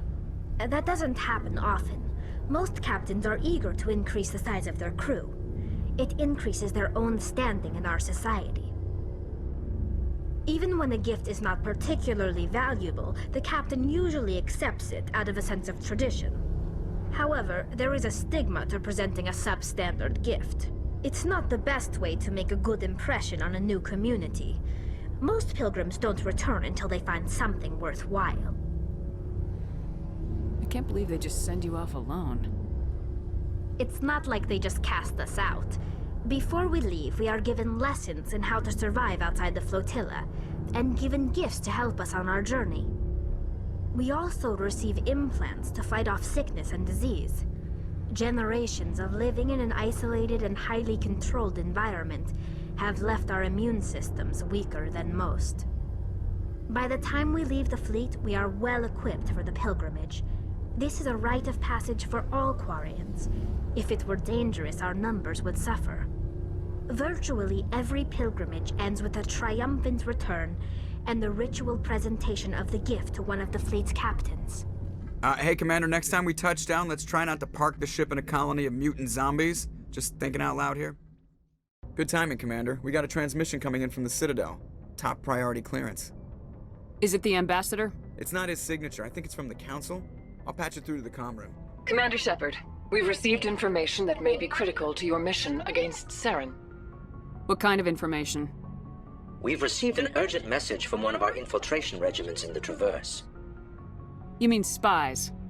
Spectres tend to attract attention, Commander, but they are only one arm of the Council. Special task groups are often a better option for monitoring developing situations.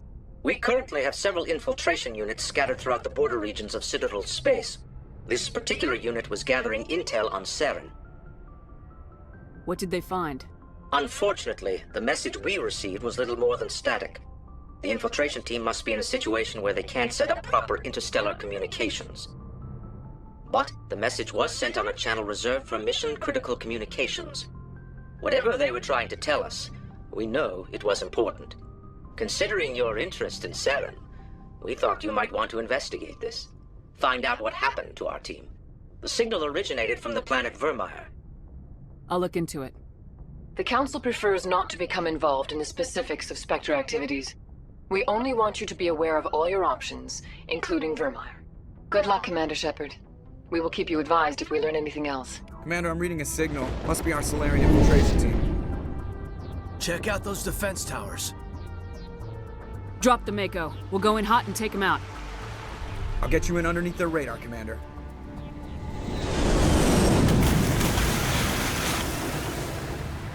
You've got a clean drop, Commander. Stay out of range and continue evasive maneuvers until I bring those AA towers down. I know the drill. Meet you at the camp once those towers are offline. Joker out.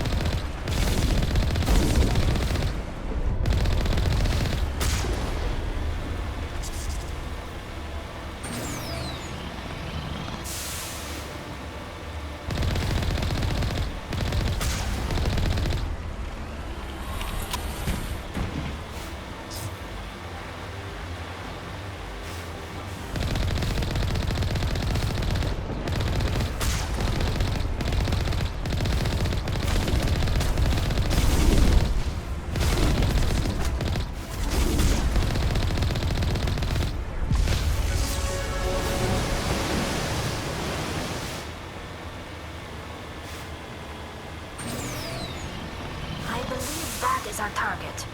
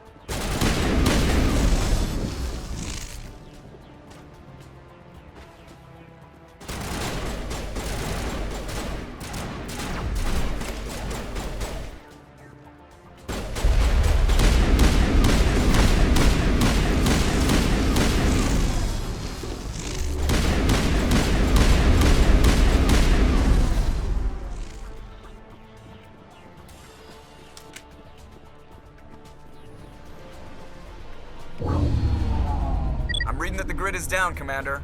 On approach to the Salarian base now. Out. Ready to move, Commander.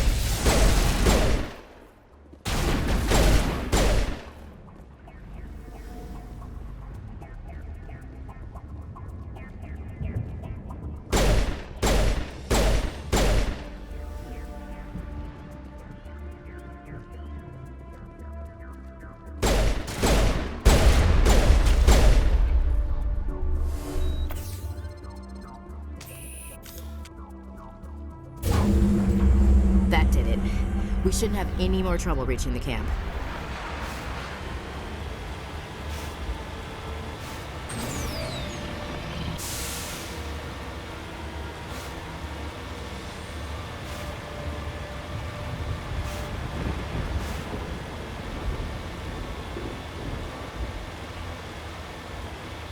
Commander, Normandy's touched down at the base, but it looks like we're grounded. The Salarian captain can explain when you get here.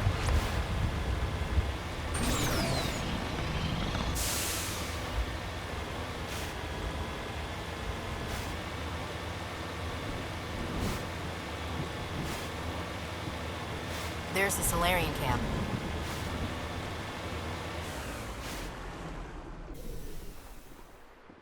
So what are we supposed to do now? Stay put until we can come up with a plan. Are you in charge here? What's the situation? I'm Captain Kirahi, 3rd Infiltration Regiment STG. You and your crew have just landed in the middle of a hot zone. Every AA gun within 10 miles has been alerted to your presence. What are we supposed to do in the meantime? We stay put until the Council sends the reinforcements we requested. We are the reinforcements. What? You're all they sent?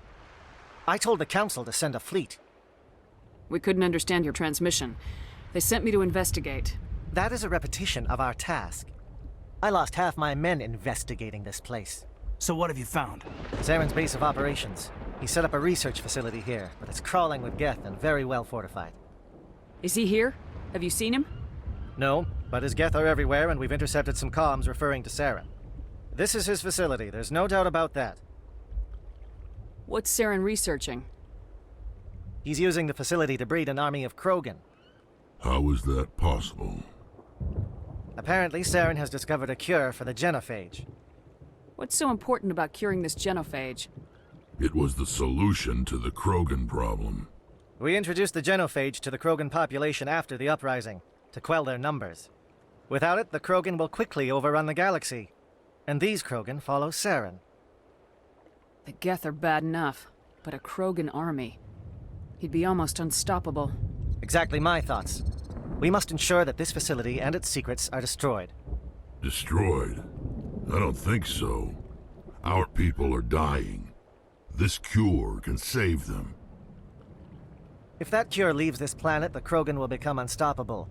We can't make the same mistake again. We are not a mistake. Is he going to be a problem? We already have enough angry Krogan to deal with. He'll be fine. I'll talk to him. I'd appreciate that, Commander. My men and I need to rethink our plan of attack. Can you give us some time? Go ahead, Captain. I'll come back soon. We won't be long, Commander. In the meantime, if you need any supplies, you can talk to Commander Rentola. He's in one of the tents nearby. Looks like things are a bit of a mess. Yeah. I wouldn't be so worried if it wasn't for Rex. It looks like he's gonna blow a gasket. You think I should go talk to him? It wouldn't hurt. Well, it might, actually. Just do it carefully. I'll be careful. But be ready, just in case. I'm always ready. This isn't right, Shepard. If there's a cure for the genophage, we can't destroy it. I understand you're upset, but we both know Saren's the enemy here. He's the one you should be angry with. Really? Saren created a cure for my people. You want to destroy it. Help me out here, Shepard. The lines between friend and foe are getting a little blurry from where I stand. This isn't a cure, it's a weapon, and if Saren is allowed to use it, you won't be around to reap the benefits. None of us will. That's a chance we should be willing to take. This is the fate of my entire people we're talking about. If you can't give me a better reason than this to destroy the hopes of my people, then I'm done with you. I can't let you jeopardize the mission. So that's it. All this time, and that's all I get from you. How can you not see what this means to the Krogan? This base can't be destroyed. I won't allow it. These Krogan are slaves of Saren. Puppets, tools to be used and discarded. Is that what you want for your people? No, we were tools for the Council once. To thank us for wiping out the Rachni, they neutered us all. I doubt Saren will be as generous. All right, Shepard. You've made your point. I don't like this, but I trust you enough to follow your lead. Just one thing. When we find Saren, I want his head. Thank you for speaking with the Krogan. The assault on Saren's base will be difficult enough as it is. I assume that means you've come up with a plan. Of sorts. We can convert our ship's drive system into a 20-kiloton ordnance. Crude, but effective. Nice.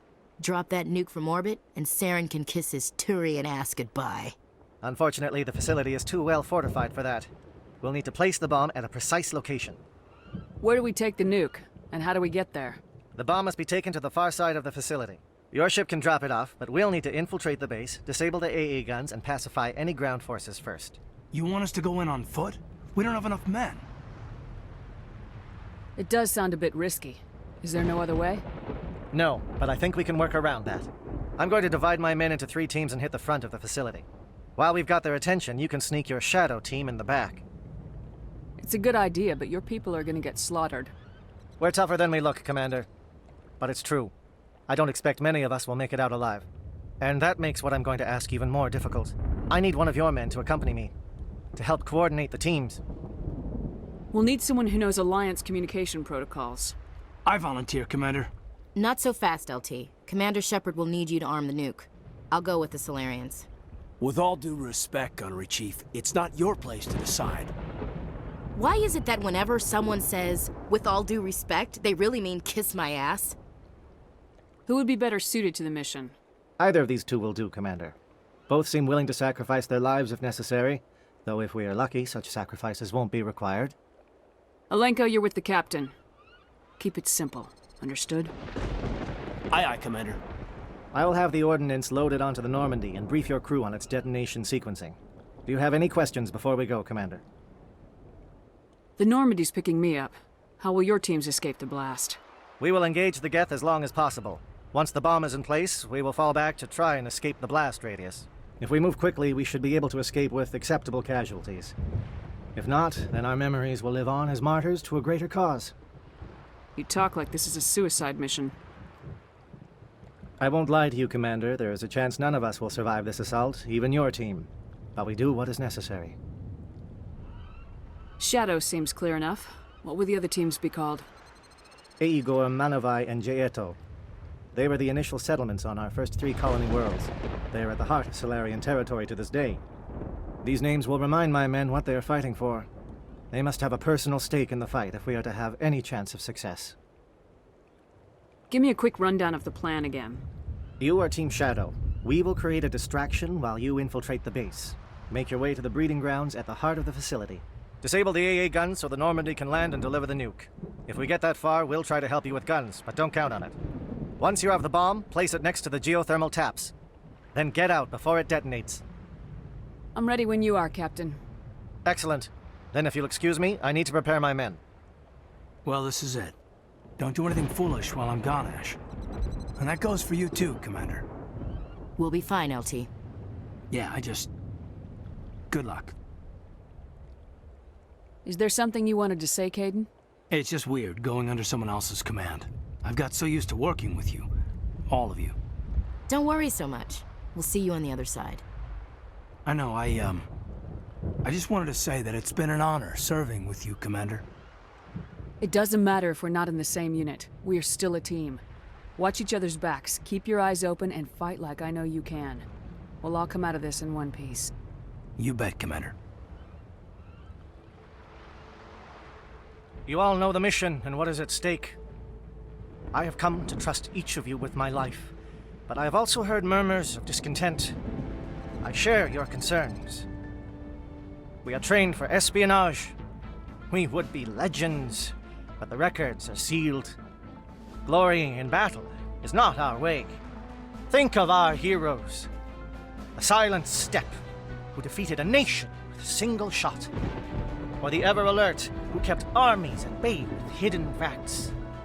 These giants do not seem to give us solace here, but they are not all that we are. Before the network, there was the fleet. Before diplomacy, there were soldiers. Our influence stopped the Rachni, but before that, we held the line. Our influence stopped the Krogan, but before that, we held the line. Our influence will stop Saren. In the battle today, we will hold the line. Good luck, Commander. I hope we will meet again.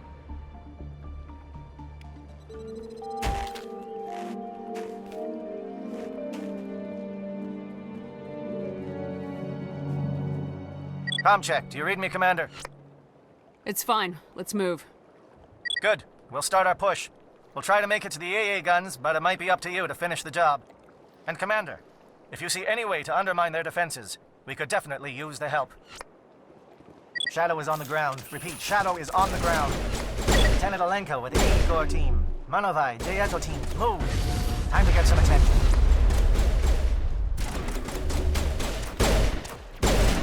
Fire is coordinated on Manovai team. We can't reach the Geth turrets. They're out of range.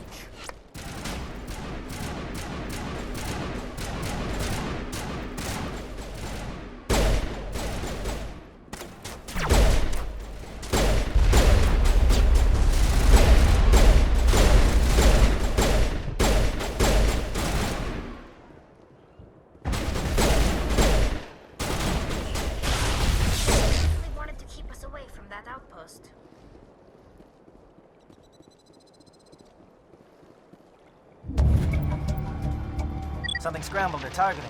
We've got a shot. Lieutenant Alenko, take the heat off Manovai.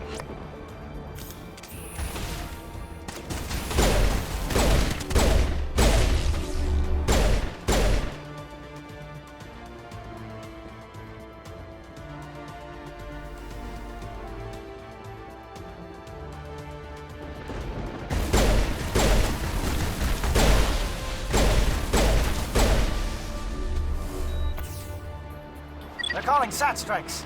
Jaeto, watch for comm stations. Alenko, can you see anything?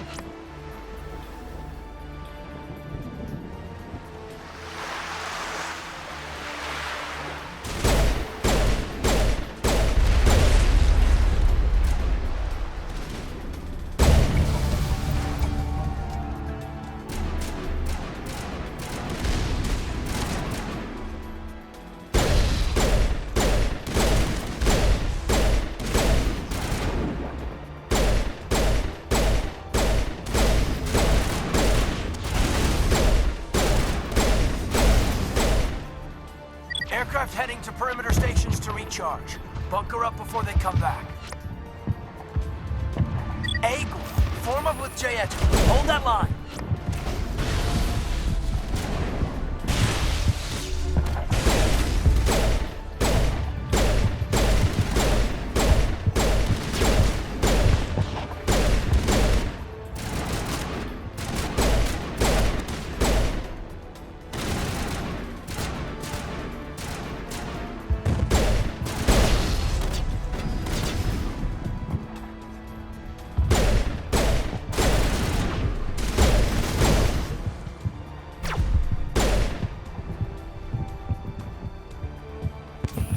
Holding ground.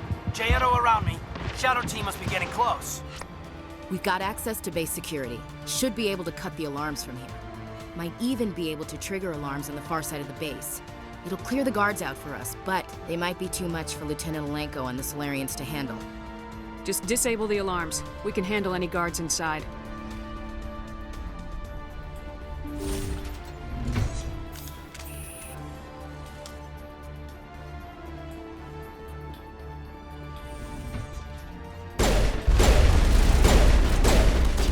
Good to go.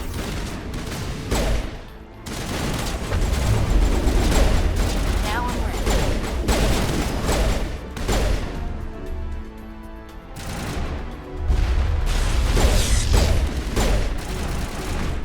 Powering up. Solarians. Captain Curie said something about losing some men. They were indoctrinated.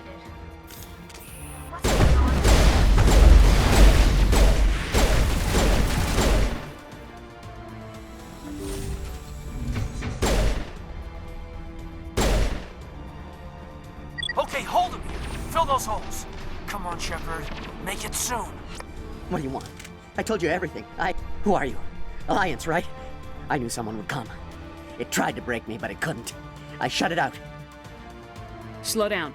I need to know where you came from. Private Mano Savat of the 3rd Infiltration Regiment STG, man. Captured while on reconnaissance 6 days ago. Glad to answer, man. Never any questions from these bastards. Just whispers and poking and cutting. I said anything to get out and get some payback. That's not too much to ask, is it? A little payback? What did they do to you, soldier? Experiments, but I don't know what for. The effect of incessant whispering on my shortening temper? Who knows? I just need out. Something's not right here, Shepard. If we don't let him out, he's as good as dead. We have to do something. Yes, leaving me here would be bad. Very bad. It's too small and the noise just won't go away. Whispering is loud, you know? I need to get out. Let me out. Set him free. He could help us. Yes, sir. You'll find I am very good at following orders. I should be. I hear them over and over. Why are they repeated when they are so simple? So damn simple!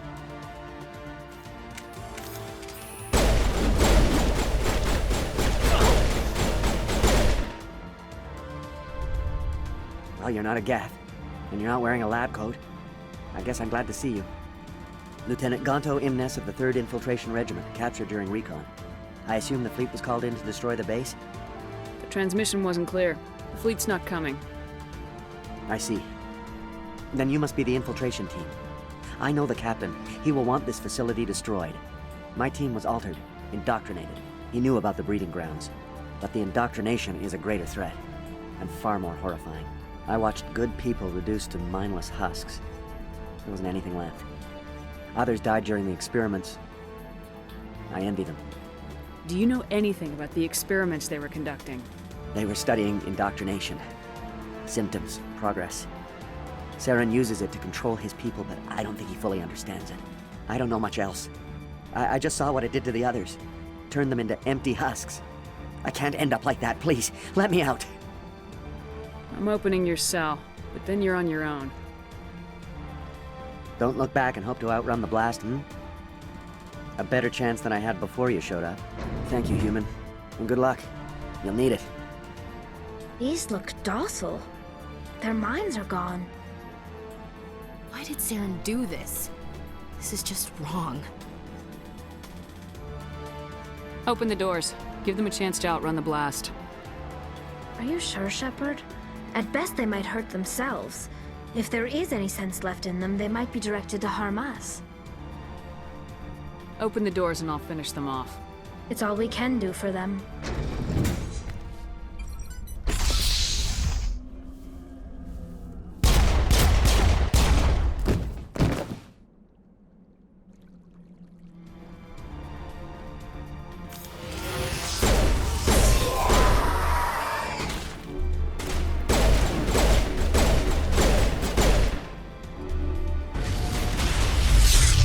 What is going on here?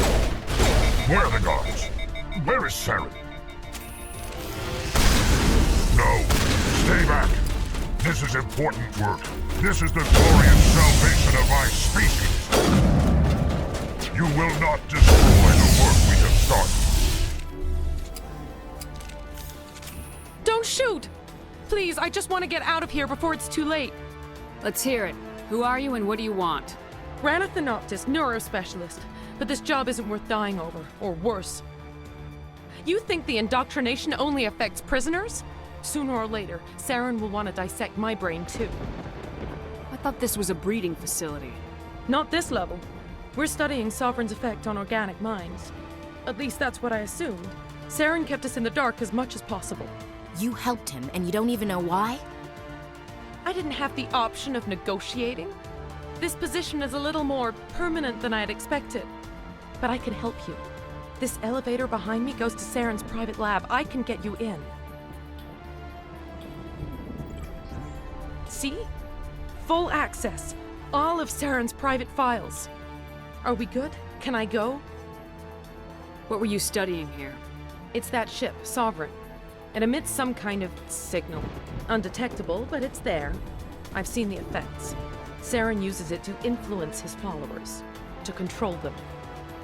It's called indoctrination. Direct exposure to the signal turns you into a mindless slave, like the Salarian test subjects. But there's collateral damage, too. What do you mean by collateral damage? Sovereign's signal is too strong. Spend too much time near the ship and you feel it, like a tingle at the back of the skull. It's like a whisper you can't quite hear. You're compelled to do things, but you don't know why. You just obey.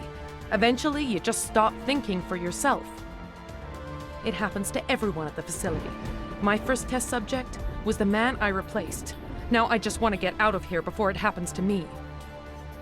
Why is Saren researching this? Isn't he the one controlling it? The signal comes from the ship. It makes us obey Saren, but I don't think he controls it. Not exactly. I think he's scared it might be affecting him. Indoctrination is subtle. By the time the effects become noticeable, it's usually too late. Tell me more about this signal. Signal's not exactly the right word. There's some kind of energy field emanating from the ship. It changes thought patterns. Over time, days, maybe a week, it weakens your will. You become easier to manipulate and control, but it's a degenerative condition. There's a balance between control and usefulness. The less freedom a subject maintains, the less capable it becomes. I'm gonna blow this place to hell and gone. If you want to make it out alive, you better start running. What? You can't. But I'll never. Ah! I enjoyed that. Commander, look over here. It's another beacon, like the one on Eden Prime.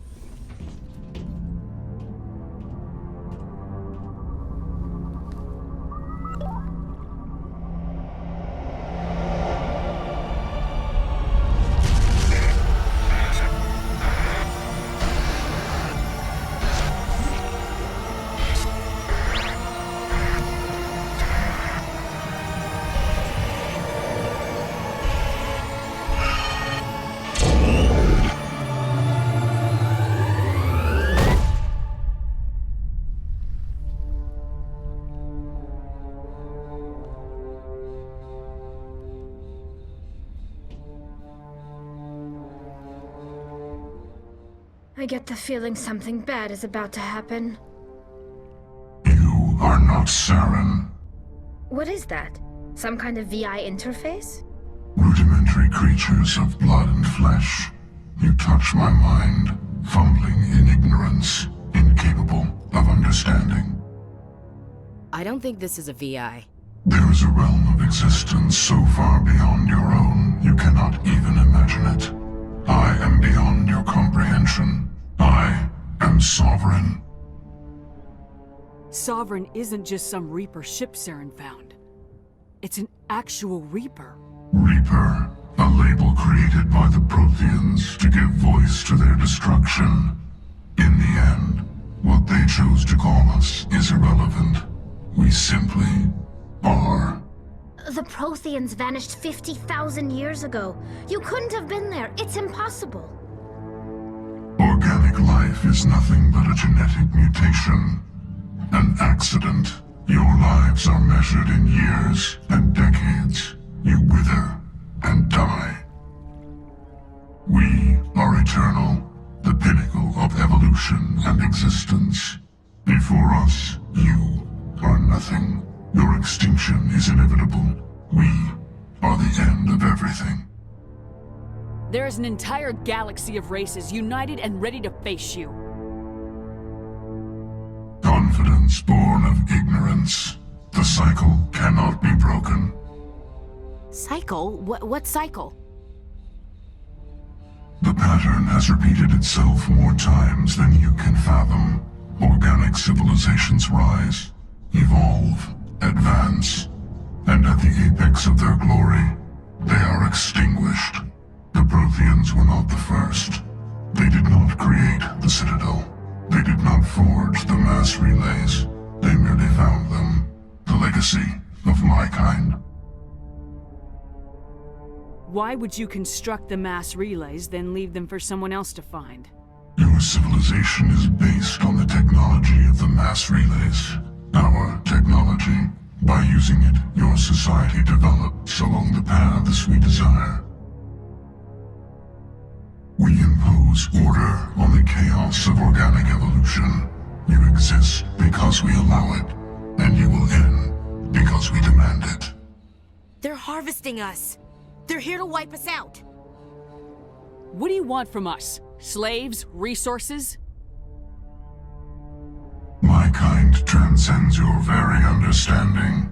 We are each a nation, independent, free of all weakness. You cannot even grasp the nature of our existence.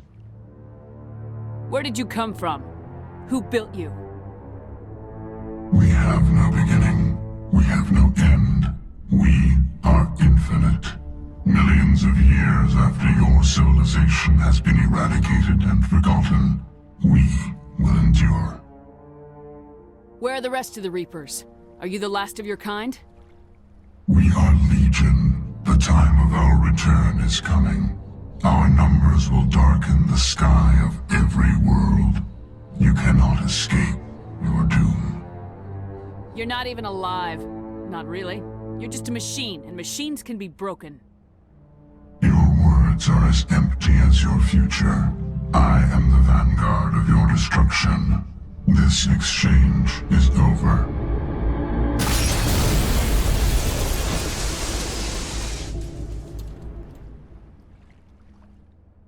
Commander, we got trouble.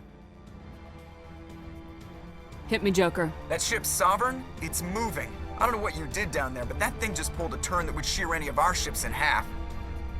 It's coming your way, and it's coming hard. You need to wrap things up in there fast. This thing is fried. Orders, Commander? Let's head to the breeding facility. Joker can pick us up after we set the nuke.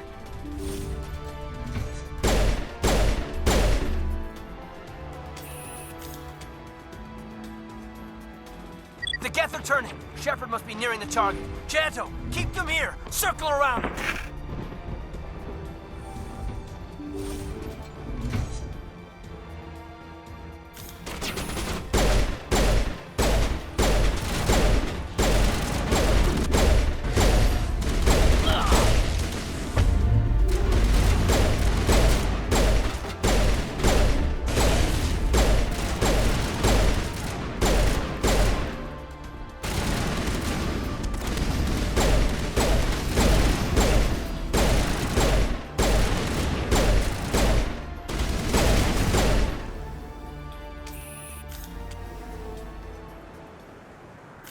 That turret could punch some nasty holes in Normandy.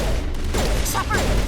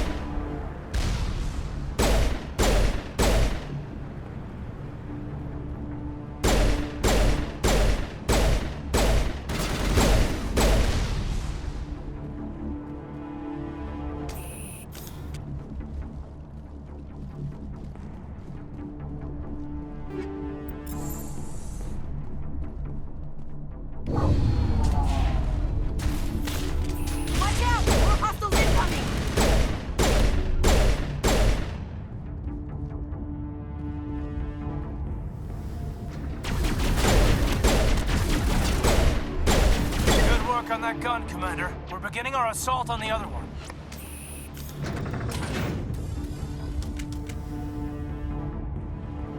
Their charges are set and ready. Everybody get low and keep your heads down.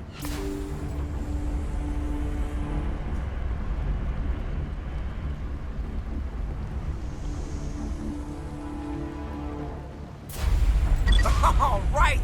Nice work. That's one less thing to worry about. Commander, I'm bringing us in. I'll get as close to the site as I can.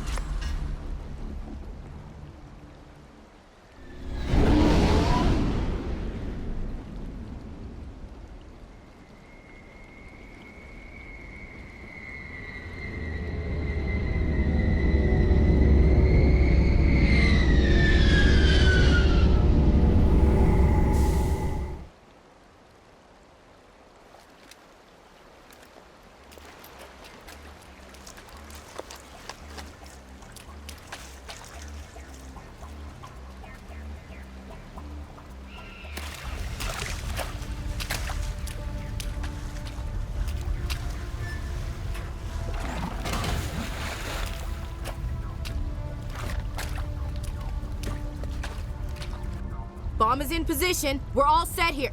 Commander, do you read me?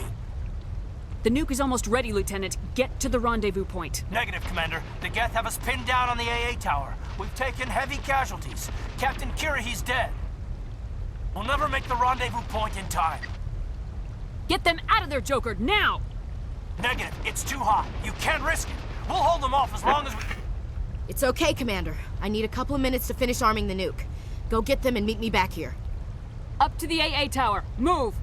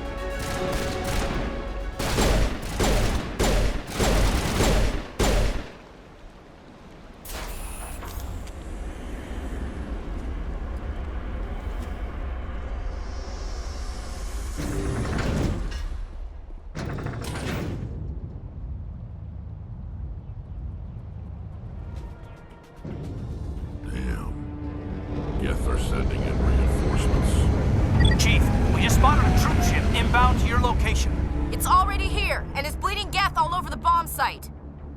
Can you hold them off? There's too many! I don't think we can hold them! I'm activating the nuke! What are you doing, Chief? Making sure this bomb goes off, no matter what! It's done, Commander. Go get the Lieutenant and get the hell out of here! Belay that. We can handle ourselves. Go back and get Williams.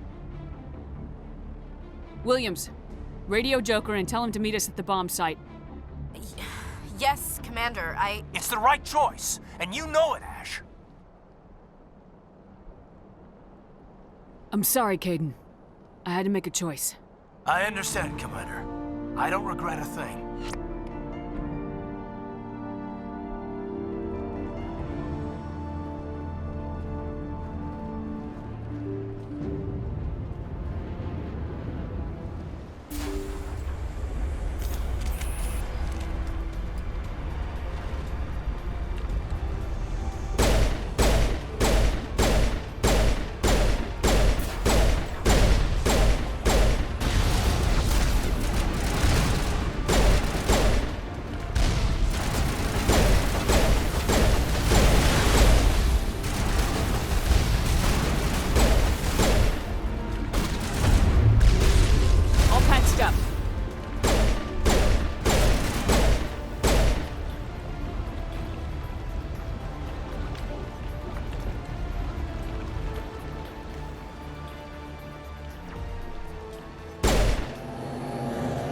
Commander, you need to set the nuke and get out. We can't hold!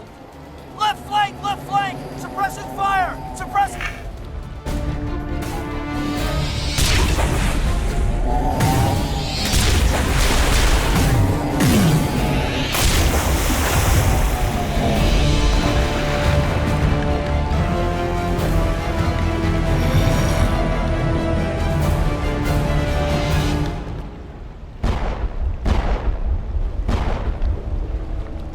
I applaud you, Shepard. My Geth were utterly convinced the Salarians were the real threat. An impressive diversion. Of course, it was all for nothing. I can't let you disrupt what I've accomplished here. You can't possibly understand what's really at stake. Sovereign and its kind destroyed the Protheans. What else is there to understand? You've seen the vision from the beacons, Shepard. You of all people should understand what the Reapers are capable of. They cannot be stopped. Do not mire yourself in pointless revolt. Do not sacrifice everything for the sake of petty freedoms. The Protheans tried to fight, and they were utterly destroyed. Trillions dead. But what if they had bowed before the invaders? Would the Protheans still exist? Is submission not preferable to extinction? Do you really believe the Reapers will let us live? Now you see why I never came forward with this to the Council. We organics are driven by emotion instead of logic. We will fight even when we know we cannot win. But if we work with the Reapers, if we make ourselves useful, think how many lives could be spared. Once I understood this, I joined Sovereign. Though I was aware of the dangers, I had hoped this facility could protect me. You're afraid Sovereign is influencing you. You're afraid he's controlling your thoughts. I've studied the effects of indoctrination. The more control Sovereign exerts, the less capable the subject becomes. That is my saving grace. Sovereign needs me to find the conduit. My mind is still my own, for now. But the transformation from ally to servant can be subtle. I will not let it happen to me. Why are the Geth following Sovereign? They believe Sovereign to be some kind of god, the pinnacle of their own evolution. But the reaction of their deity is most telling. It is insulted. Sovereign does not desire the pitiful devotions the Geth hurl at it. They are just tools, and no amount of belief on their part will change that. But as tools, they are useful. They will survive the coming invasion. If organic life is to survive, we must also prove we are useful. We must work with the Reapers. Tell me why Sovereign needs the conduit. Tell me what it is. Maybe we can find a way to stop them. The conduit is the key to your destruction and my salvation. Sovereign needs my help to find it. That is the only reason I have not been indoctrinated. Sovereign's manipulating you and you don't even know it. You're already under its power. No, Sovereign needs me. If I find the conduit, I've been promised a reprieve from the inevitable. This is my only hope. Together we can stop Sovereign. We don't have to submit to the Reapers, we can beat them. I no longer believe that, Shepard. The visions cannot be denied. The Reapers are too powerful. The only hope of survival is to join with them. Sovereign is a machine. It thinks like a machine. If I can prove my value, I become a resource worth maintaining. There is no other logical conclusion. You were a Spectre. You were sworn to defend the galaxy. Then you broke that vow to save yourself. I'm not doing this for myself. Don't you see? Sovereign will succeed. It is inevitable. My way is the only way any of us will survive. I'm forging an alliance between us and the Reapers, between organics and machines. And in doing so, I will save more lives than have ever existed. But you would undo my work. You would doom our entire civilization to complete annihilation. And for that, you must die.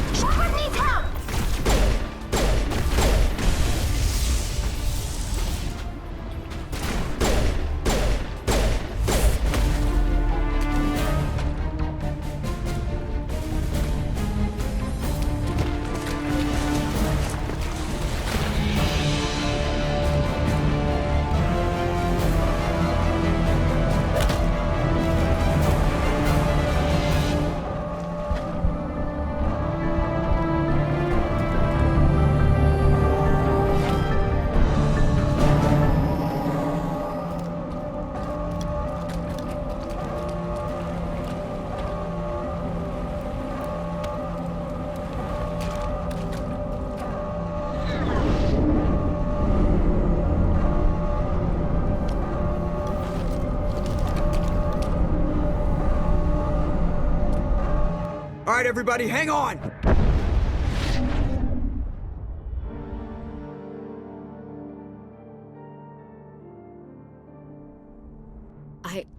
I can't believe Caden didn't make it. How could we just leave him down there?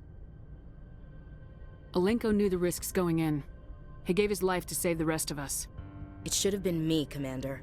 You know that. It wasn't your call, Williams. I had to choose. I chose you. I'm sorry, Commander. You saved my life. I'm grateful for that. But it should have been me. Alenko was a superior officer. I would have gladly stayed behind. It wasn't your fault. It wasn't my fault. The only one to blame here is Saren. Yes, sir. We'll get it done. Commander, excuse me for interrupting, but I have an idea. I think the beacon you found in Saren's base was similar to the one you found on Eden Prime. It may have filled in the missing pieces of your vision. I might be able to help you put all those pieces together. You want to join our minds again, don't you? Okay, go ahead.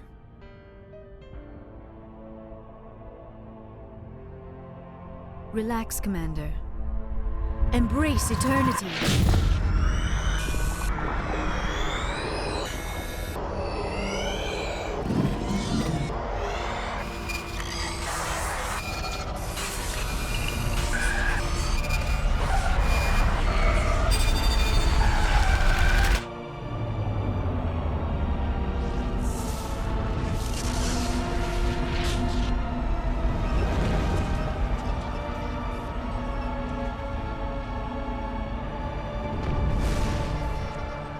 Incredible.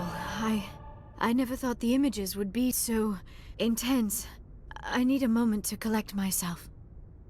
Did the vision make any sense to you? It's a distress call. A message sent out across the Prothean Empire. A warning against the Reapers, but the warning came too late. What about the conduit? There were other images, locations, places I recognized from my research. Ilos! The conduit is on Ilos! I've never heard that name before. I am not surprised. Ilos is in a region of space accessible only through the Mu Relay, but the Mu Relay was lost thousands of years ago. Nobody knows where it is. How do you lose a mass relay? Its original coordinates would place it deep inside the terminus systems. Unfortunately, a star in one of those nearby systems went nova roughly 4,000 years ago. The shockwave sent the relay trillions of kilometers off course. Then the dust and the radiation from the exploding star engulfed that entire region in a dense nebula cloud. Finding any object in space is difficult. Finding the Mu relay inside a nebula cloud is virtually impossible. It would take decades. If nobody's ever been there, how did you recognize Ilos from my visions? I recognized some of the landmarks from the photos and vids I'd seen during my research. I know of Ilos. I just do not know where it is. Are you saying it's hopeless? I am afraid so. Unless you somehow find the coordinates for the Mu relay, then it would be possible to... Oh... I am sorry. The joining is... exhausting. I should go to the medical bay and lie down for a moment. We're done here. Dismissed. Commander, there's a comm buoy nearby. I can link us in if you want to report back to the Citadel Council. You know, to warn them about Sovereign. Set the link up, Joker. They need to know. Patching it through. Commander Shepard, I'm pleased to see your mission on Virmire was a success. Saren is formidable enough without an army of Krogan serving under him. The Krogan would have served Sovereign, a Reaper. Yes, we saw mention of this on your report. Sovereign, a sentient machine, a true artificial intelligence. This news is quite alarming, if it turns out to be accurate. Sovereign's a Reaper. Saren admitted it. He's playing you, Shepard. Saren still has contacts on the Citadel.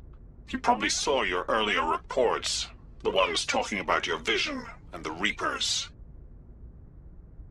It's highly possible Saren is using false information to throw you off balance. Our own intelligence has never turned up any corroborating information.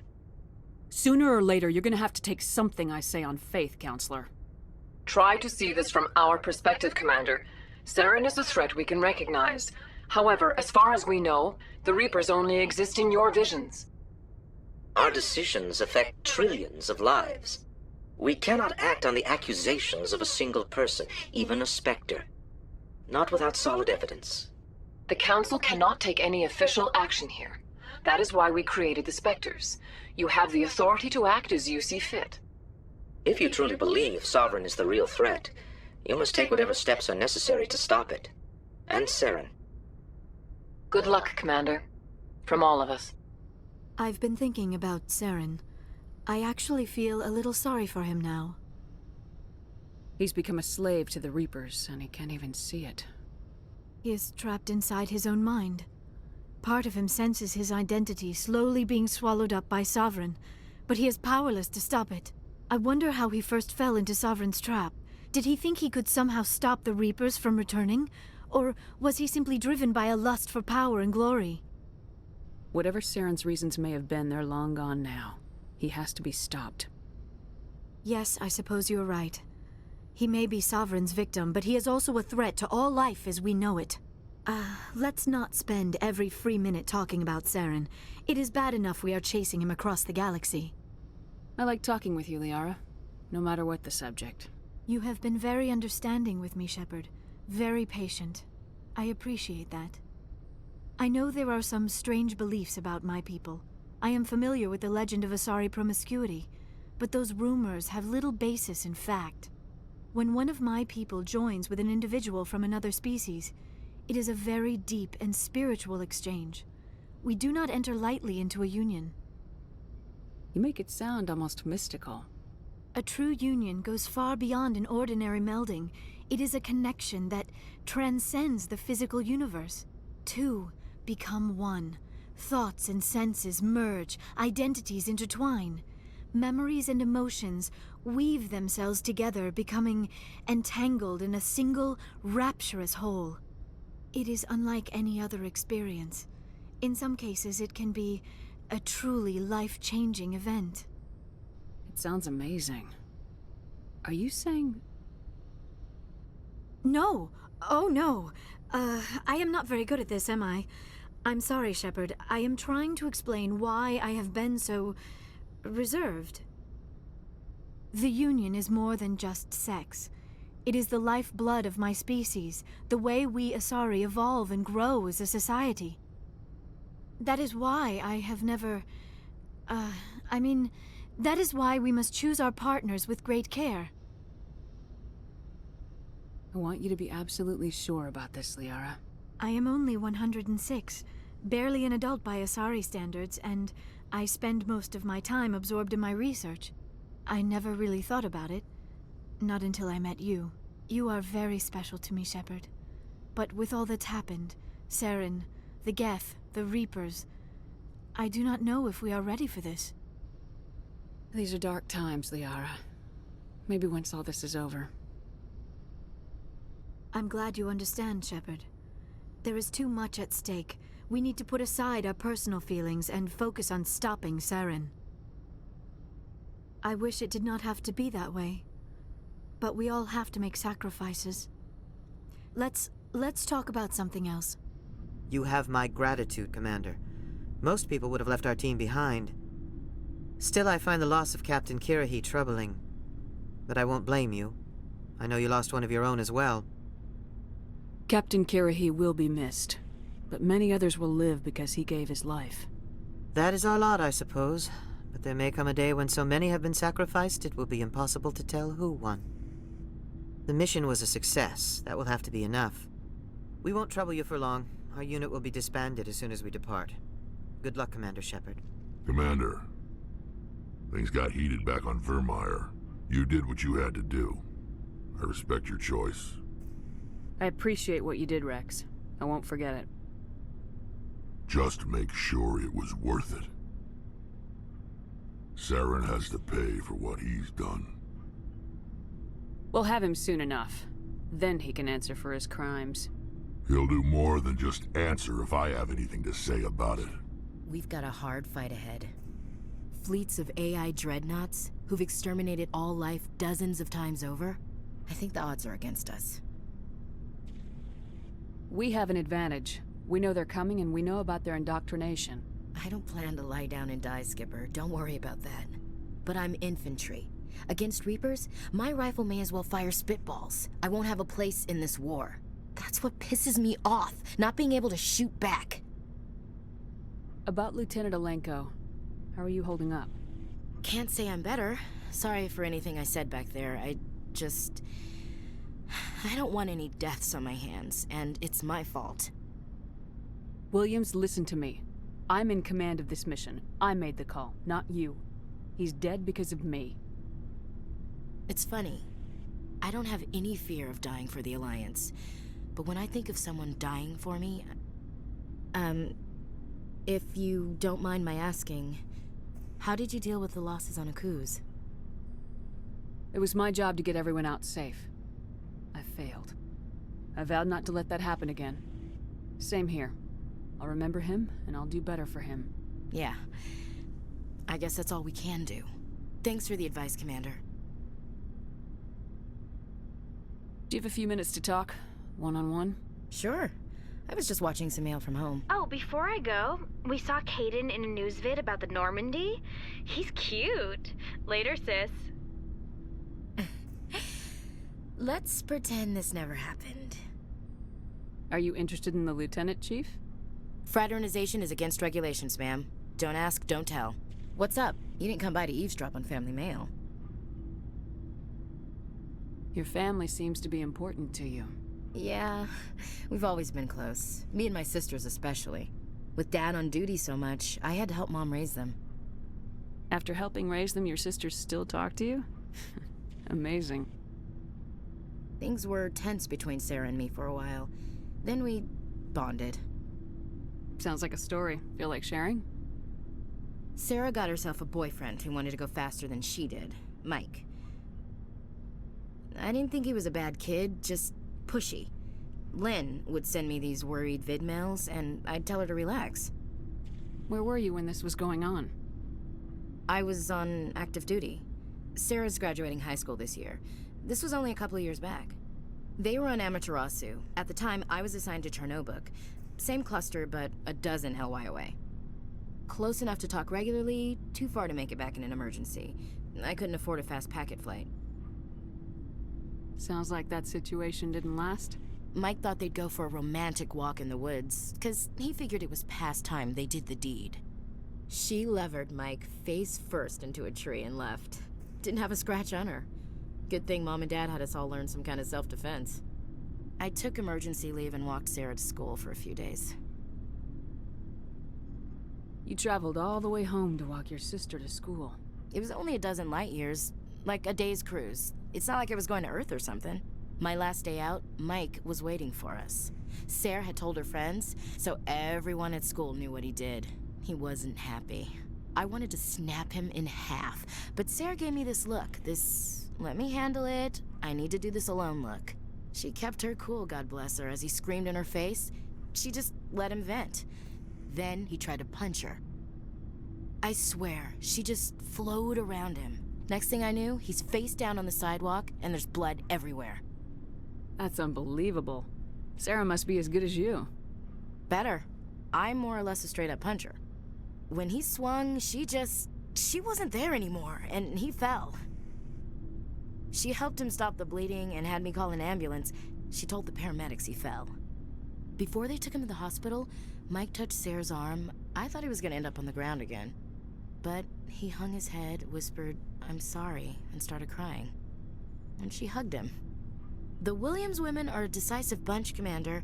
We do things when we're ready. Not before, not after. Your sister's something else. But you didn't mention your father at all. Was he on deployment? Dad always wanted to serve in space, but he wanted us to have real ground under our feet. He'd say, space is beautiful, but you can't raise a family there. I cannot rest from travel. I will drink life to the lees. All times I've enjoyed greatly, have suffered greatly, both with those that loved me and alone.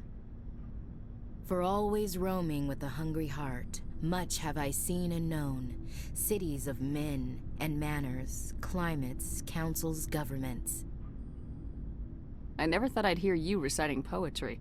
Just because I can drill you between the eyes at 100 meters doesn't mean I can't like sensitive stuff.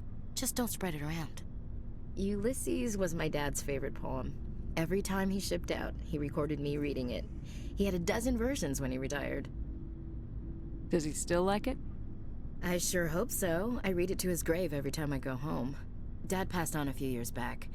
He's probably still watching, though. You mean from wherever we go after death? Dead on, Skipper. He's with God now. That's not a problem with you, is it? That I believe in God? Everyone has the right to believe what they want. Says so in the Alliance Charter, only with fancier words. I'm glad you're open-minded about it.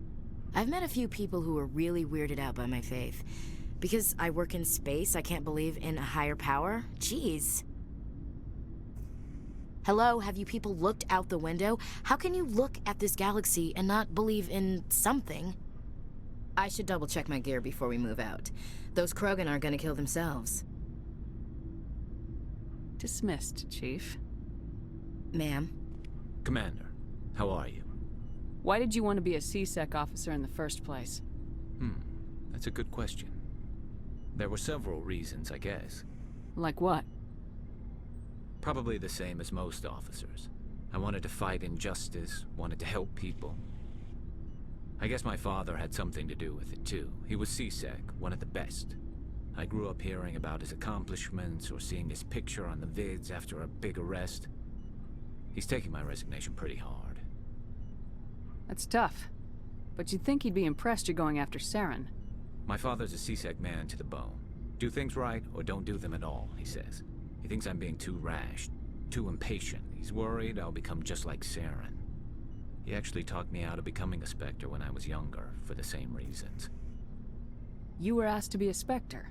Well, I was targeted as a possible Spectre candidate. Me and about 1,000 other Turian military recruits. I could have received special training, but my father didn't like it. He despises the Spectres. He hates the idea of someone having unlimited power with no accountability. He wouldn't like you, Commander. No offense. I suppose I can understand his concern. You can. But Saren's not going to play by our rules, C-Sec's rules. If you want to nail Saren, you need to send someone who isn't restricted by policies and procedures. Just because you can break the rules doesn't mean you should. I don't need to stoop to Saren's level to stop him. And neither do you, Garrus. I see what you mean, but I'll think about it. Oh, hello, Shepard. Are you okay? I don't know. Your ship is amazing, and your crew's been really great to me. Especially your chief engineer.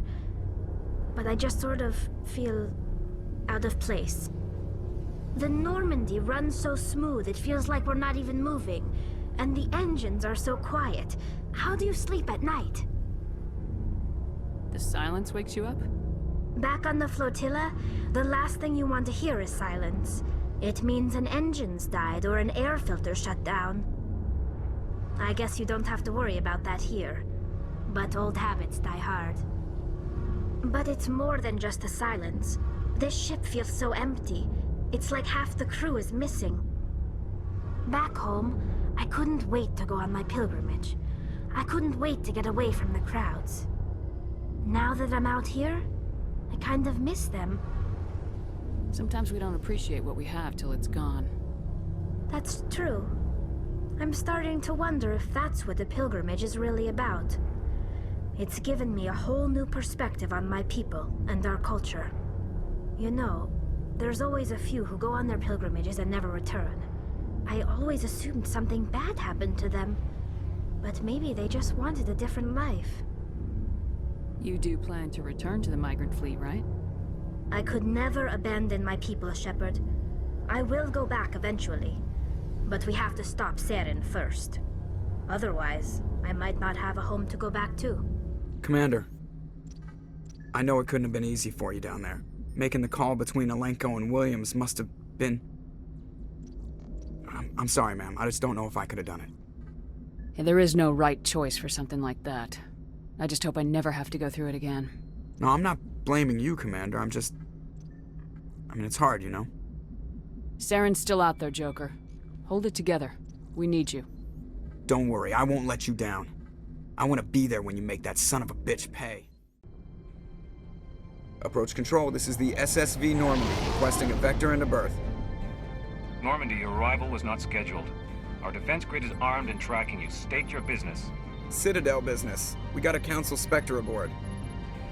Landing access granted, Normandy. Be advised, we will be confirming identification on arrival. If confirmation cannot be established, your vessel will be impounded. What a fun bunch. I think I'll take my next leave here. That's far enough. Something wrong, officer? You better hope there isn't. This is an unscheduled arrival. I need your credentials. You first. We're the law here. Show some respect. I'm Captain Maiko Matsuo, Ilanis Risk Control Services. I'm a Spectre. My name is Shepard. Load of horse crap, ma'am. We will need to confirm that. Also, I must advise you that firearms are not permitted on Novaria. Sergeant Sterling, secure their weapons. It would not be wise to search for the Geth unarmed. Nobody takes my weapon. Charge and lock! We're authorized to use lethal force. You have to the count of 3 to surrender your weapons. 1, 2, 3. Captain Matsuo, stand down!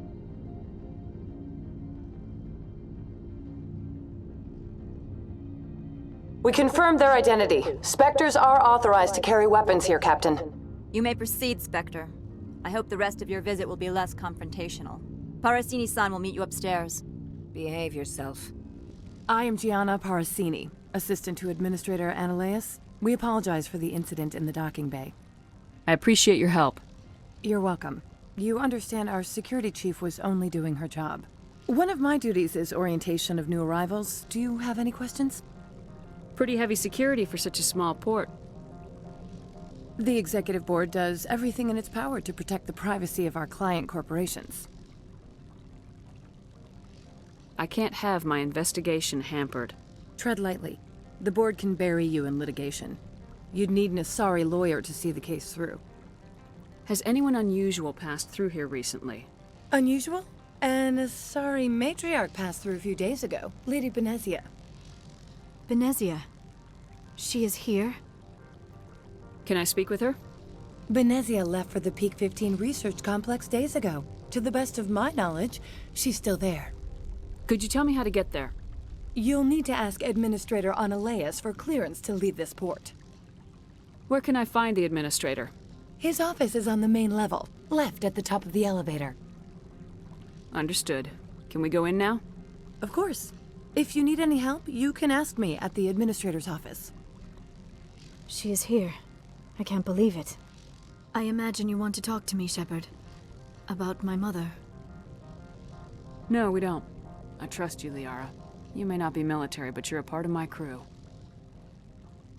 Thank you, Shepard. That means a great deal to me. I apologize for my rudeness when you arrived. I meant no disrespect. I have a responsibility to protect the safety and privacy of corporations here. The arrival of an Alliance warship was unexpected. No harm was done. That is a generous attitude. My thanks. Is there anything I can do for you today, Commander? Why are you still here? Are you guarding my ship? All of the companies have secrets. Some of them deal in things that are not quite legal. Having a Spectre here makes them nervous. Analeas Sama is buried under petitions to kick you off-world. Then you're actually protecting Normandy from the companies. I am protecting them from themselves. They do not have the personnel or training to assault an Alliance frigate. Tell me about yourself. You first. I'm just a security guard. I heard that there were no human Spectres. How did you get that job? I'm a test case. The Council wants to see if humans are ready to rejoin them. There have been a few stories on the extranet about that. People debating whether or not the Alliance will be given another chance.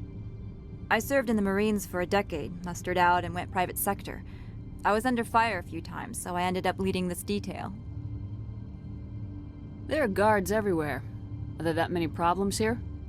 I'm sure Parasini-san gave you the ultra-special blah-blah about business here. Everyone wants to be protected from everyone else, but everyone also thinks they have a special right to kick over everyone else.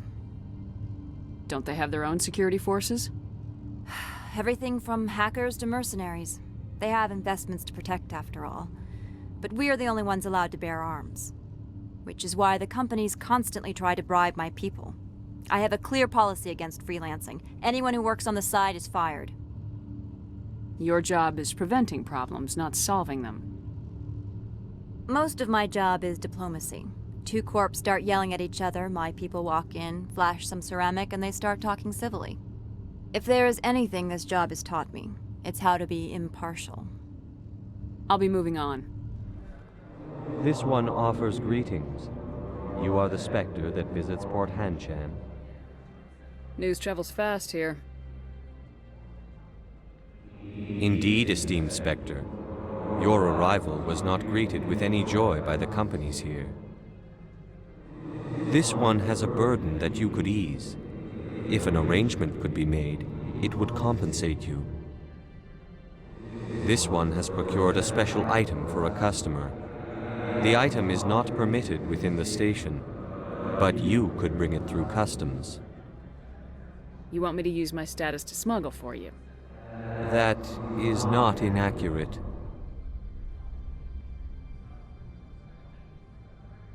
I won't carry anything if I don't know what it is. This one must be discreet. Rest assured, the contents pose no threat to anyone within this port. I want to know where this package is going. This one's customer prefers to remain anonymous. Your customer would prefer to have his package. Tell me who it's for, or I walk. Your words are not unreasonable. The customer is the Krogan called Inamorda.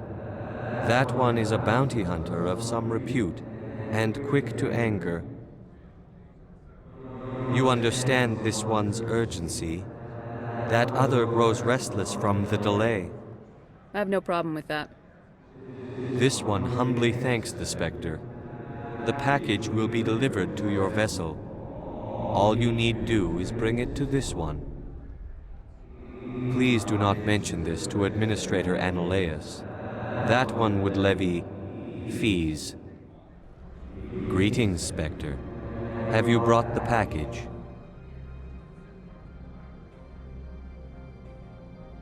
Here you are. The Spectre has done a great service for this one. From the deepness of light, it thanks you. This one promised compensation for services rendered.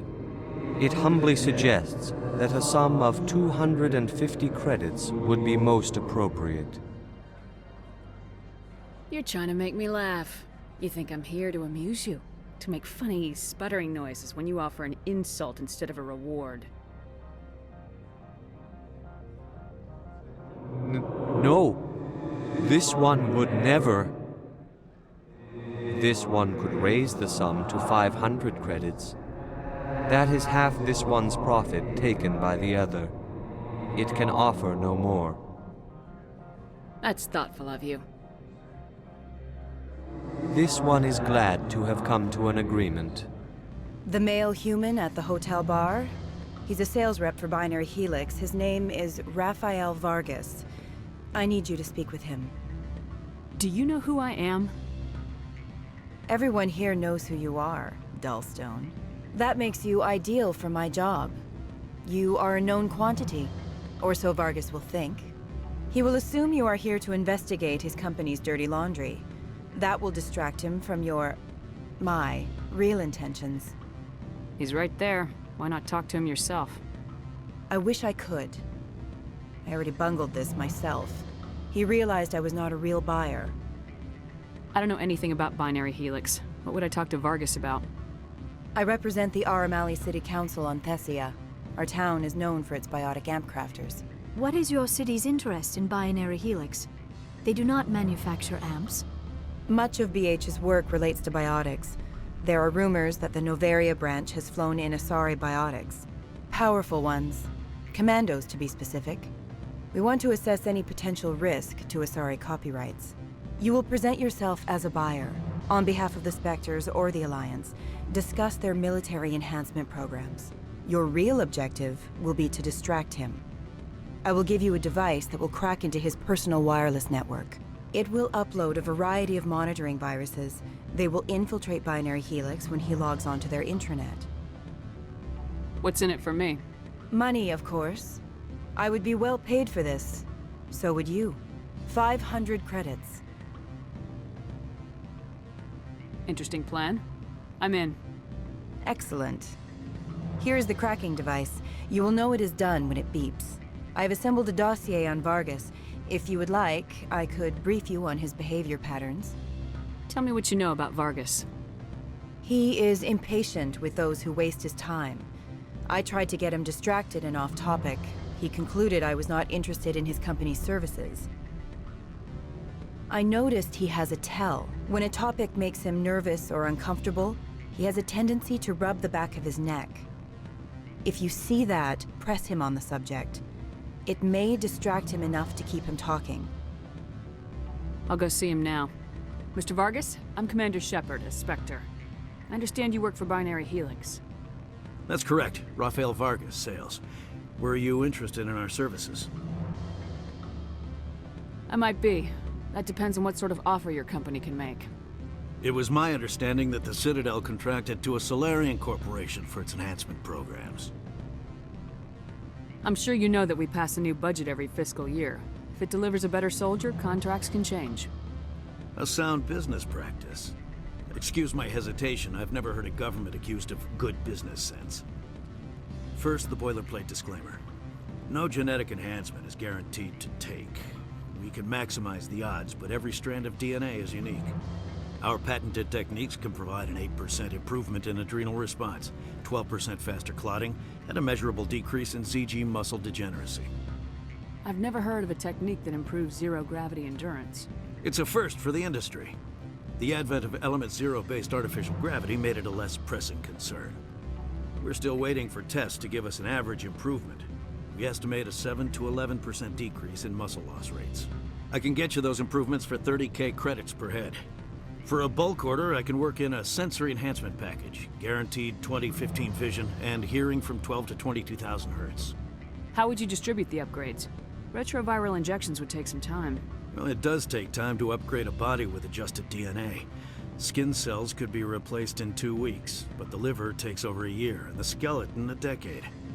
For frontline units, we can speed the process with full system transfusions and injections to stimulate regrowth. It would still take 6 months to see results. I have to admit, it surprised me that you were here for business. There are many development projects on Noveria, some not entirely legal. I wear a lot of hats, Mr. Vargas. Some days I shut down criminals, some days I defuse nukes, some days I like to enjoy private vices. You understand me? I suppose. My apologies. Your manner is rather informal for a business meeting.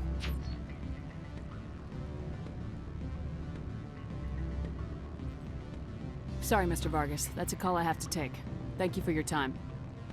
Of course, Commander Shepard. Your toy did its job.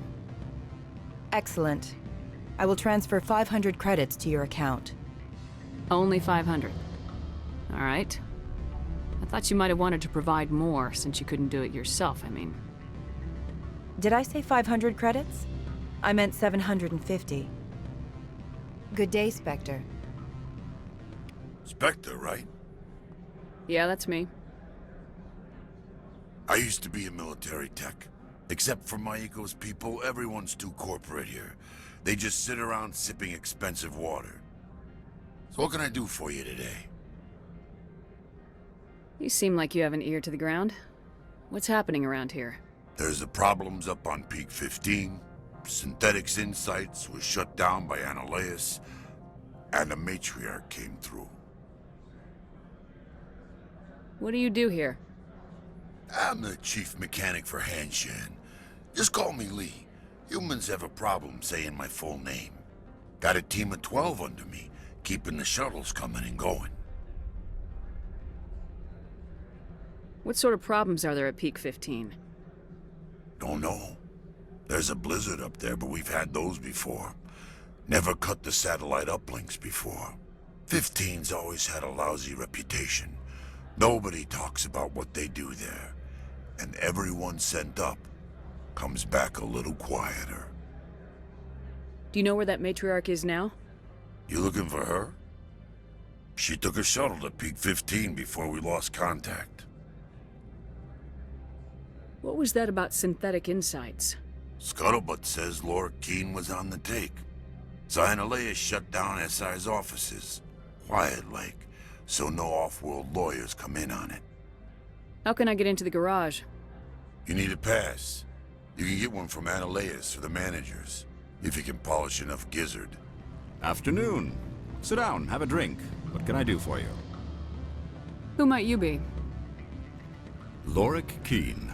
For the moment, I am the manager of the Synthetic Insights office. For the moment? Mr. Nihilus closed my office. He claims to be investigating reports of my corruption. The administrator is an interesting man. He's become quite wealthy since he took direct control of rents. I sense a connection there. Indeed. I acquired evidence of Nihilus' actions. His hired goons are ransacking my office to find it. I suspect your goal lies outside this port. Mr. Nihilus would be disinclined to let you wander. If you recover the evidence from my office, I will give you my garage pass, as well as a sum of credits. Why didn't Nihilus cancel your pass clearance? Why should he? There's nothing outside but snow and hungry Nathak. How did you get a pass? I'm a manager. Most executives on Noveria are free to come and go as they will. You have a plan? I do. However, there is one other... What is that charming human expression? Fly in the lotion? Violence against Mr. Analaeus' thugs may be necessary. He has members of Han Shan's security team searching my offices. He's paying them under the table. Miss Matsuo is unaware of their outside employment. If he's paying them under the table, they're mercenaries. I can kill mercenaries. Excellent. Here is my pass into our offices. It will activate the elevator. The evidence is on my office computer. This OSD contains an encryption key to access it. Slide it into the drive and it will auto-execute. Freeze! Hanshan security. This office is sealed. Lorik Keene gave me a pass in. Keene? Are you working for him? He's under investigation. Analaeus is paying you to shake this place down. Does Captain Matsuo know you're here? Hey, I'm not the one who wants Keene. Analaeus has a Varen up his ass about this guy. How about this? You pretend you didn't see us, we'll pretend we didn't see you.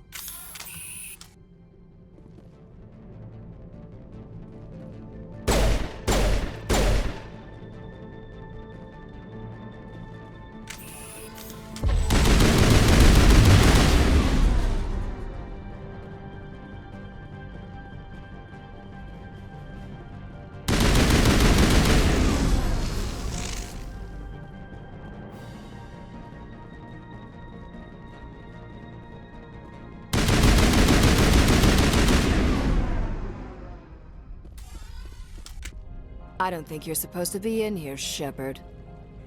You have me at a disadvantage, Miss... Oh, now you're gonna show some respect? I'm Sergeant Kyra Sterling, Ilanis Risk Control Services. Analaeus would throw you off-world for what you did here. I won't. You know what we did to cop killers on my world? You're here off-duty breaking the law for bribe money. You expect us to feel bad for stopping you? I didn't want to fight them. They fired first. Well, I don't need a gun.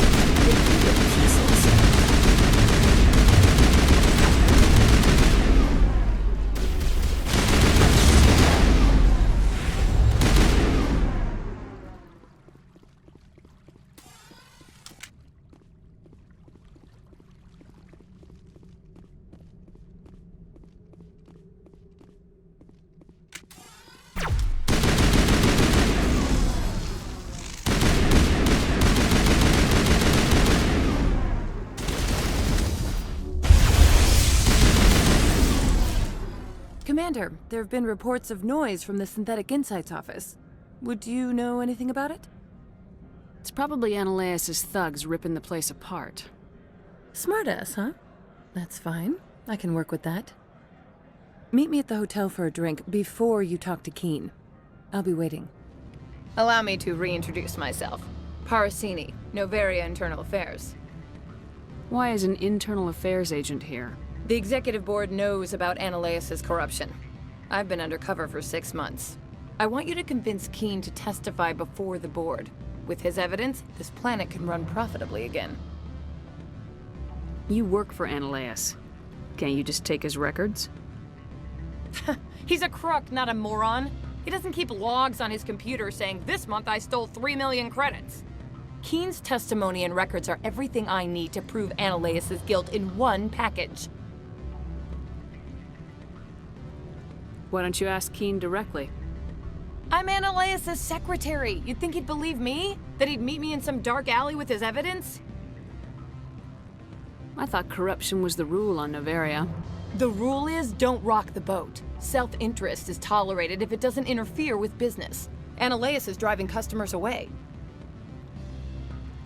I need Keene's garage pass to complete my mission. You help my investigation, I'll provide whatever you need. Favor for a favor. In the long run, it is better to remove the source of the problem. Look, Shepard, I don't like this either. You Spectres play fast and loose with the law. That's bad for business. All right. I'll talk to Keene and see if I can convince him. Thank you. You know where I work. Come talk to me once you know if he'll play ball. Always a pleasure, Spectre. Any news on that matter I asked you to look into? I finished the job. but an internal affairs investigator contacted me. She wants you to testify against Analeas. Now that you have my property, you want to dictate how I use it. I have no interest in a public spectacle. Everyone on this station is chafing under Analeas' extortion. You might end up a hero. My employers rely on the goodwill of the executive board to work here. The board was already investigating Analeas. They're concerned about the worm in their own fruit. All right. It is obvious that I cannot dissuade you. Very well. I will testify. Make whatever arrangements you need with your contact. I will wait here. You will excuse me if I don't stand up. I have no time to entertain refugees from that urban blight called Earth. I see you looked up my service record. Only a fool enters negotiation without knowledge of the other party's tendencies. This greeting is a courtesy. I will only cooperate as required by the executive board. Businesses come here to avoid the second guessing of galactic law. Are you telling me you have no safety protocols? Don't be ridiculous. Do you think a for-profit company would take no precautions against loss of life and material? Project leads have the final say here, not meddlesome politicians. Do you do business with Saren? Agent Saren? One of your Spectre compatriots? He is a major investor in Binary Helix Corporation, which is one of Novaria's backers. Is Binary Helix developing weapons for him? It's possible, given his interests. What our clients do in their labs is their business. Is there some problem on Peak 15? An area of severe weather has cut off contact. Things will return to normal in a few days. I've heard an Asari matriarch is here. Benezia? She arrived a few days ago, accompanied by a personal escort and some cargo. She's up at Peak 15. What can you tell me about her cargo? Large, heavy, and sealed. It passed weapons screening. Beyond that, it is not our concern. What do you mean, personal escort? The phrase is self-explanatory. Bodyguards attending to the safety of her person, mainly Asari commandos. Commandos? Odd that you shouldn't mind their presence. They followed all our regulations. I had no reason to forbid Lady Benezia from taking them. I'd like to see her, immediately. I'm afraid that you cannot. Peak 15 is a private facility in the Skadi Mountains. Regardless, there is a blizzard in the area. Shuttles are grounded and surface access has been cut off. Surface access, you say? Cut off, I said. The roads are not suitable for travel. Don't make an issue of this, Shepard. Let him be stubborn, Shepard. I'm sure someone else here is willing to help us. What brought her out here? If I knew, I wouldn't be at liberty to say. She came here as Agent Saren's executor. She is here on business for Binary Helix. There were issues at Peak 15 that required Saren's attention. Back to my other questions. Every minute of my time you waste costs the company 12 credits. I will keep a running tally. I have no more questions at this time. Good. I received a dozen urgent messages while you dithered about. Spectre, have you given any more consideration to my offer? It took some persuasion, but Keen has agreed to testify. That's a world of stress off my back. I'll take the evidence for safe transport. I didn't think you'd help me, being a Spectre and all. I guess some of you can be alright. So, how about getting me into the garage? While you were working on Keen, I got you a garage pass. Be careful up there. I have an arrest to make. Wish I had time to change into something easy to move in. I hate skirts. This is an outrage. I'll see that you never work in this sector again. Yeah, get a move on. You, Shepard! I demand you place this bitch under arrest! You have the right to remain silent. I wish to God you'd exercise it. See you around the galaxy, Commander. I owe you a beer. I heard the administrator's been arrested. Any chance you had something to do with that? He was corrupt. Most people here are. I wish you could take them all down. So what can I do for you today? Access to the garage is restricted. I have authorization. Excuse me. Yes, that's genuine. Drive safely. The weather's supposed to be pretty bad out in the Alutsk Valley.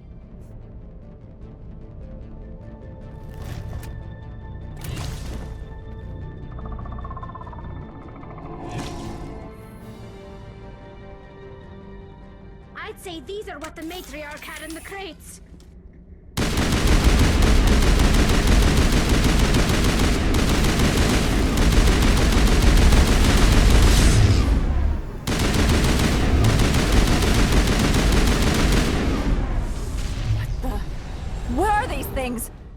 out and secure the area. No one gets in or out.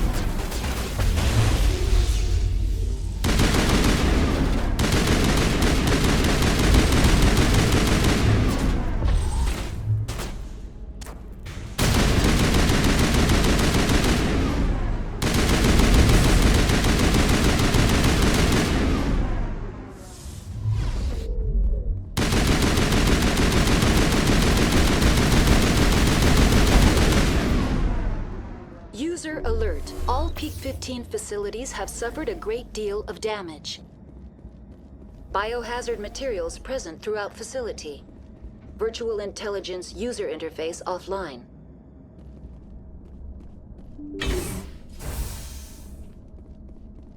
Why are the turrets facing the wrong way? They want to keep their people in as much as they want to keep others out.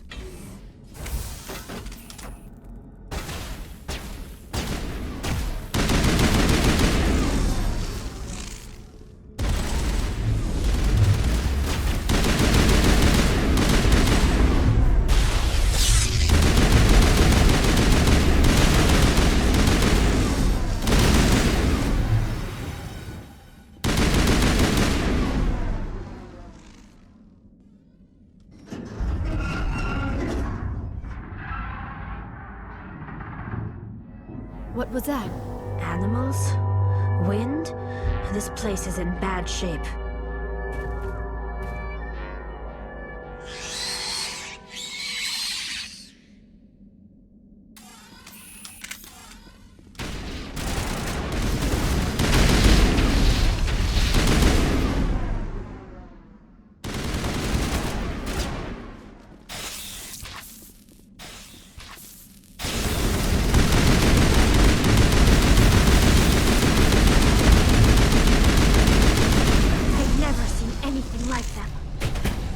Xenobiology is not my field.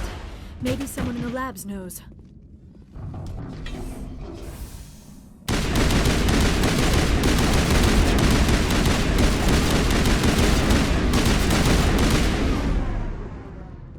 A backup power system, Shepard. Must be for the station main mainframe. The damage is not extensive. It could be repaired. Critical startup error. Virtual intelligence user interface offline. Manual boot required.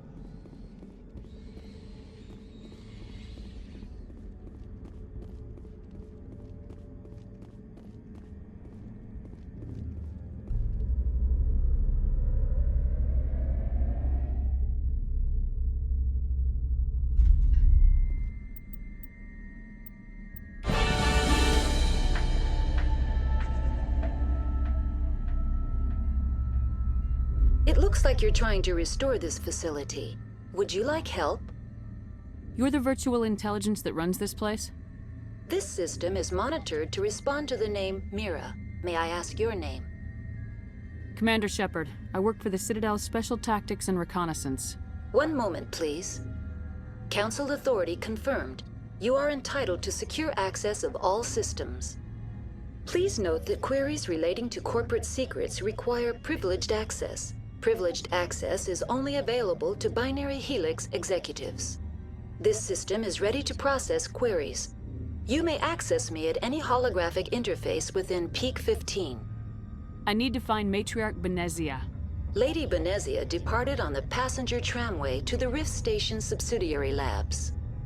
User alert. The tramway system is currently inoperable. What's the situation here? One moment, please. Diagnostics in progress. Critical failure. Main reactor shutdown in accordance with emergency containment procedures. Manual restart required. Critical failure. Landline connections are disabled. Passenger tram systems are offline. Report complete. Do you have an additional system status query? Do you know why the reactor was shut down? I'm sorry, but I was offline at the time. Shutdown could occur if reactor breach seems likely, or in the case of catastrophic laboratory containment failure. Emergency guidelines suggest the frigid environment will kill biological contagions. It may also damage mechanical ones. Turn off the heat and hope the cold puts whatever you've unleashed to sleep. Nice. What do I need to do to get the power back on? The valves to the Helium-3 fuel line must be opened. This can be done at the controls on the reactor assembly proper. What are the landlines and why are they disabled? The landlines connect my mainframes here at Central Station to the various sub-facilities of Peak 15. This allows the crew to remotely access my databases from the comfort and security of their labs. When emergency protocols were implemented within the hot labs, the cabling was automatically ejected. How do I reconnect the landlines? The landlines are designed for easy reconnection. The router for the landlines is on the roof of operations. Simply activate the controls and the hardware will reconnect and reboot automatically. Tell me what happened here. I'm sorry, but I need a more specific query. Tell me what occurred immediately before you shut down. Stage 1 alert issued at Hot Labs. Contaminants released from Laboratory Pod Gamma. Emergency protocols implemented. Stage 2 alert issued at Hot Labs. Isolation tube breached. Tram shut down. Landline to Hot Labs disconnected. Stage 3 alert issued locally. Contaminants in tram tunnels. Station shutdown and evacuation initiated. Code Omega sent. What sort of contaminants escaped? I'm sorry, Commander. Inquiries related to our research require privileged access. Only executives of Binary Helix have that level of clearance. The creatures we've encountered here, did they come from the labs? I'm sorry, Commander. Inquiries related to our research require privileged access. Only executives of Binary Helix have that level of clearance. Why were you taken offline? In the event, Peak 15 must be sterilized for security purposes. My program and data are purged. They kill you if something goes wrong? My systems are permanently disabled. To be killed, I would need to be alive. I am merely a database program. That's all I need right now. Very well, Commander. Logging you out. Now entering main reactor. User alert. Main reactor shut down in accordance with emergency containment procedures. Manual restart required. User alert. Landline connections are disabled. Passenger trams are offline.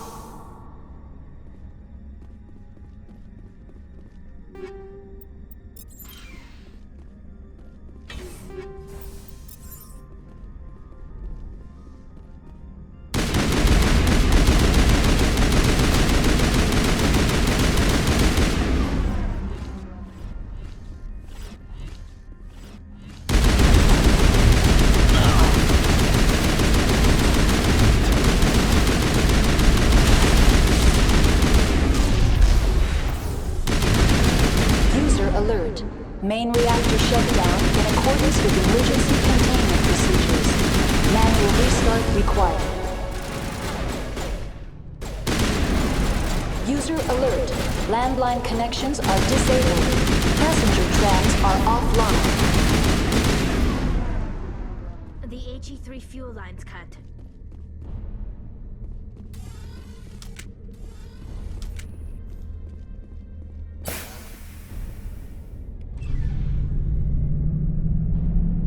Exiting to the roof. User alert. Landline connections are disabled. Passenger trams are offline.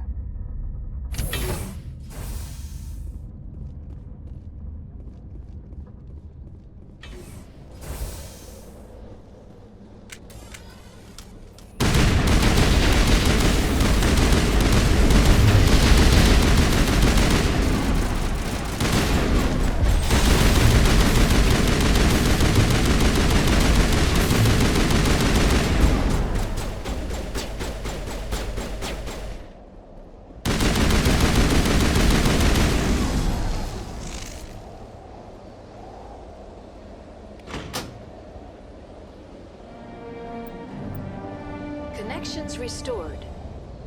Processing new data. User alert. Unable to connect to hot lab facilities.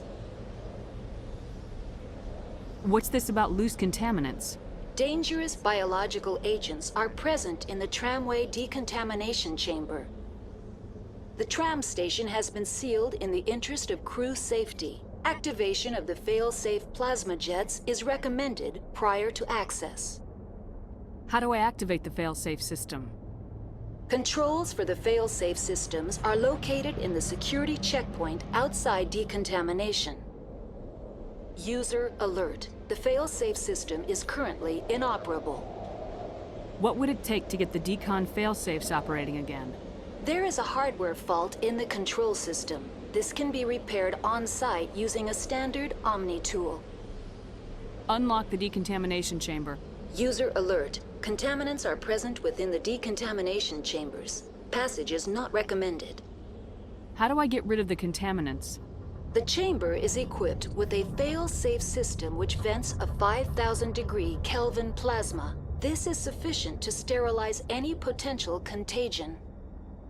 Unfortunately, the fail-safe system is disabled at this time. Now entering decontamination and transit hub. User alert. Loose contaminants in the decontamination chamber. Access to passenger tramways inadvisable.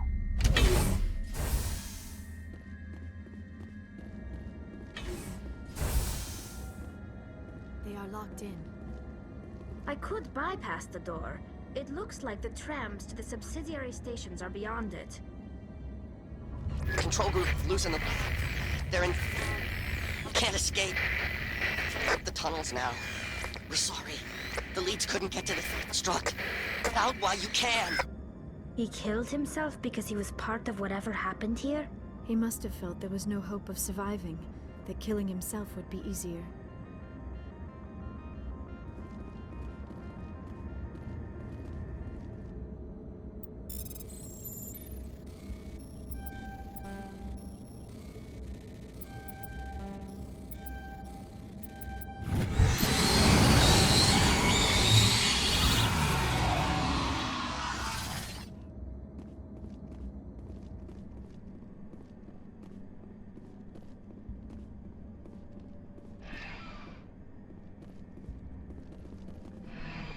Departing Central Station.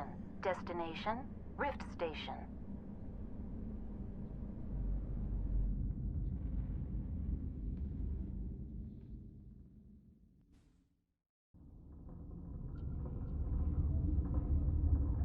Now arriving at Rift Station, Binary Helix Research Facility.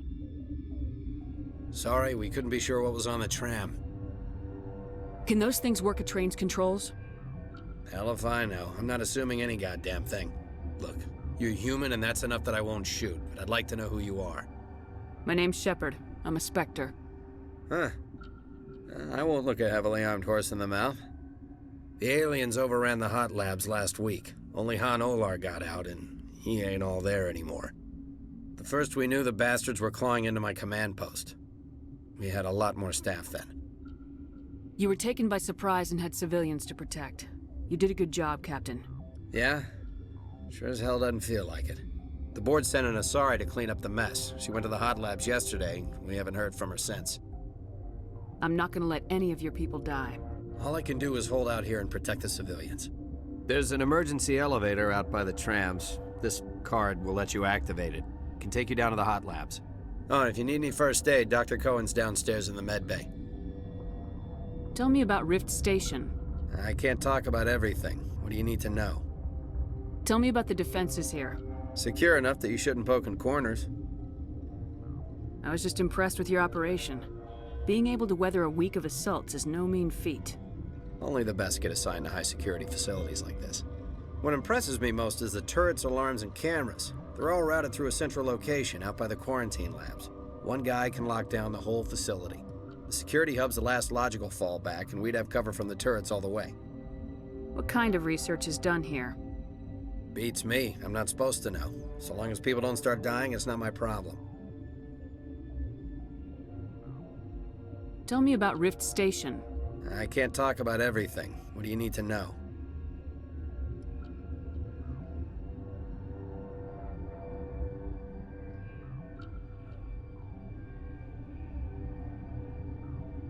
What kind of research is done here? Beats me. I'm not supposed to know. So long as people don't start dying, it's not my problem. What can you tell me about the aliens? Ask Dr. Olar. He's the only one who made it out of the hot labs. He's the only Volus left in here. I need to know more about the situation in the hot labs. The facility's off the network. The only way to find out would be to send scouts down the elevator, and I won't send my people to their death. How are your people holding up? We weren't expecting the initial wave. They made it inside. We lost some good people. Those of us left are short-handed. We've kept order by long shifts and stems. I don't like it, but I don't see an alternative. You're certain the matriarch is still in the hot labs?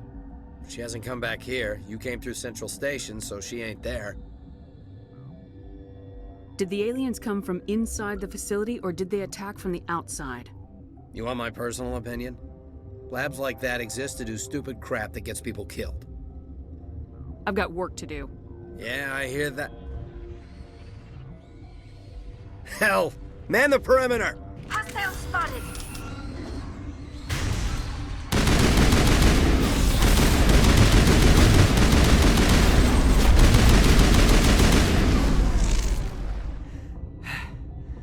Thanks for the help. Every few hours, a group comes up the tram tunnel. It's actually better since we locked down the elevator. They always attack here? It's an obvious kill zone. Their only other option is over the mountain and down through the ducts, and they freeze like everyone else. I don't know why they keep throwing themselves against our defenses. Even animals should learn not to stick their noses where it hurts. What? You're a member of the science teams. Recently transferred, yes. What do you do here? Molecular genetics. I specialize in biotic-enhanced allele-specific hybridization. Think you could translate that into galactic? It's a genetic thing. Forget it. You seem less upset about this situation than the others. That is one of the virtues of the meditation you interrupted. Tell me about yourself. I am Alestia Ialis from the University of Arraeus. Is there anything in particular you want to know, or should I just spout random facts? No need to be so rude. You are interrupting my meditations. Precisely how rude must I be to convince you to leave? Do you know Matriarch Benezia? Why ask me, and not your friend? Because I do not know anything about the matriarch. Then why would I? That's all for now. Sorry, I haven't had much sleep since the attack. Is there something you need? What sort of work do you do here? I can't say. I signed a non-disclosure agreement. If we survive, I'd like to keep my job. The location is terrible, but the pay is better than any other commercial lab. You're not happy on Peak 15? The outside world doesn't exist here, just walls of ice and rock. There's only the work, the discovery. It's easy to forget why science is guided by ethics. Maybe we're paying for that now. What do you know about the hot labs? Nothing, I didn't work there. As far as I know, Han Olar was the only survivor. What do you do here? I'm a toxicologist. I can't talk about my work. Not that I'm doing anything since the accident. There was an accident here? I can't talk about what happened. Not here. Too public. Talk to Dr. Cohen in the medical ward. He was the project lead.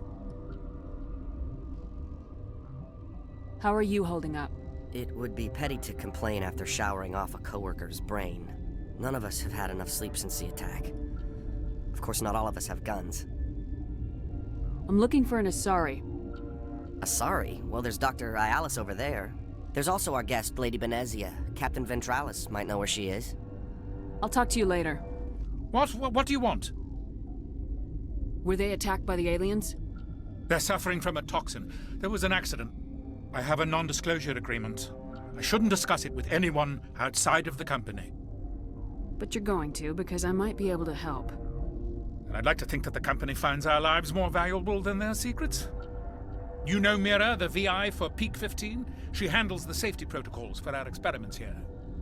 We reactivated her on our way through Central Station. That was you? I'm grateful. Until she came online, the automatic equipment wouldn't work.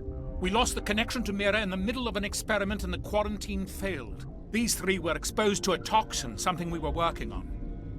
I understand your caution, but I need details. What you say won't go beyond these walls. It's a bioweapon, based on an exotic life form discovered on the frontier. They wanted something that could kill the creature, but there was no profit in something that kills one species on the frontier. We kept working on it and adapted it to affect more species. Thoros B is highly infectious, but can't pass from one person to another, like a biowar attack without a pandemic spread. Do you imagine that distinction makes this ethical? Militaries, governments, they'll get this kind of weapon one way or another, and we're trying to limit the damage. I know you can't see that. You made this, but can't cure it. Don't you people take notes? Our first priority was getting it working. We were close to synthesizing an antidote when Mira went down. Our notes and equipment are locked in the quarantine labs. Captain Ventralis doesn't want to risk more contamination. Is he right to keep people out? No, the toxin has a brief period of viability. After that, it breaks down into simple protein chains. But he won't listen to me. I'll talk to him. Maybe I can convince him to let me try. I can't ask you to do this officially, but if you can do anything, I'd appreciate it. What will it take to get the cure for these people? The quarantine labs are near the science team's quarters. Once you're in there, look for our notes. It should just be a matter of following our processes. How's the science team holding up? Better than Ventralis' guards. They've been on alert since the first attack. I've been administering stims at their request. But every species needs to sleep. They're getting twitchy, irrational. Are you the doctor here? I'm a doctor, but not the doctor. My specialty is microbiology, not first aid. We had a medic, Dr. Sala, but we lost him. The automatics can handle basic treatment. Mira runs them. Talk to you later. I hope you can do something. I've heard about the problems in the quarantine lab. I'd like to recover the toxin cure. God, I wish we could help those guys. I really do, but we can't risk contamination now. Dr. Cohen says there's no risk of contamination. All right, you want to gamble with your life, you're not under my command. I'll have the guard let you in, but he'll lock the door behind you. He'll run a full scan before he'll let you out. If there are any anomalies, you stay in there. Those are reasonable precautions. I'll radio ahead to let the guard know. Good luck. I've got work to do. You came to find out about them, didn't you? You mean those things out there? Yes. I'm the only survivor from the hot lab, you know. I need to know more about those things out there. About the Rachni? Rachni? That's preposterous. Where did they come from? They found it in a derelict ship. An egg. Waiting since the last battles. They brought it here. Shut up! God, you want to get us killed?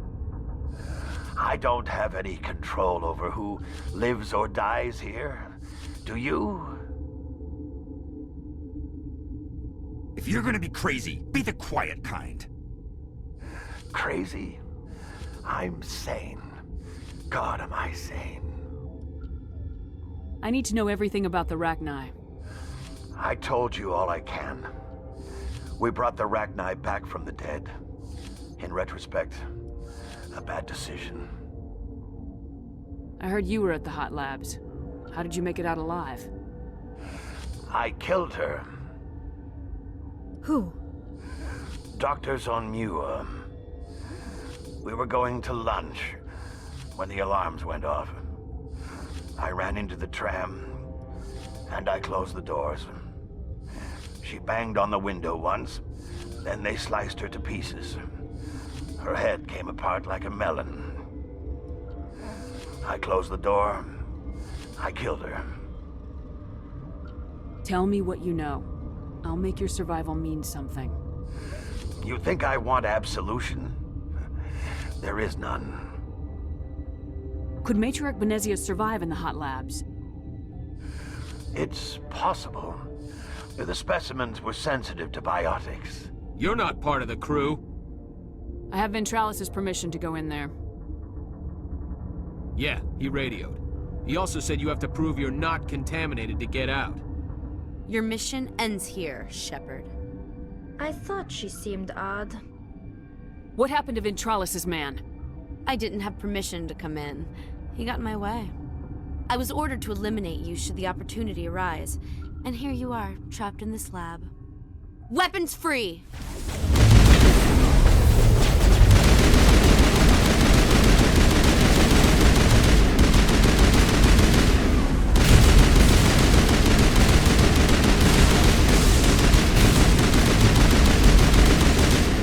They came out of there.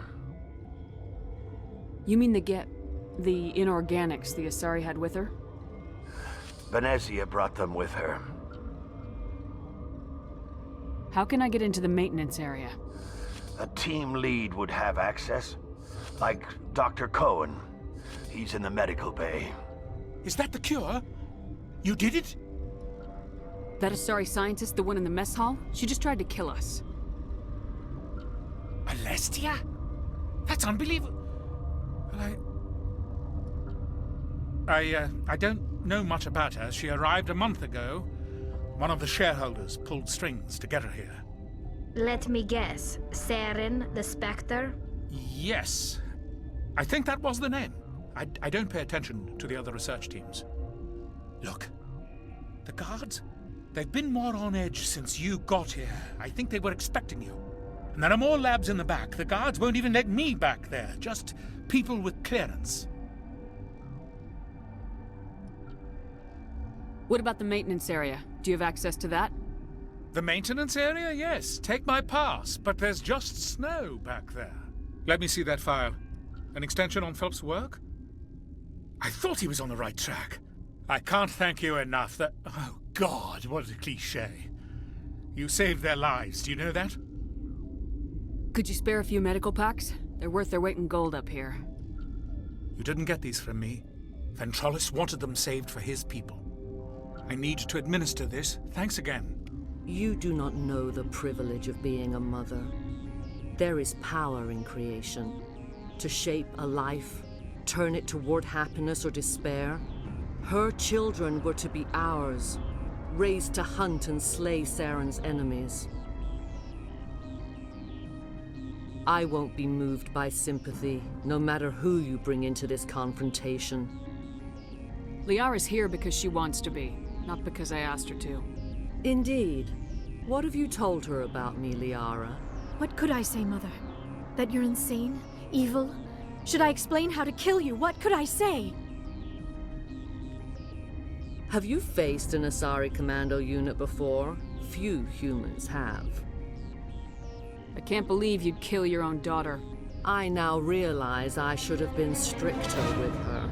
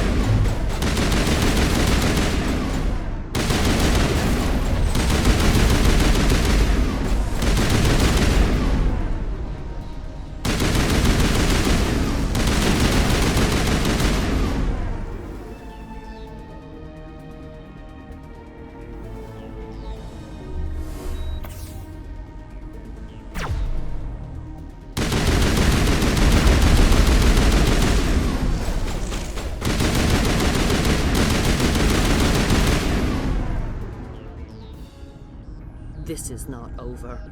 Saren is unstoppable. My mind is filled with his light. Everything is clear. Start talking, Venezia. What's Saren's next move? I will not betray him. You will. You must listen. Saren still whispers in my mind. I can fight his compulsions, briefly, but the indoctrination is strong. Why are you able to break free of his control now? I sealed a part of my mind away from the indoctrination, saving it for a moment when I could help destroy him. It will not last long. We met Shiala on Pharos. She told us about Sovereign's indoctrination. It is a terror to be trapped in your mind, to beat upon the glass as your hands torture and murder. I was powerless, nothing but a tool for Saren. He sent me here to find the location of the Mu relay. Its position was lost thousands of years ago. How does something that big go missing? 4,000 years ago, a star nearby went supernova. The shockwave propelled the relay out of its system, but did not damage it. Its precise vector and speed are impossible to determine. As millennia passed, the nebula created by the nova enveloped the relay. It is difficult to find any cold object in interstellar space, particularly something swathed in hot dust and radiation. Can I assume you found the coordinates? 2,000 years ago, the Rachni inhabited that region of our galaxy, they discovered the relay. The Rachni can share memories across generations. Queens inherit the knowledge of their mothers. I took the location of the relay from the Queen's mind. I was not gentle. How did the Rachni find it? They searched, patiently. They are territorial creatures, driven to close any possible way into their systems. Why does Saren need the Mu relay? He believes it will lead him to the conduit. I would tell you more if I could, but Saren did not share his counsel with me. I was merely a servant to his cause. You can still make it right. Give me the information. I was not myself, but I should have been stronger. I transcribed the data to an OSD. Take it, please. There isn't much time. I transmitted the coordinates to Saren before you arrived. You have to stop me. I can't. His teeth are at my ear. Fingers on my spine. You should. You should. Mother, don't leave. Fight him. You've always made me proud, Liara.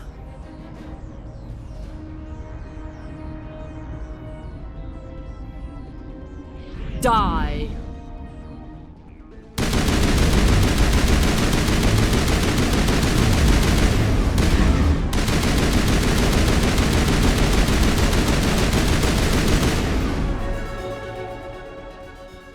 I cannot go on. You will have to stop him, Shepard. Hold on. We've got Metagel. Maybe we can... No. He is still in my mind. I am not entirely myself. I never will be again. Mother. Good night, little wing. I will see you again with the dawn. No light. They always said there would be a...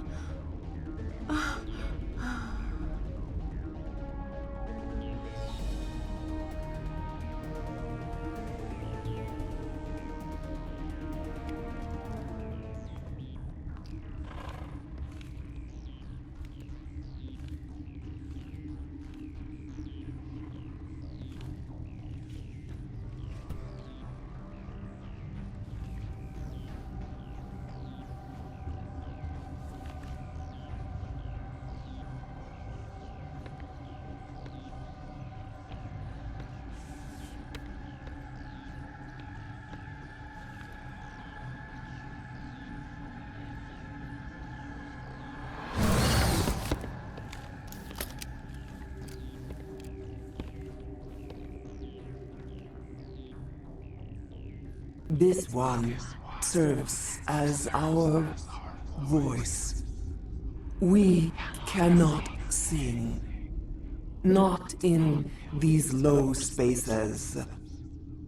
Your musics are colorless. Who am I speaking to here? We are the mother. We sing for those left behind. The children you thought silenced. We are Rachni. How are you speaking through her? Our kind sing through touchings of thought. We pluck the strings, and the other understands. She is weak to urging. She has colors we have no names for. But she is ending. Her music is bittersweet. It is beautiful. The children we birthed were stolen from us before they could learn to sing. They are lost to silence. And their suffering, they cannot be saved. They will only cause harm as they are. I don't understand. Why are your children killing people? These needlemen, they stole our eggs from us.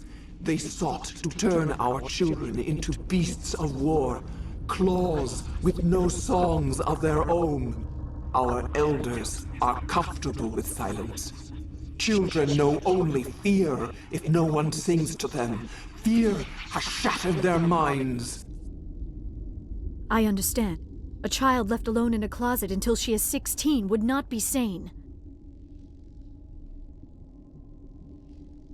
All right. I don't think they'll give me a choice anyway. Before you deal with our children, we stand before you. What will you sing? Will you release us? Are we to fade away once more? Look, those tanks? Acid. Strong enough to kill anything, no matter its biology. They wouldn't have installed that if they weren't afraid of the consequences of her getting loose. They made a mistake. They let the Krogan go too far. This is a chance for us to atone. She has done nothing to us. Your companions hear the truth. You have the power to free us, or return our people to the silence of memory. If I let you live, would you attack other races again? No, I do not know what happened in the war. We only heard discordance, songs the color of oily shadows. We would seek a hidden place to teach our children harmony. If they understand, perhaps we would return. Are you a survivor from the war? A clone? We do not know. We were only an egg, hearing Mother cry in our dreams. A tone from space hushed one voice after another. It forced the singers to resonate with its own sour yellow note. Then we awoke in this place, the last echo of those who came out from the singing planet. The sky is silent. I won't destroy your entire race. You'll go free. You will give us the chance to compose anew? We will remember. We will sing of your forgiveness to our children.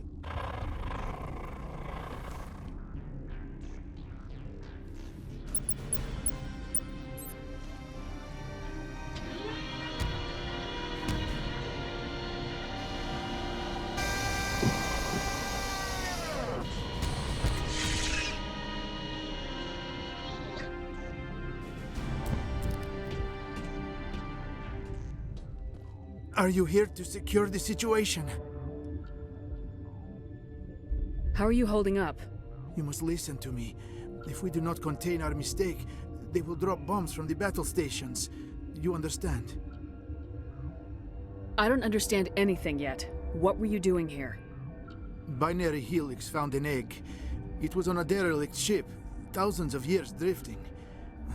This was Rachni's ship. Inside they find many eggs in cryogenic suspension. A 1,000-year-old egg hatched? Yes. Very tough to be so long frozen. That it survived the centuries. This is miraculous. Binary Helix planned to clone Rachni, mass-produce them, create an army. But when they get here, they find this egg is not a common Rachni. It is a queen. After she lays eggs, they move her to Rift Station. They are thinking that without her, they can raise the babies to be obedient. Hold on. Don't you need a male to get eggs? Queens are born carrying the genetic code of their fathers. Eggs are carried away from the colony to hatch alone. Queens can lay eggs in hours and have a colony in days. This is how they spread so quickly. Separating them from their mother didn't work. This was exactly the wrong thing to do. I am thinking that without a queen, Rachni do not develop properly. Her mind is shaping theirs. These Rachni are uncontrollable. Are you telling me I shouldn't kill these things? Actually, I was to tell you the opposite. These Rachni are beyond saving. It is a sad thing, but they must be euthanized. I am thinking that the neutron purge must be set off. I'm not familiar with the purge system. It creates bursts of neutron radiation, kills everything within the station. Things beyond get genetic damage of varying degree. How do we set off the purge? Arming controls are nearby. All you do is insert the key. Then I will give Mira destruct.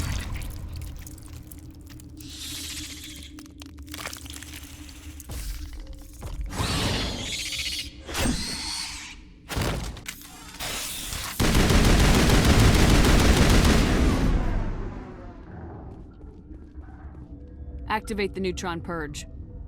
I'm sorry, but I can't do that without proper code authorization. Code input 875020079. Code Omega local execution. Verified. Code Omega execution in 120 seconds.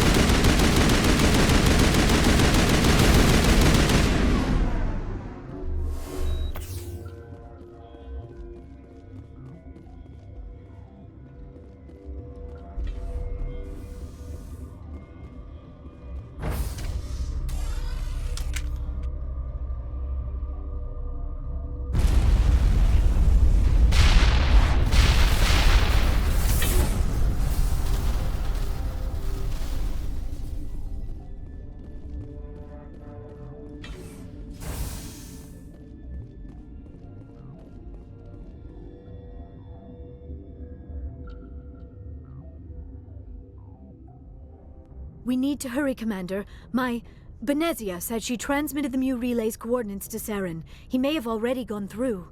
We can't follow him. That relay's inside the Terminus systems. They're not fond of Alliance ships over there, or Spectres. The conduit's on Ilos. That's where Saren's heading. I plan to be waiting when he gets there. Saren probably has his whole fleet in orbit around Ilos. You will never make it down to the surface without reinforcements. You need to alert the Council. They will assemble a fleet to accompany you. It is our only hope. Crew dismissed. Joker, alert the Council. Tell them everything. Aye, aye, Commander. If you are here to talk about Benezia's death, you need not bother. She brought it upon herself. In the end, maybe she's better off now. Maybe. She was a good person once, before she was twisted by Sovereign's power. Better to remember her as she used to be. The best of your mother lives on in you. Her determination, her intelligence, her strength. That is kind of you to say. I appreciate your concern, but I am fine.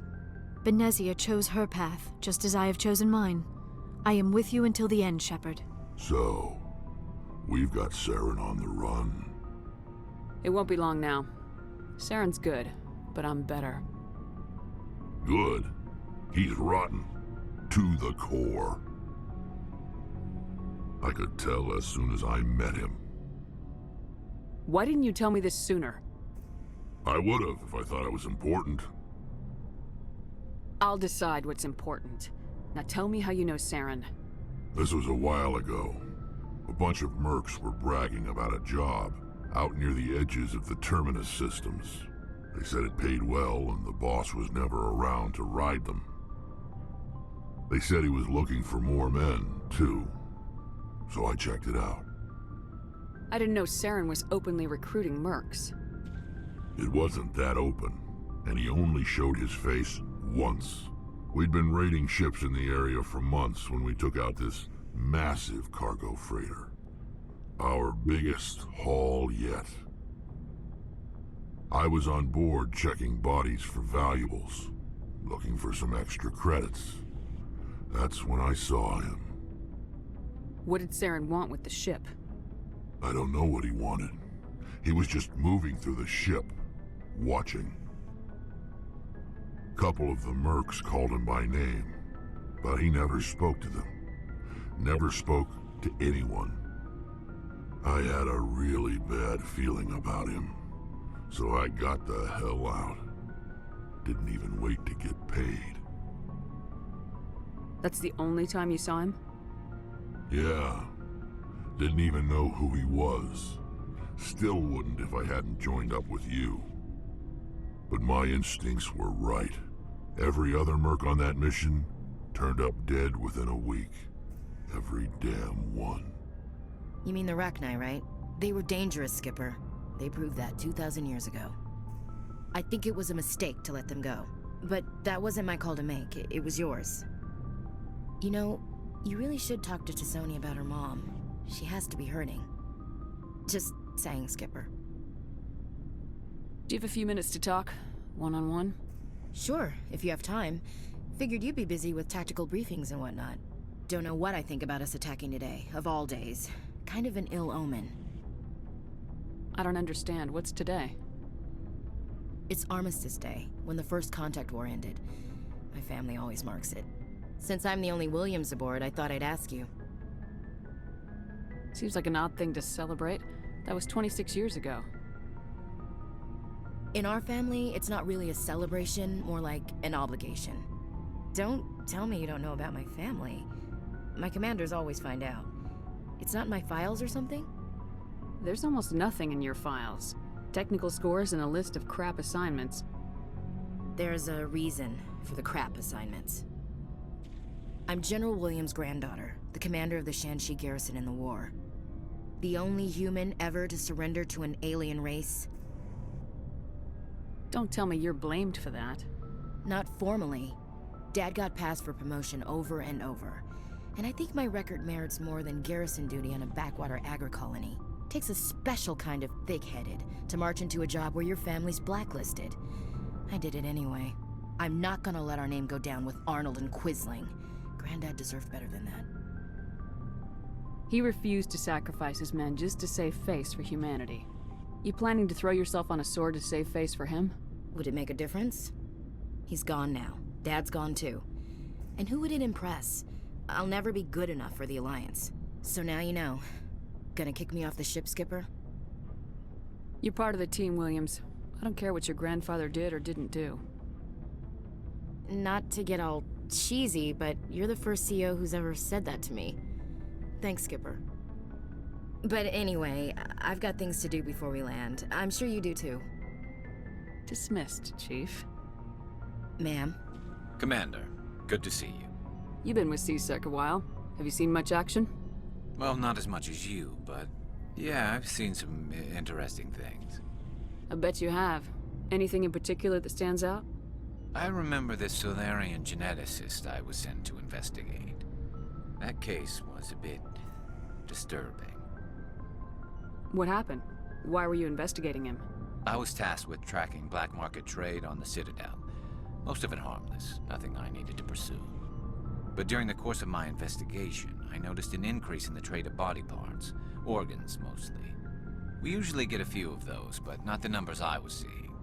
We weren't sure if there was a new black market lab or if some freak was harvesting organs from citizens. You've seen this before on the Citadel? Every so often, some lab sells unwanted parts through the black market, but they're not as bad as the psychos. I remember this one L-Corps diplomat we caught in my first year on the job. He was hacking people up and selling their organs, had the station in a bit of a panic. But this case wasn't that clear-cut. Turns out there was more going on than we first realized. So how did you figure out what was happening? First, we got a hold of a sample and ran DNA tests. The weird thing was, the match led us to a Turian who was still alive and was very convinced he'd never lost his liver. After a bit of digging, I discovered this Turian worked briefly for Dr. Salion, the geneticist. So I went to his lab hoping to find evidence of cloned organ development, but there was nothing. No Solarian hearts, no Turian livers, not one Krogan testicle. You're kidding, right? Why would anyone want Krogan testicles? Some Krogan believe that testicle transplants can increase their virility. counteract the effects of the genophage. It doesn't work, but that doesn't stop them from buying. They'll pay up to 10,000 credits each. That's 40,000 for a full set. Somebody's making a killing out there. What'd you do about the geneticist? I brought in some of his employees for interrogation, to see if I could get them to talk.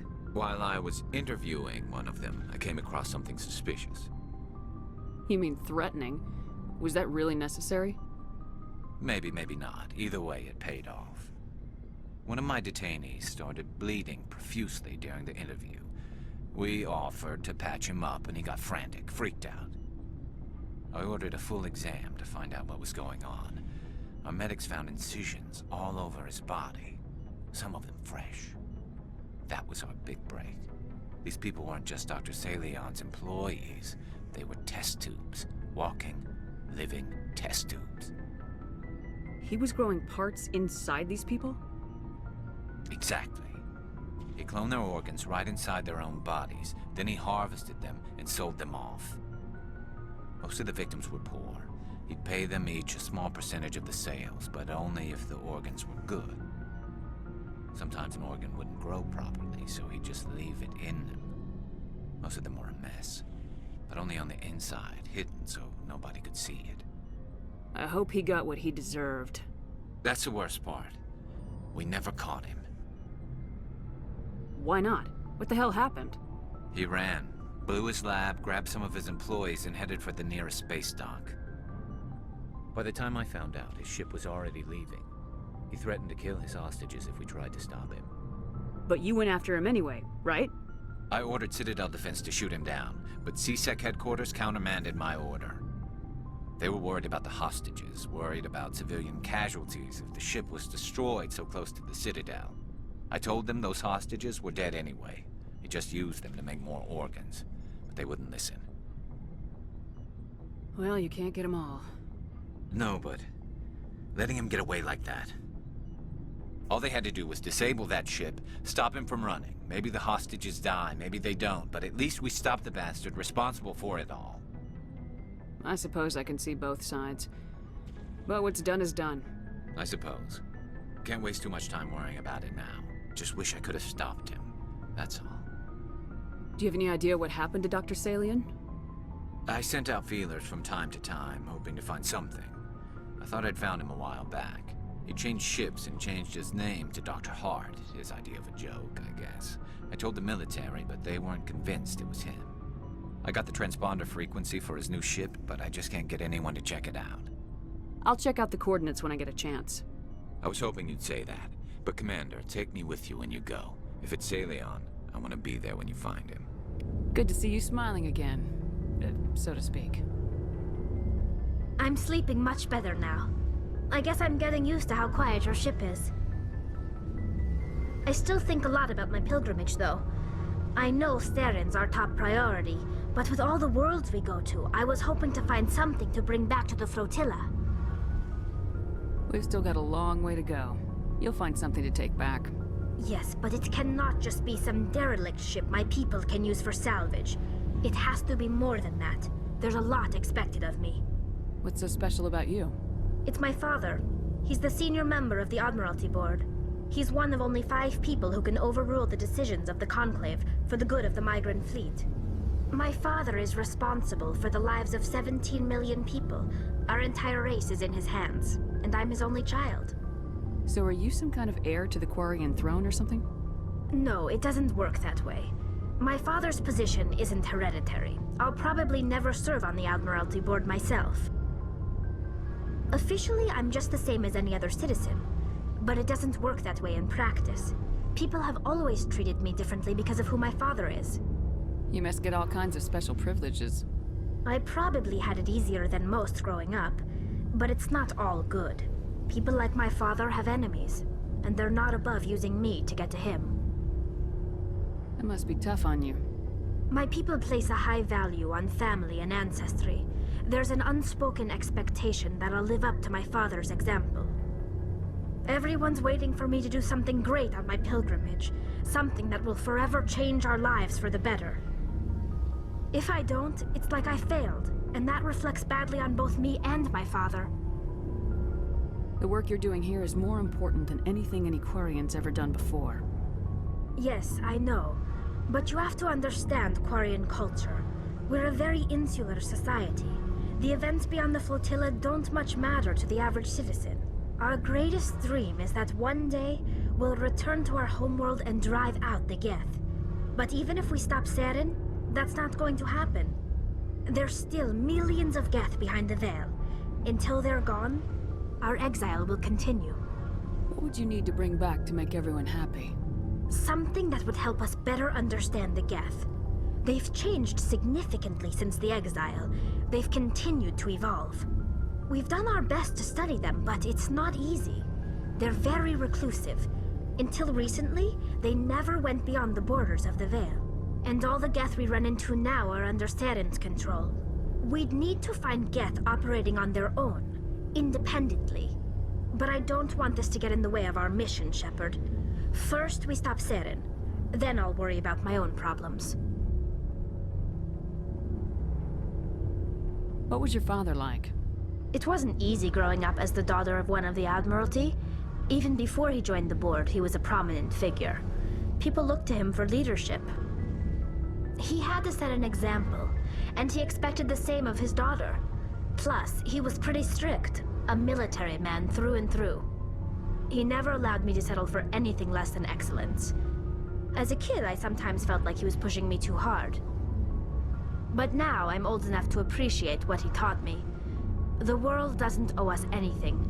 If we want something in life, we have to earn it. Where was your mother in all this? Mother was around, but she always seemed to kind of blend into the background.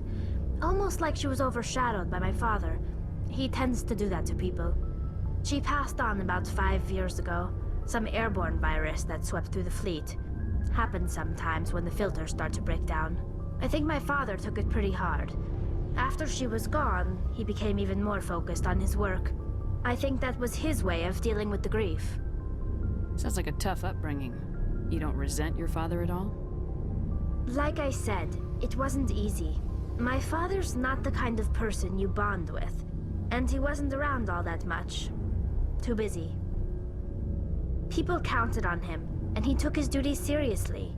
Even when he was around, he always seemed a bit distant. Like his mind was always somewhere else. Come to think of it, I can't ever remember seeing him smile. Not once. It's like he was always weighed down by all that responsibility. I mean, I know he cares about me, but he never really showed it, not in the usual way. I guess the best thing I can say about my father is that I respect him. Boy, am I glad to be off of Novaria. I don't know which was worse, the cold or the corporations. One will freeze your balls off, the other will sell them out from under you. With all due respect, Commander. I forwarded the mission update to the Citadel, Commander. We got confirmation on those reinforcements. Ambassador Udino wants us to report back to the Citadel. The Council's massing a joint species fleet to deal with Saren and his Geth. I knew they'd come around. Back to the Citadel, Joker. I want the Normandy at the head of that fleet. Yes, ma'am.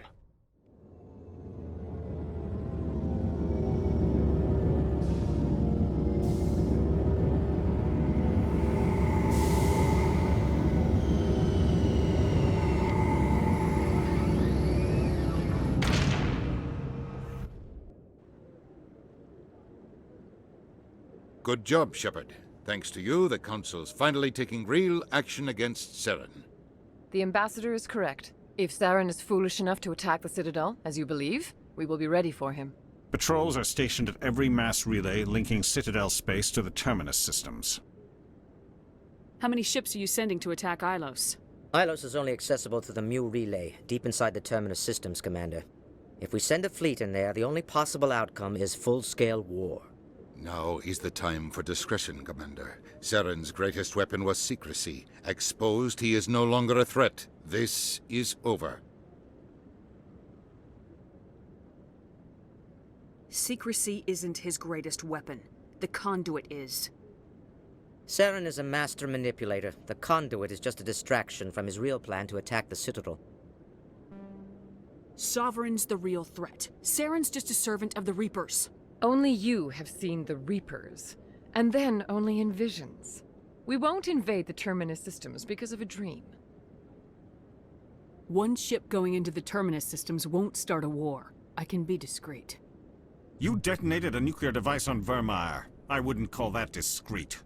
Your style served you well in the Traverse, Commander. We recognize that. But Ilos requires a deft touch. We have the situation under control. If Saren finds the conduit, we're all screwed. We have to go to Ilos. Ambassador Udina, I get the sense Commander Shepard isn't willing to let this go. There are serious political implications here, Shepard. Humanity's made great gains thanks to you, but now you're becoming more trouble than you're worth. You bastard! You're selling us out! It's just politics, Commander. You've done your job, now let me do mine. We've locked out all the Normandy's primary systems until further notice you're grounded. Are you insane? After everything I have done, you still don't believe me. I think it's time for you and your team to leave, Commander. This no longer concerns you. The Council can handle this, with my help, of course.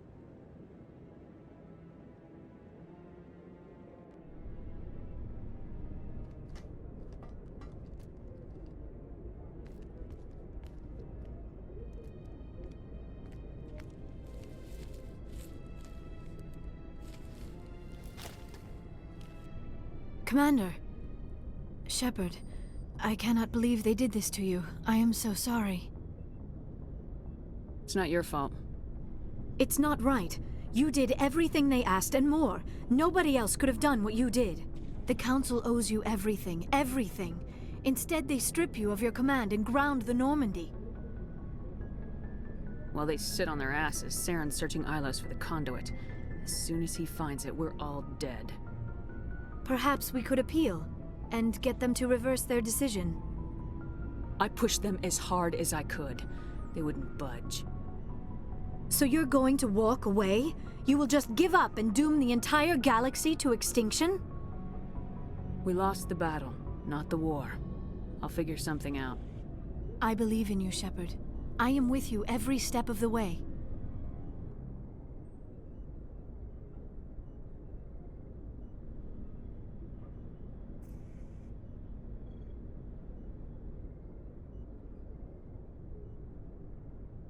Sorry to interrupt, Commander. Got a message from Captain Anderson.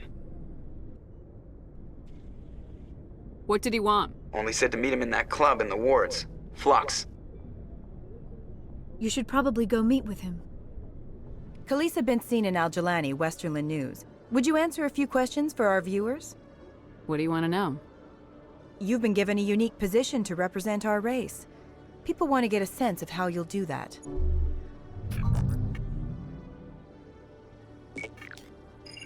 Humans have been trying to get the respect of the galactic community for 26 years. With that in mind, what are your feelings on being the first human Spectre? The Spectres represent the best of every species in the galaxy. To be asked to join them is an honor. Some have said your appointment is the Citadel throwing humans a bone. Have you encountered any situations where the Citadel asked you to place its needs before the needs of Earth? The Council is concerned with the needs of the whole galactic community. We're part of that community now. Our needs are on their agenda, but we're one of many. You really do believe that, don't you? You've been given command of an advanced human warship for your missions. Is there anything you'd like to say about it? Actually, the Normandy was co-developed by human and Turian engineers. Its design incorporates many innovations, all of which are classified, I'm afraid. So the Turians have knowledge of the Normandy that is being kept secret from the Alliance public? Do you think it was appropriate to hand Earth's most advanced warship over to the Citadel? I wasn't aware it had been handed over to anyone. I'm in command, and last I checked, I'm human. Same goes for my crew. Human, yes, but you do work for the Citadel now, Commander. Speaking of your new job, did the Council order you to sabotage human research concern on Noveria? I made that call to save myself, my crew, and the inhabitants of Noveria, and I'd do it again. It's gratifying to see someone who'll make tough choices to protect the lives of humans. Given your recent experiences, do you think humanity will ever get the respect it deserves from the galactic community? Respect's a funny thing. People always assume they deserve it. The truth is, respect is earned, and I firmly believe we can earn it. You're an idealist, Commander, but a sincere one. I hope you're right. One last question, Commander. Rumors back home say you're tracking a rogue Spectre named Saren. Do you have any comment on that? Saren instigated the attack on our colony at Eden Prime. Once his involvement was proven to the Council, I was assigned to bring him in. That's surprising, Commander. The official line says Eden Prime was attacked by rogue synthetics. Good luck in your mission. Thank you for your time, Commander Shepard. Soldier, I've got a major situation, and I need help from somebody with humanity's interests at heart. What kind of situation are we talking about? Of course, right to business. That's why humanity has the best damn fleet in the galaxy. My name is Elias Keeler. I'm an alliance negotiator. We've got a big session coming up with the Solarians. You wouldn't believe what's riding on this. I'm fighting for humanity on this one, just like you are. I understand, it's important, so what do you need? Well, in order to do my best for humanity, I need the best resources on the market. There's a mental stimulant that increases alertness and cognitive function. It's legal, but restricted. I've purchased the monthly limit, and I need more from the medbay. What exactly is this stimulant? Oh, I don't know the medical terms, but it increases mental capacity, short-term recall, that sort of thing. It helps me stay focused, and it keeps me sharp. Nothing gets by me when I'm on it. If you know the monthly limits, why'd you go over them?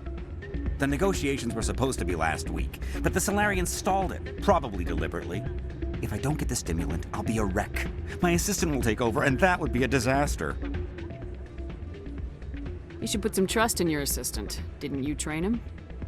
My assistant wants to bend over backwards for the Citadel races. He wants to show them we're reasonable. No race will respect us until we show them who's in charge.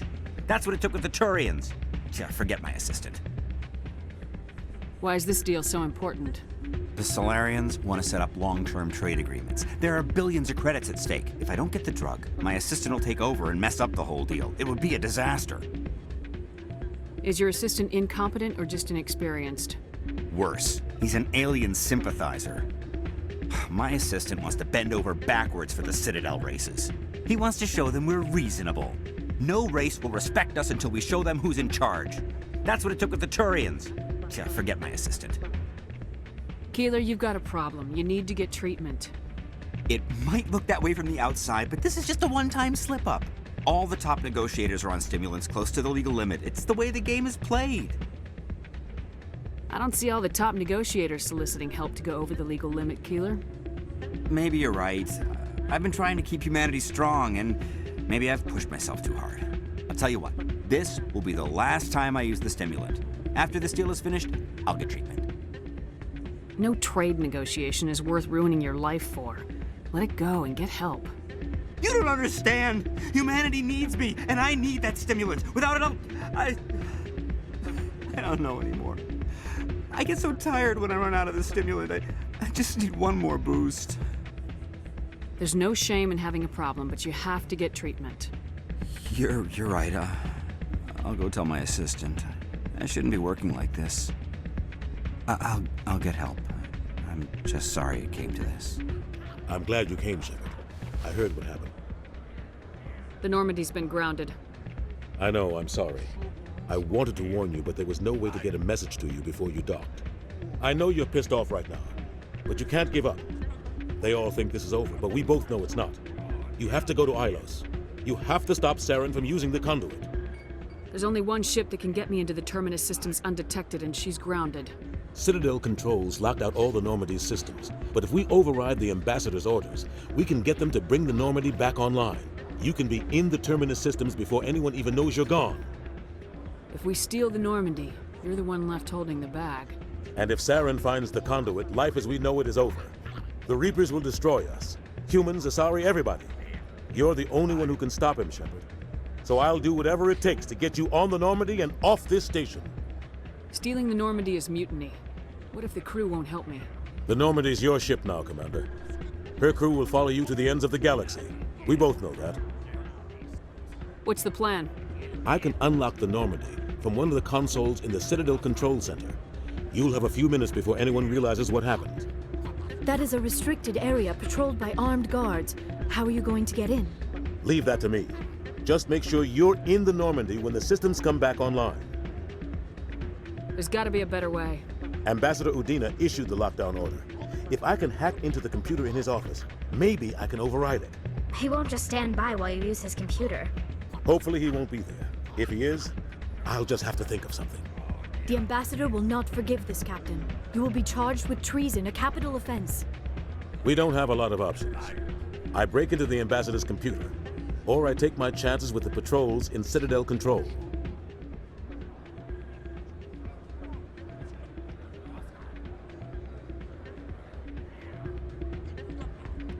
If you're lucky, the patrols won't catch you. I'll be careful. You ready to get the hell off this station, Commander?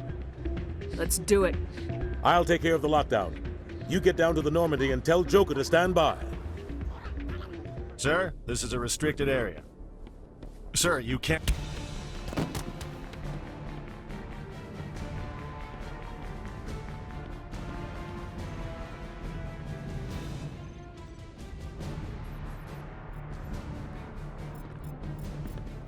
Freeze! Back away from the console!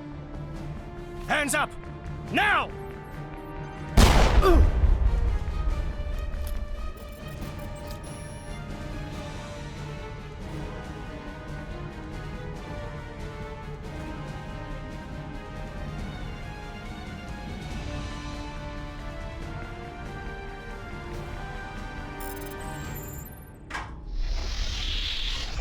Let's go. Get us out of here, Joker. Now.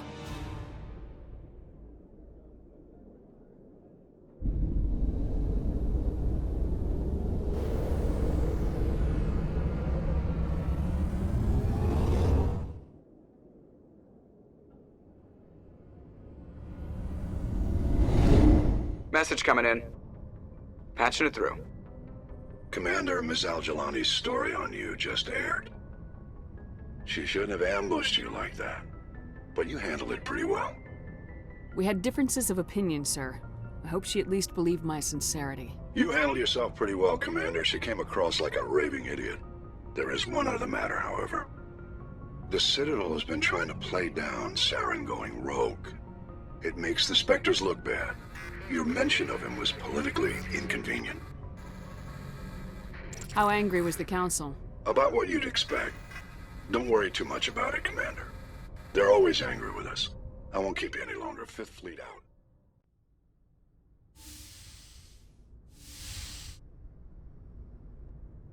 Shepard, may I speak with you? I was just thinking about you. I have been thinking about you too, and what we are about to face. I do not know what is going to happen on Ilos. I hope we will stop Saren, of course, but part of me fears we are already too late. There is something I must tell you, in case we fail. Go ahead. I'm listening. These could be our last moments together. Our last chance to show each other how we feel. I want this to be special. I want this, Liara. I do. But are you sure you're ready? I have never been more sure of anything in my life. Will you join with me, Shepard? Let our bodies and minds unite. Just tell me what to do.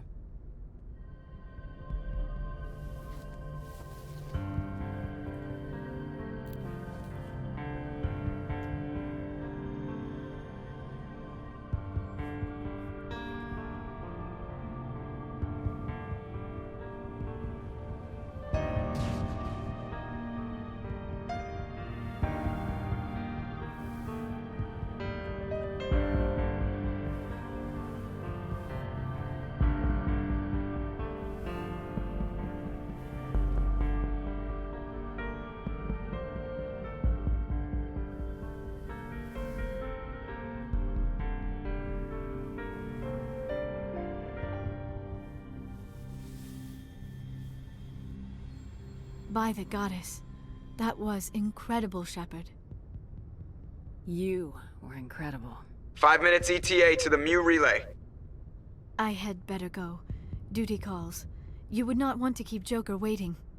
Shepard, whatever happens on Ilos, I just wanted to say thank you for everything.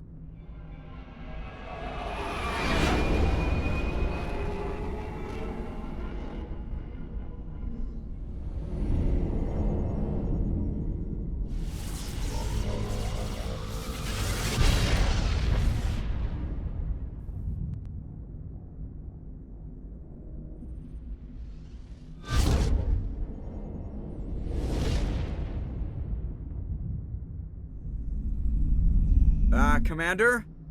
We've got company. Have their sensors picked us up yet?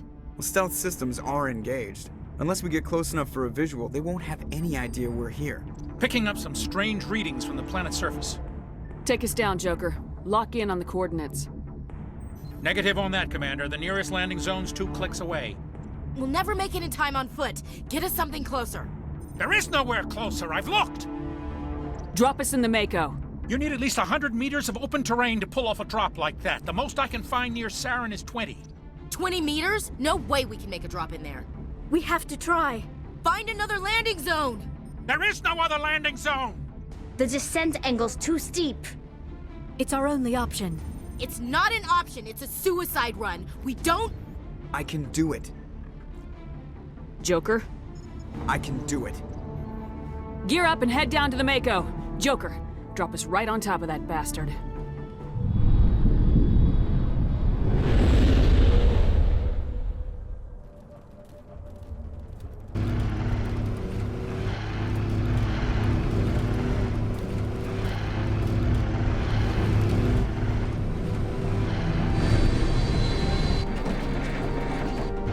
You two, keep moving inside, now!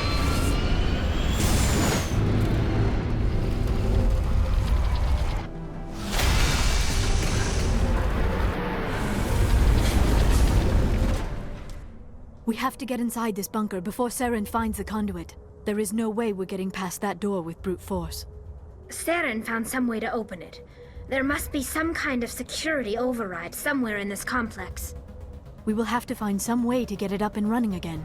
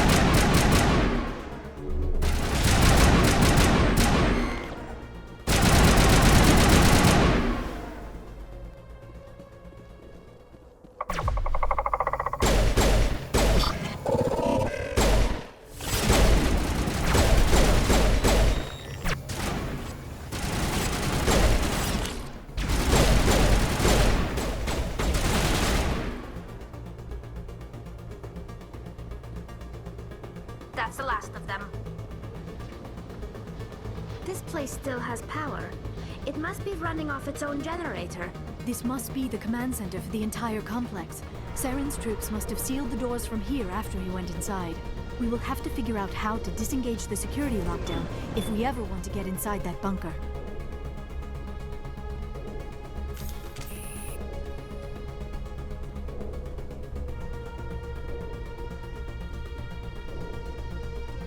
Let's take them out.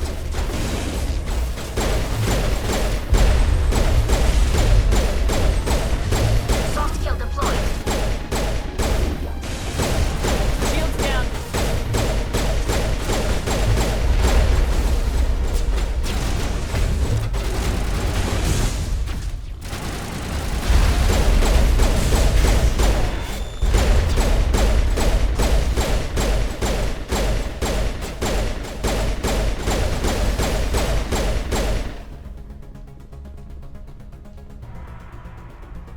Perimeter clear.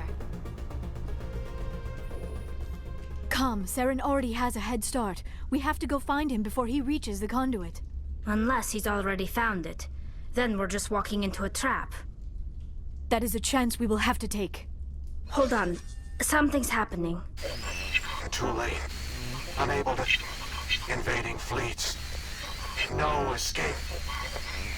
Sounds like some kind of message, but I don't recognize the language. It is probably in Prothean. This recording must be 50,000 years old. No wonder we cannot understand it. The message is all broken up, but I recognize some of the words. It's a warning against the Reaper invasion. Of course. Between the beacons and the cipher, an understanding of the Prothean language would have been transferred into your mind. Not safe. Seek refuge. Inside the archives. What's it saying? Can you make out anything useful? Fought Reapers. The Citadel. Overwhelmed. Only hope. Act of desperation. The conduit. All is lost. It said something about the conduit, but it's too degraded to help. We should go. Who votes we take the vehicle into the creepy underground bunker? Good idea. The firepower will come in handy.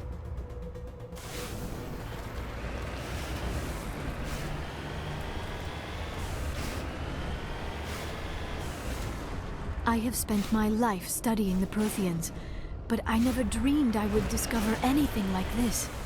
This bunker might have been the last refuge of their entire species. Just imagine what mysteries it might hold. Imagine what secrets it might reveal. Please, try to remember why we're here. Saren, the conduit, the fate of the entire known galaxy. I am sorry.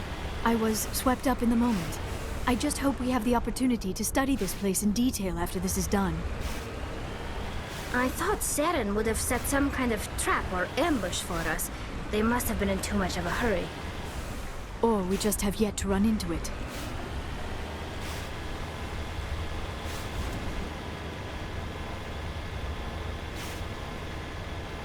What are all those things on the wall? Some kind of containers? They look like stasis pods. The Protheans probably tried to keep themselves alive through cryogenic freezing. Something must have gone wrong. This bunker became their tomb. The pods are dead as well as anyone inside. All of them? There must be hundreds of those pods. What was Saren expecting to find here? There's nothing left but corpses.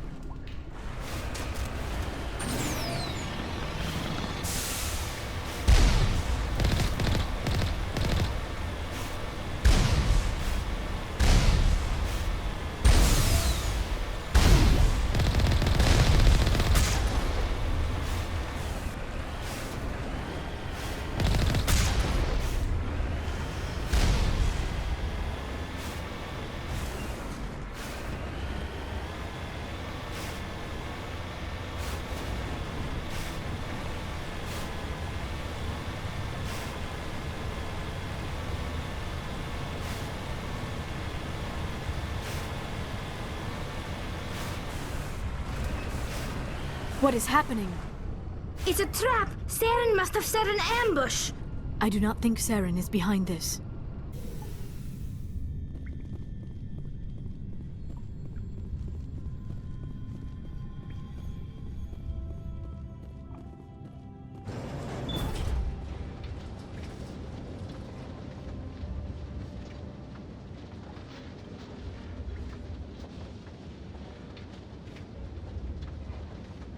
I have studied the Protheans for decades, but I have never felt this sense of foreboding.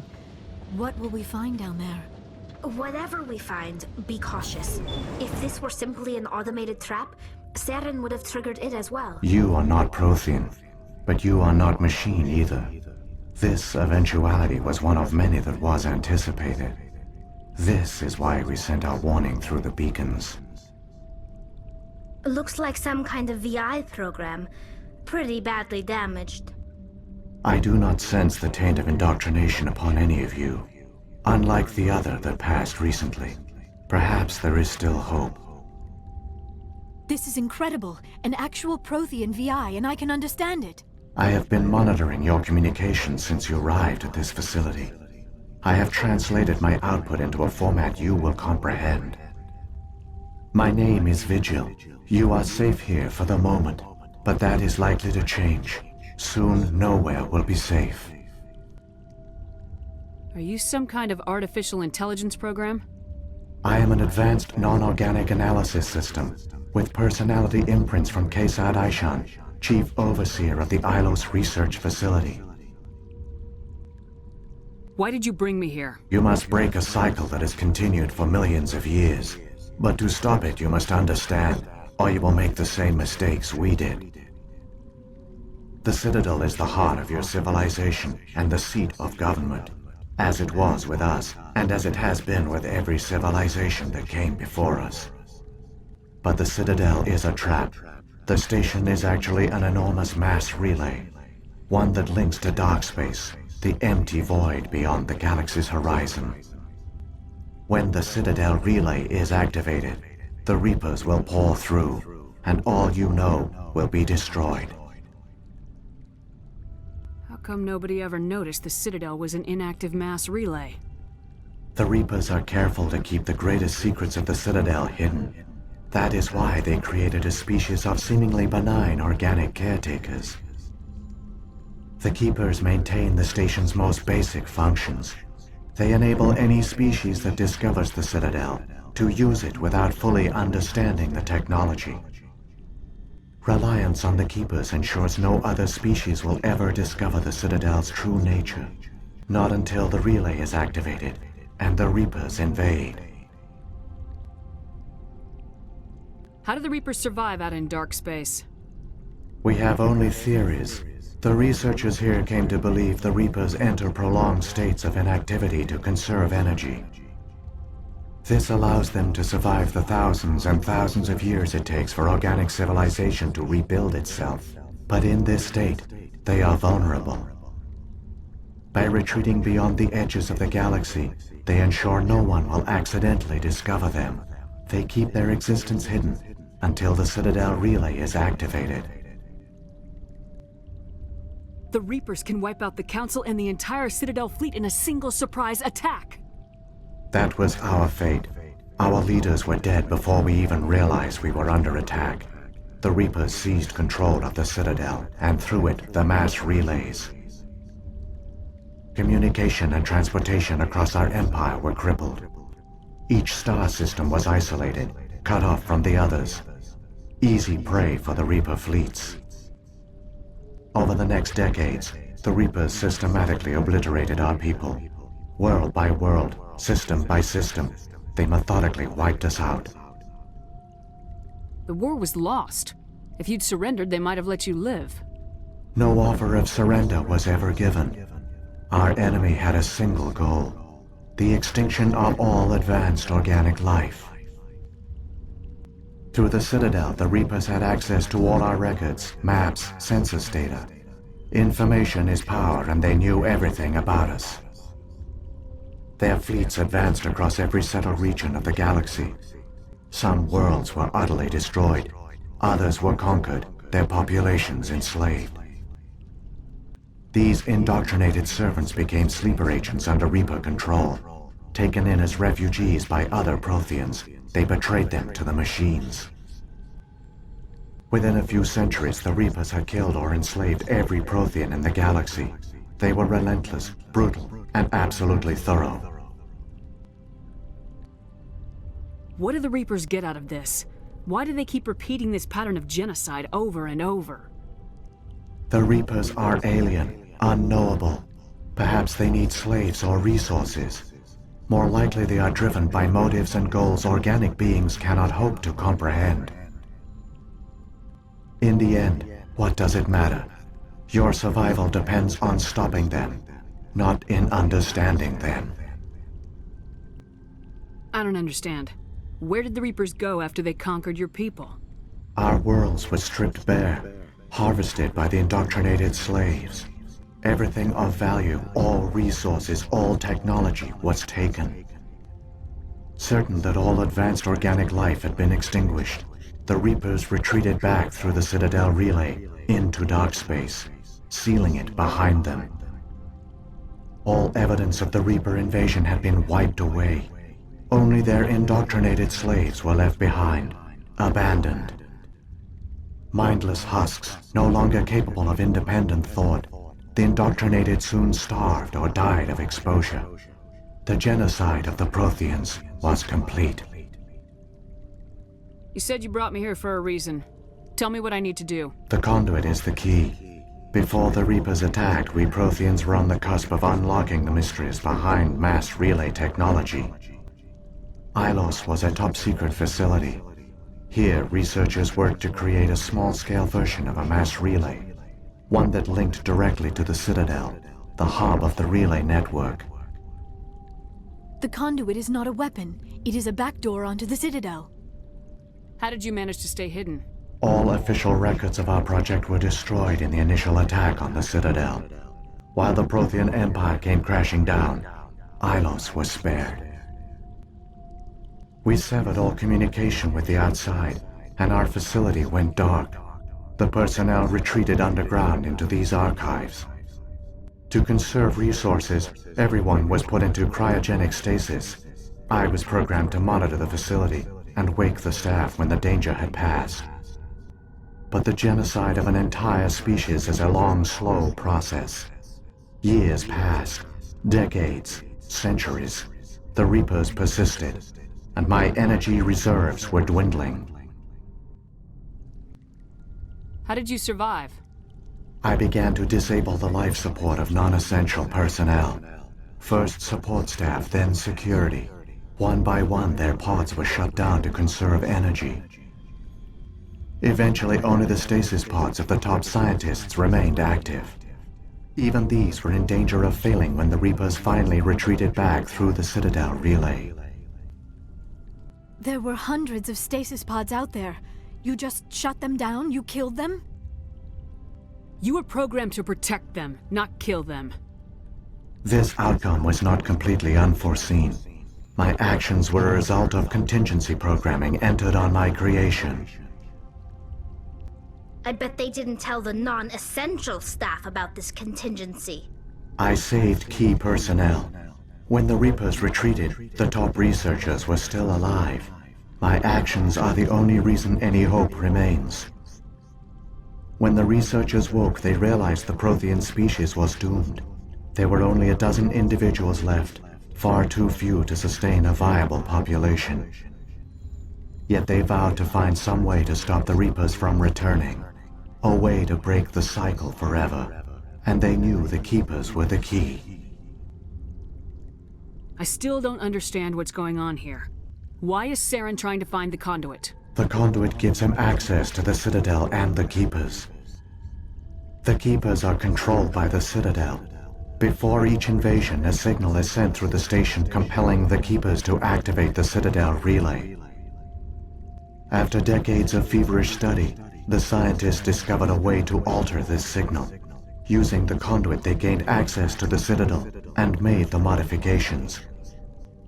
This time, when Sovereign sent the signal to the Citadel, the Keepers ignored it. The Reapers are trapped in dark space. Saren must have some plan to undo everything you did. The one you call Saren will use the conduit to bypass the Citadel's defenses. Once inside, he will transfer control of the station to Sovereign. Sovereign will override the Citadel systems and manually open the relay, and the cycle of extinction will begin again. Is there any way we can stop them? There's a data file in my console. Take a copy when you go. When you reach the Citadel's master control unit, upload it to the station. It will corrupt the Citadel's security protocols and give you temporary control of the station. It might give you a chance against Sovereign. Wait, where's the Citadel's master control unit? I've never heard of anything like that. Through the conduit, follow Saren. He will lead you to your destination. If the Reapers are trapped in dark space, how did Sovereign get here? It is logical to assume the Reapers would leave one of their own behind after each extinction. a sentinel to pave the way for their inevitable return. Like those in dark space, Sovereign probably spent most of the last 50,000 years in a state of hibernation.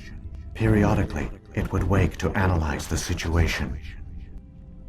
Keeping its existence hidden, it would evaluate the state of galactic civilization. And when the time was right, it would signal the Citadel and usher in the next Reaper invasion. But this time the signal failed. The Keepers did not respond. Sovereign's allies were trapped in the void. Alone, it was forced to try and discover what had gone wrong. Sovereign's the largest ship in the galaxy. Why all this secret? Why not just attack the Citadel? Sovereign is not invincible. Revealing its true nature would have united the forces of every organic species against it. Even a Reaper couldn't survive such odds. But the Reapers are patient. They will not rush into the unknown. Sovereign could have been planning this for centuries, moving deliberately, gathering allies. Slowly, it has assembled the pieces of the puzzle, working through agents to keep itself hidden.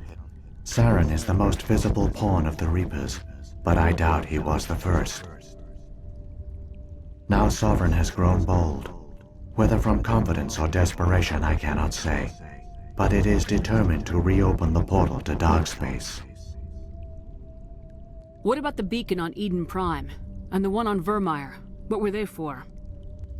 At our apex, the beacons spanned the breadth of our empire.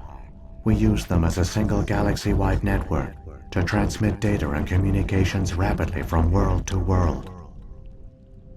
Virtually all the beacons were destroyed during the invasion, but once the Reapers were gone, the survivors here on Ilos decided to risk sending out a message. We knew it was unlikely there were other survivors, but if there were, we wanted them to know about Ilos. We wanted to give them hope, so a message was sent across the network. You could have exposed yourself to the Reapers. In truth, we didn't expect any of the beacons would still function, but we had to try. If there were survivors, we had to reach them. The message was meant for our own people. It was coded so only organic beings could interpret it. We still didn't understand the power of Reaper indoctrination. We never realized it could lead an agent of the machines, like Saren, to this world. But it has also led you here. So perhaps we did not fail after all. So when the Reapers created the Citadel, they created the Keepers as well? A more likely scenario is that the Keepers were one of the early harvested civilizations, perhaps the very first. Perhaps they responded well to indoctrination, or the Reapers simply bred them to be obedient. In any case, they were left behind to operate and maintain the Citadel. But the Keepers are no longer directly controlled by Sovereign or its ilk. They evolved so that they only respond to the signals emitted by the Citadel itself. When the Protheans altered the Citadel's signals, they broke Sovereign's hold over the Keepers. Now, they are completely harmless. Sovereign must have realized organic races were difficult to control. A likely hypothesis. The Keepers evolved in an unanticipated direction. Non-organic servants like the Geth would be more predictable. What happened to the survivors from the Conduit project?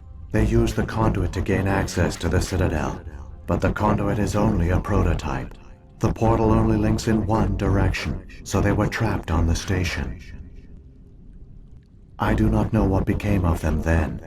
It is unlikely they found any food or water on the station. I fear they suffered a slow, grim death. I only know they succeeded in their mission to seal the relay. Your presence here proves their sacrifice was not in vain. Saren's got enough of a head start. Grab that data file and let's go. Shepard, are you sure? Who knows how much longer Vigil will be here? Even now the projection is weak. This might be our only chance to speak with it, our only link to the knowledge of the Protheans. It is the opportunity of a lifetime. It might know something useful. I will provide whatever information I can. My data banks, however, are limited to information directly related to stopping the Reaper invasion. I've got the file. Come on. The one you call Saren has not reached the conduit. Not yet. There is still hope if you hurry. All their culture, all their advanced technology, and the Protheans were taken in by the Reapers just as we were. They failed. Just like my people. But they also gave us a chance to save ourselves. We must hurry.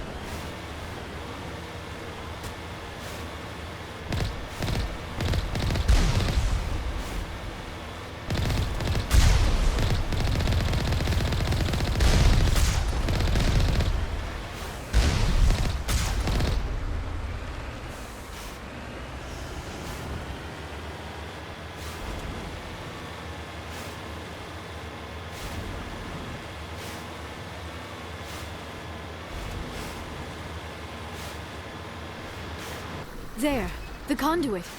It's incredible. We don't have time to admire the view. We have to get through that relay, and these Geth aren't gonna make it easy on us.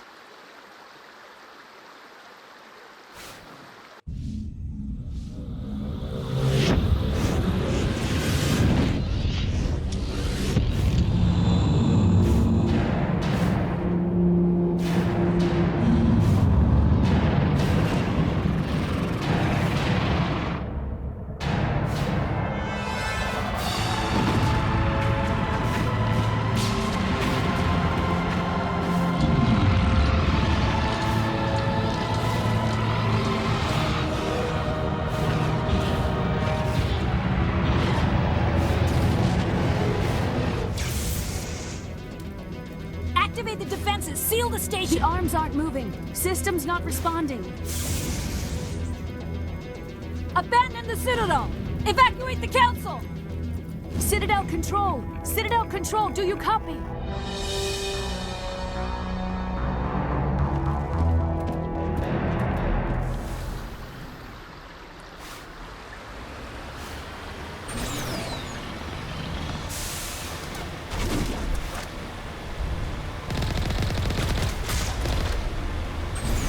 Hang on! Things are going to get a little rough.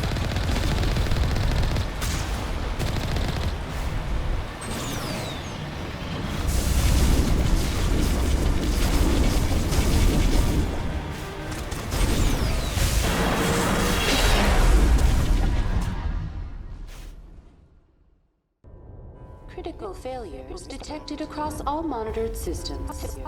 Please begin emergency evacuation procedure.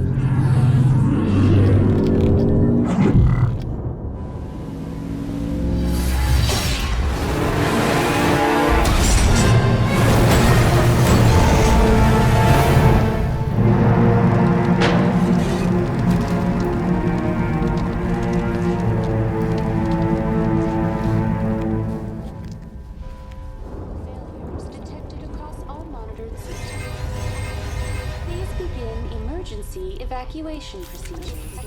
This is not a drill.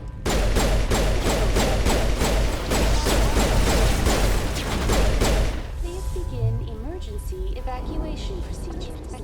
This is not a drill.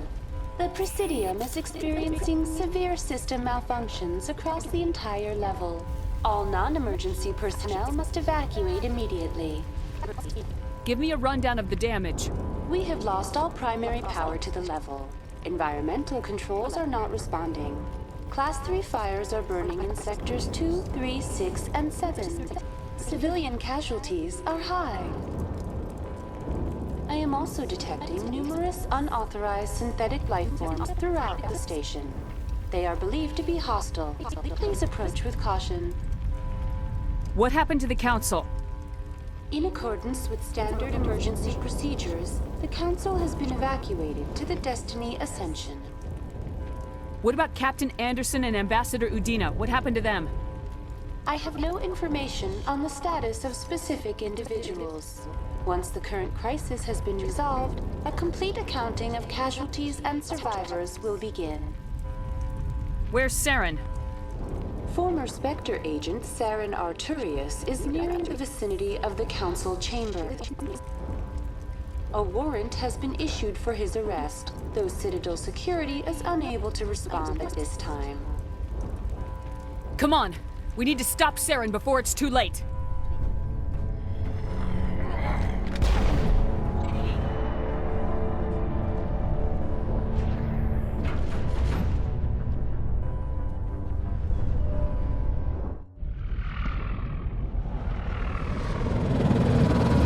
Closing. They're sealing the station. Don't let the enemy ships inside the arms.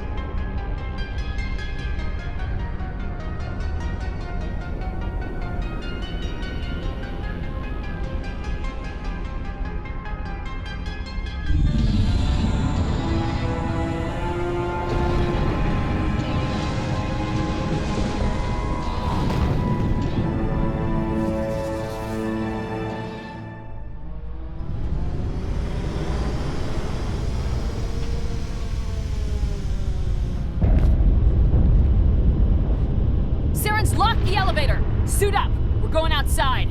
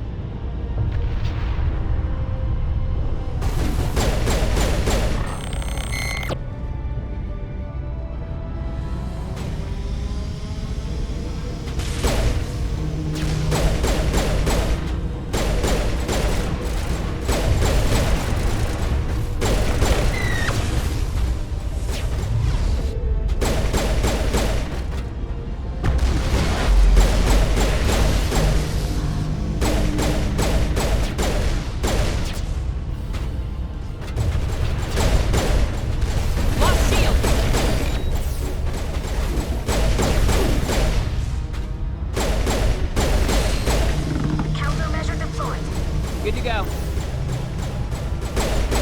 Someone give me a hand!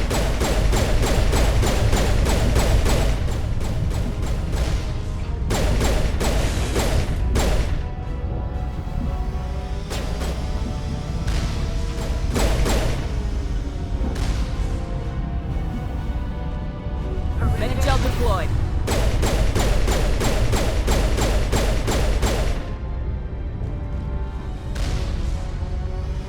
Clear. All patched up.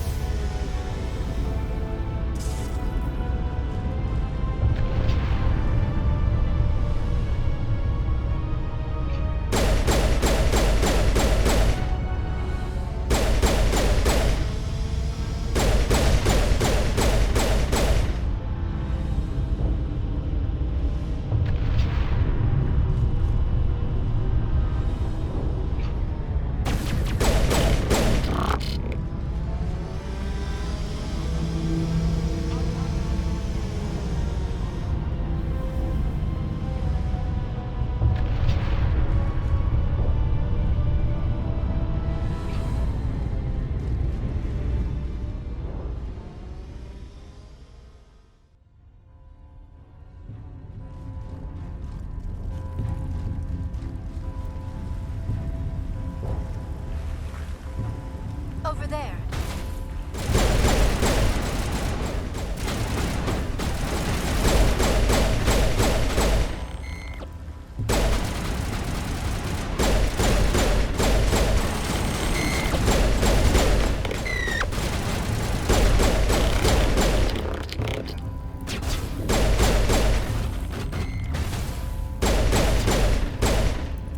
Shields disabled.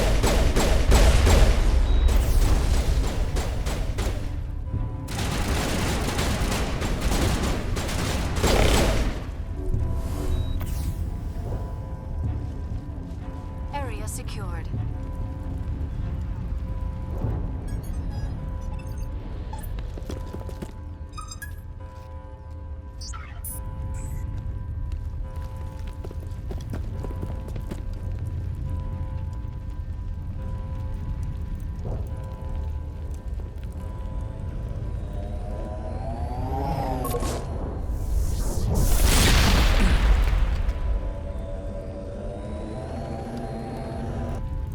I was afraid you wouldn't make it in time, Shepard. In time for what? The final confrontation. I think we both expected it would end like this. You've lost. You know that, don't you? In a few minutes, Sovereign will have full control of all the Citadel systems. The relay will open. The Reapers will return. I've still got a few tricks up my sleeve. You survived our encounter on Virmire, but I've changed since then. Improved. Sovereign has upgraded me. You let Sovereign implant you? Are you insane? I suppose I should thank you, Shepard. After Virmire, I couldn't stop thinking about what you said. About Sovereign manipulating me. About indoctrination. The doubts began to eat away at me. Sovereign sensed my hesitation. I was implanted to strengthen my resolve. Now my doubts are gone. I believe in Sovereign completely. I understand that the Reapers need organics.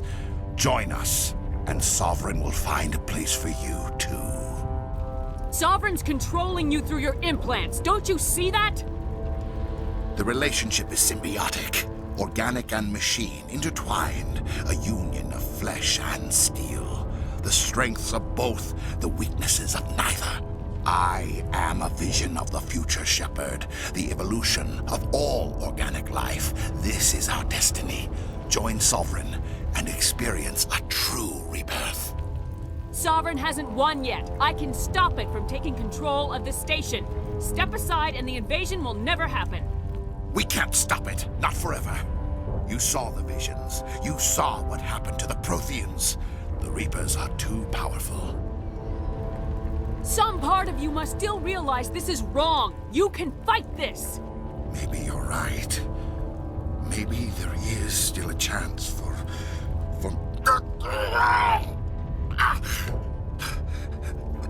The implants. Sovereign is too strong. I'm sorry.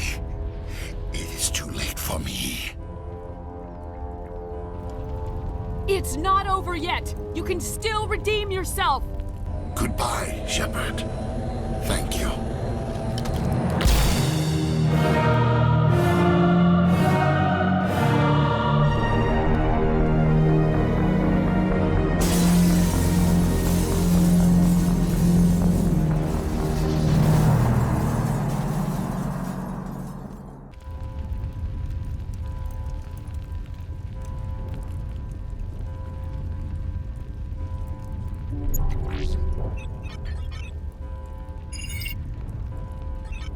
Vigil's data file worked. I've got control of all systems. Quick! Open the station's arms. Maybe the fleet can take Sovereign down before he regains control of the station. See if you can open a communications channel. The Destiny Ascension. Main drives offline. Kinetic barriers down 40%. The Council is on board. I repeat, the Council is on board. Normandy to the Citadel. Normandy to the Citadel. Please tell me that's you, Commander. I'm here, Joker. We caught that distress call, Commander. I'm sitting here in the Endura sector with the entire Arcturus fleet. We can save the Ascension. Just unlock the relays around the Citadel and we'll send the cavalry in. Are you sure about this, Shepard? Human casualties will be very high if you send your fleet in now. This is bigger than humanity. Sovereign is a threat to every organic species in the galaxy. True. That's why you can't waste reinforcements trying to save the Council. You must hold them back until the Citadel arms open up and the human fleet can go after Sovereign. What's the order, Commander? Come in now to save the Ascension, or hold back? Wait until those arms open, Joker. We need all our ships focusing on Sovereign, even if it means sacrificing the Council. A sacrifice for the greater good. I only pray it is not made in vain. All Alliance ships, hold formation. Wait for a shot at Sovereign. Nothing else matters. I repeat, nothing else matters.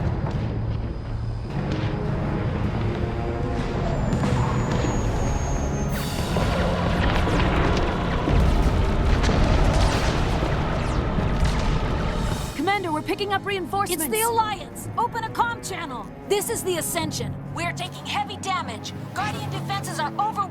Kinetic barriers are offline. Commander, they closed the channel.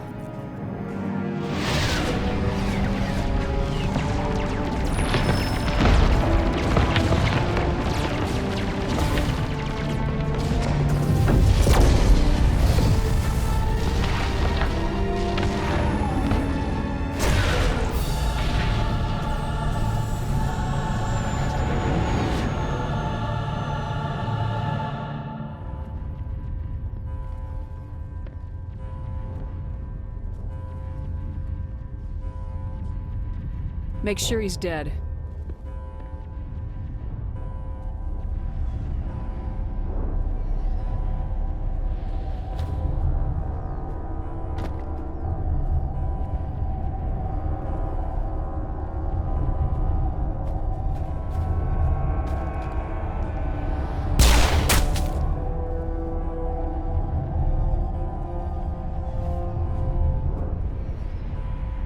He's dead.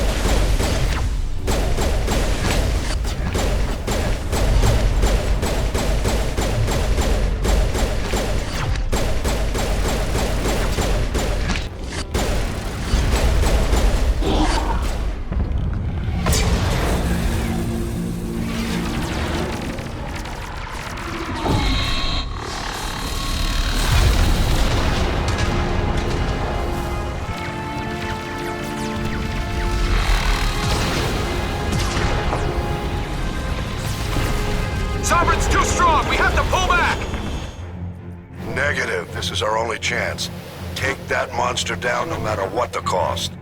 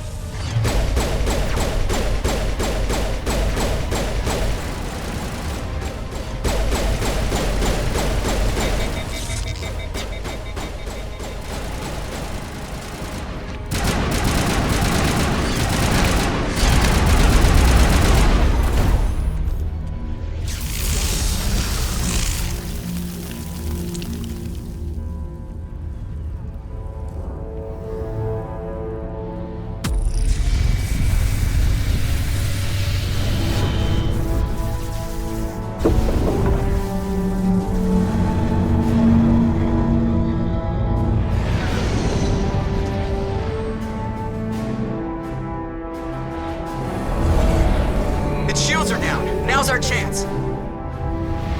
Hit it with everything we got.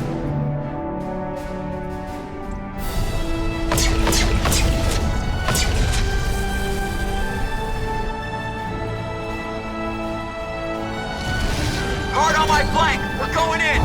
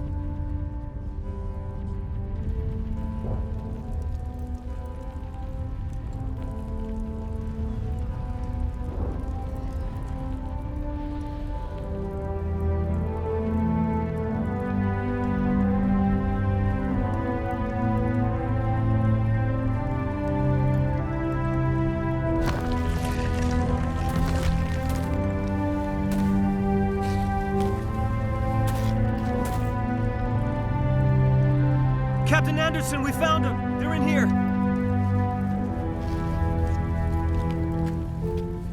Take it easy. It's over. You're safe now. Where's the commander?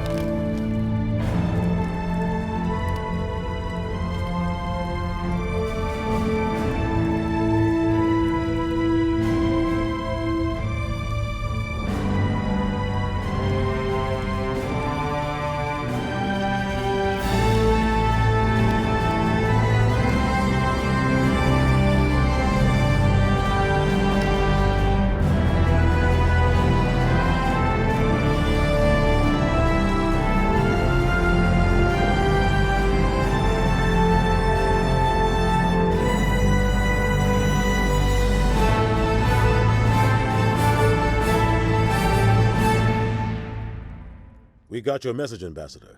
What's all this about? These are strange times, Captain. The battle with Sovereign changed everything, and we need to talk about what happened to the Council. Commander Shepard did the right thing. We had to hold our fleet back to go after Sovereign. It was the only way. I agree, but this also presents us with an opportunity. The Citadel fleets were decimated in the attack. Their losses have made the Alliance stronger. They can't rebuild without us. We need to take the lead in forming a new council, one with a human chairman at its head. This wasn't some plan for the Alliance to seize power. Forcing the other races to accept our leadership is going to cause problems. The other species are scared. They've never faced anything like this before. They don't know what to do. They want us to step forward. They believe in us because of you, Shepard. You saved the galaxy from Sovereign. You're a symbol of everything good about humanity, our courage, our strength. The ambassador's right. The other races look up to us now. They won't just accept our leadership, they'll welcome it. Given everything you've done, Commander, the Alliance will want to know who you think our Council Chairman should be. We're about to go to war. We need someone with military experience. Someone like Captain Anderson. You make a good case. Captain, are you ready for this? I don't know if any of us are ready for this, but I'll do what I can. So what happens now?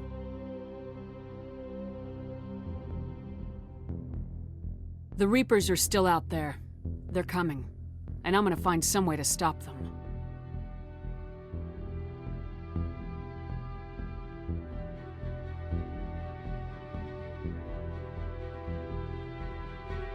Shepard's right. We're headed for war with the Reapers. If we lose, it's the end of all life as we know it. We have to show the rest of the galaxy what it takes to survive.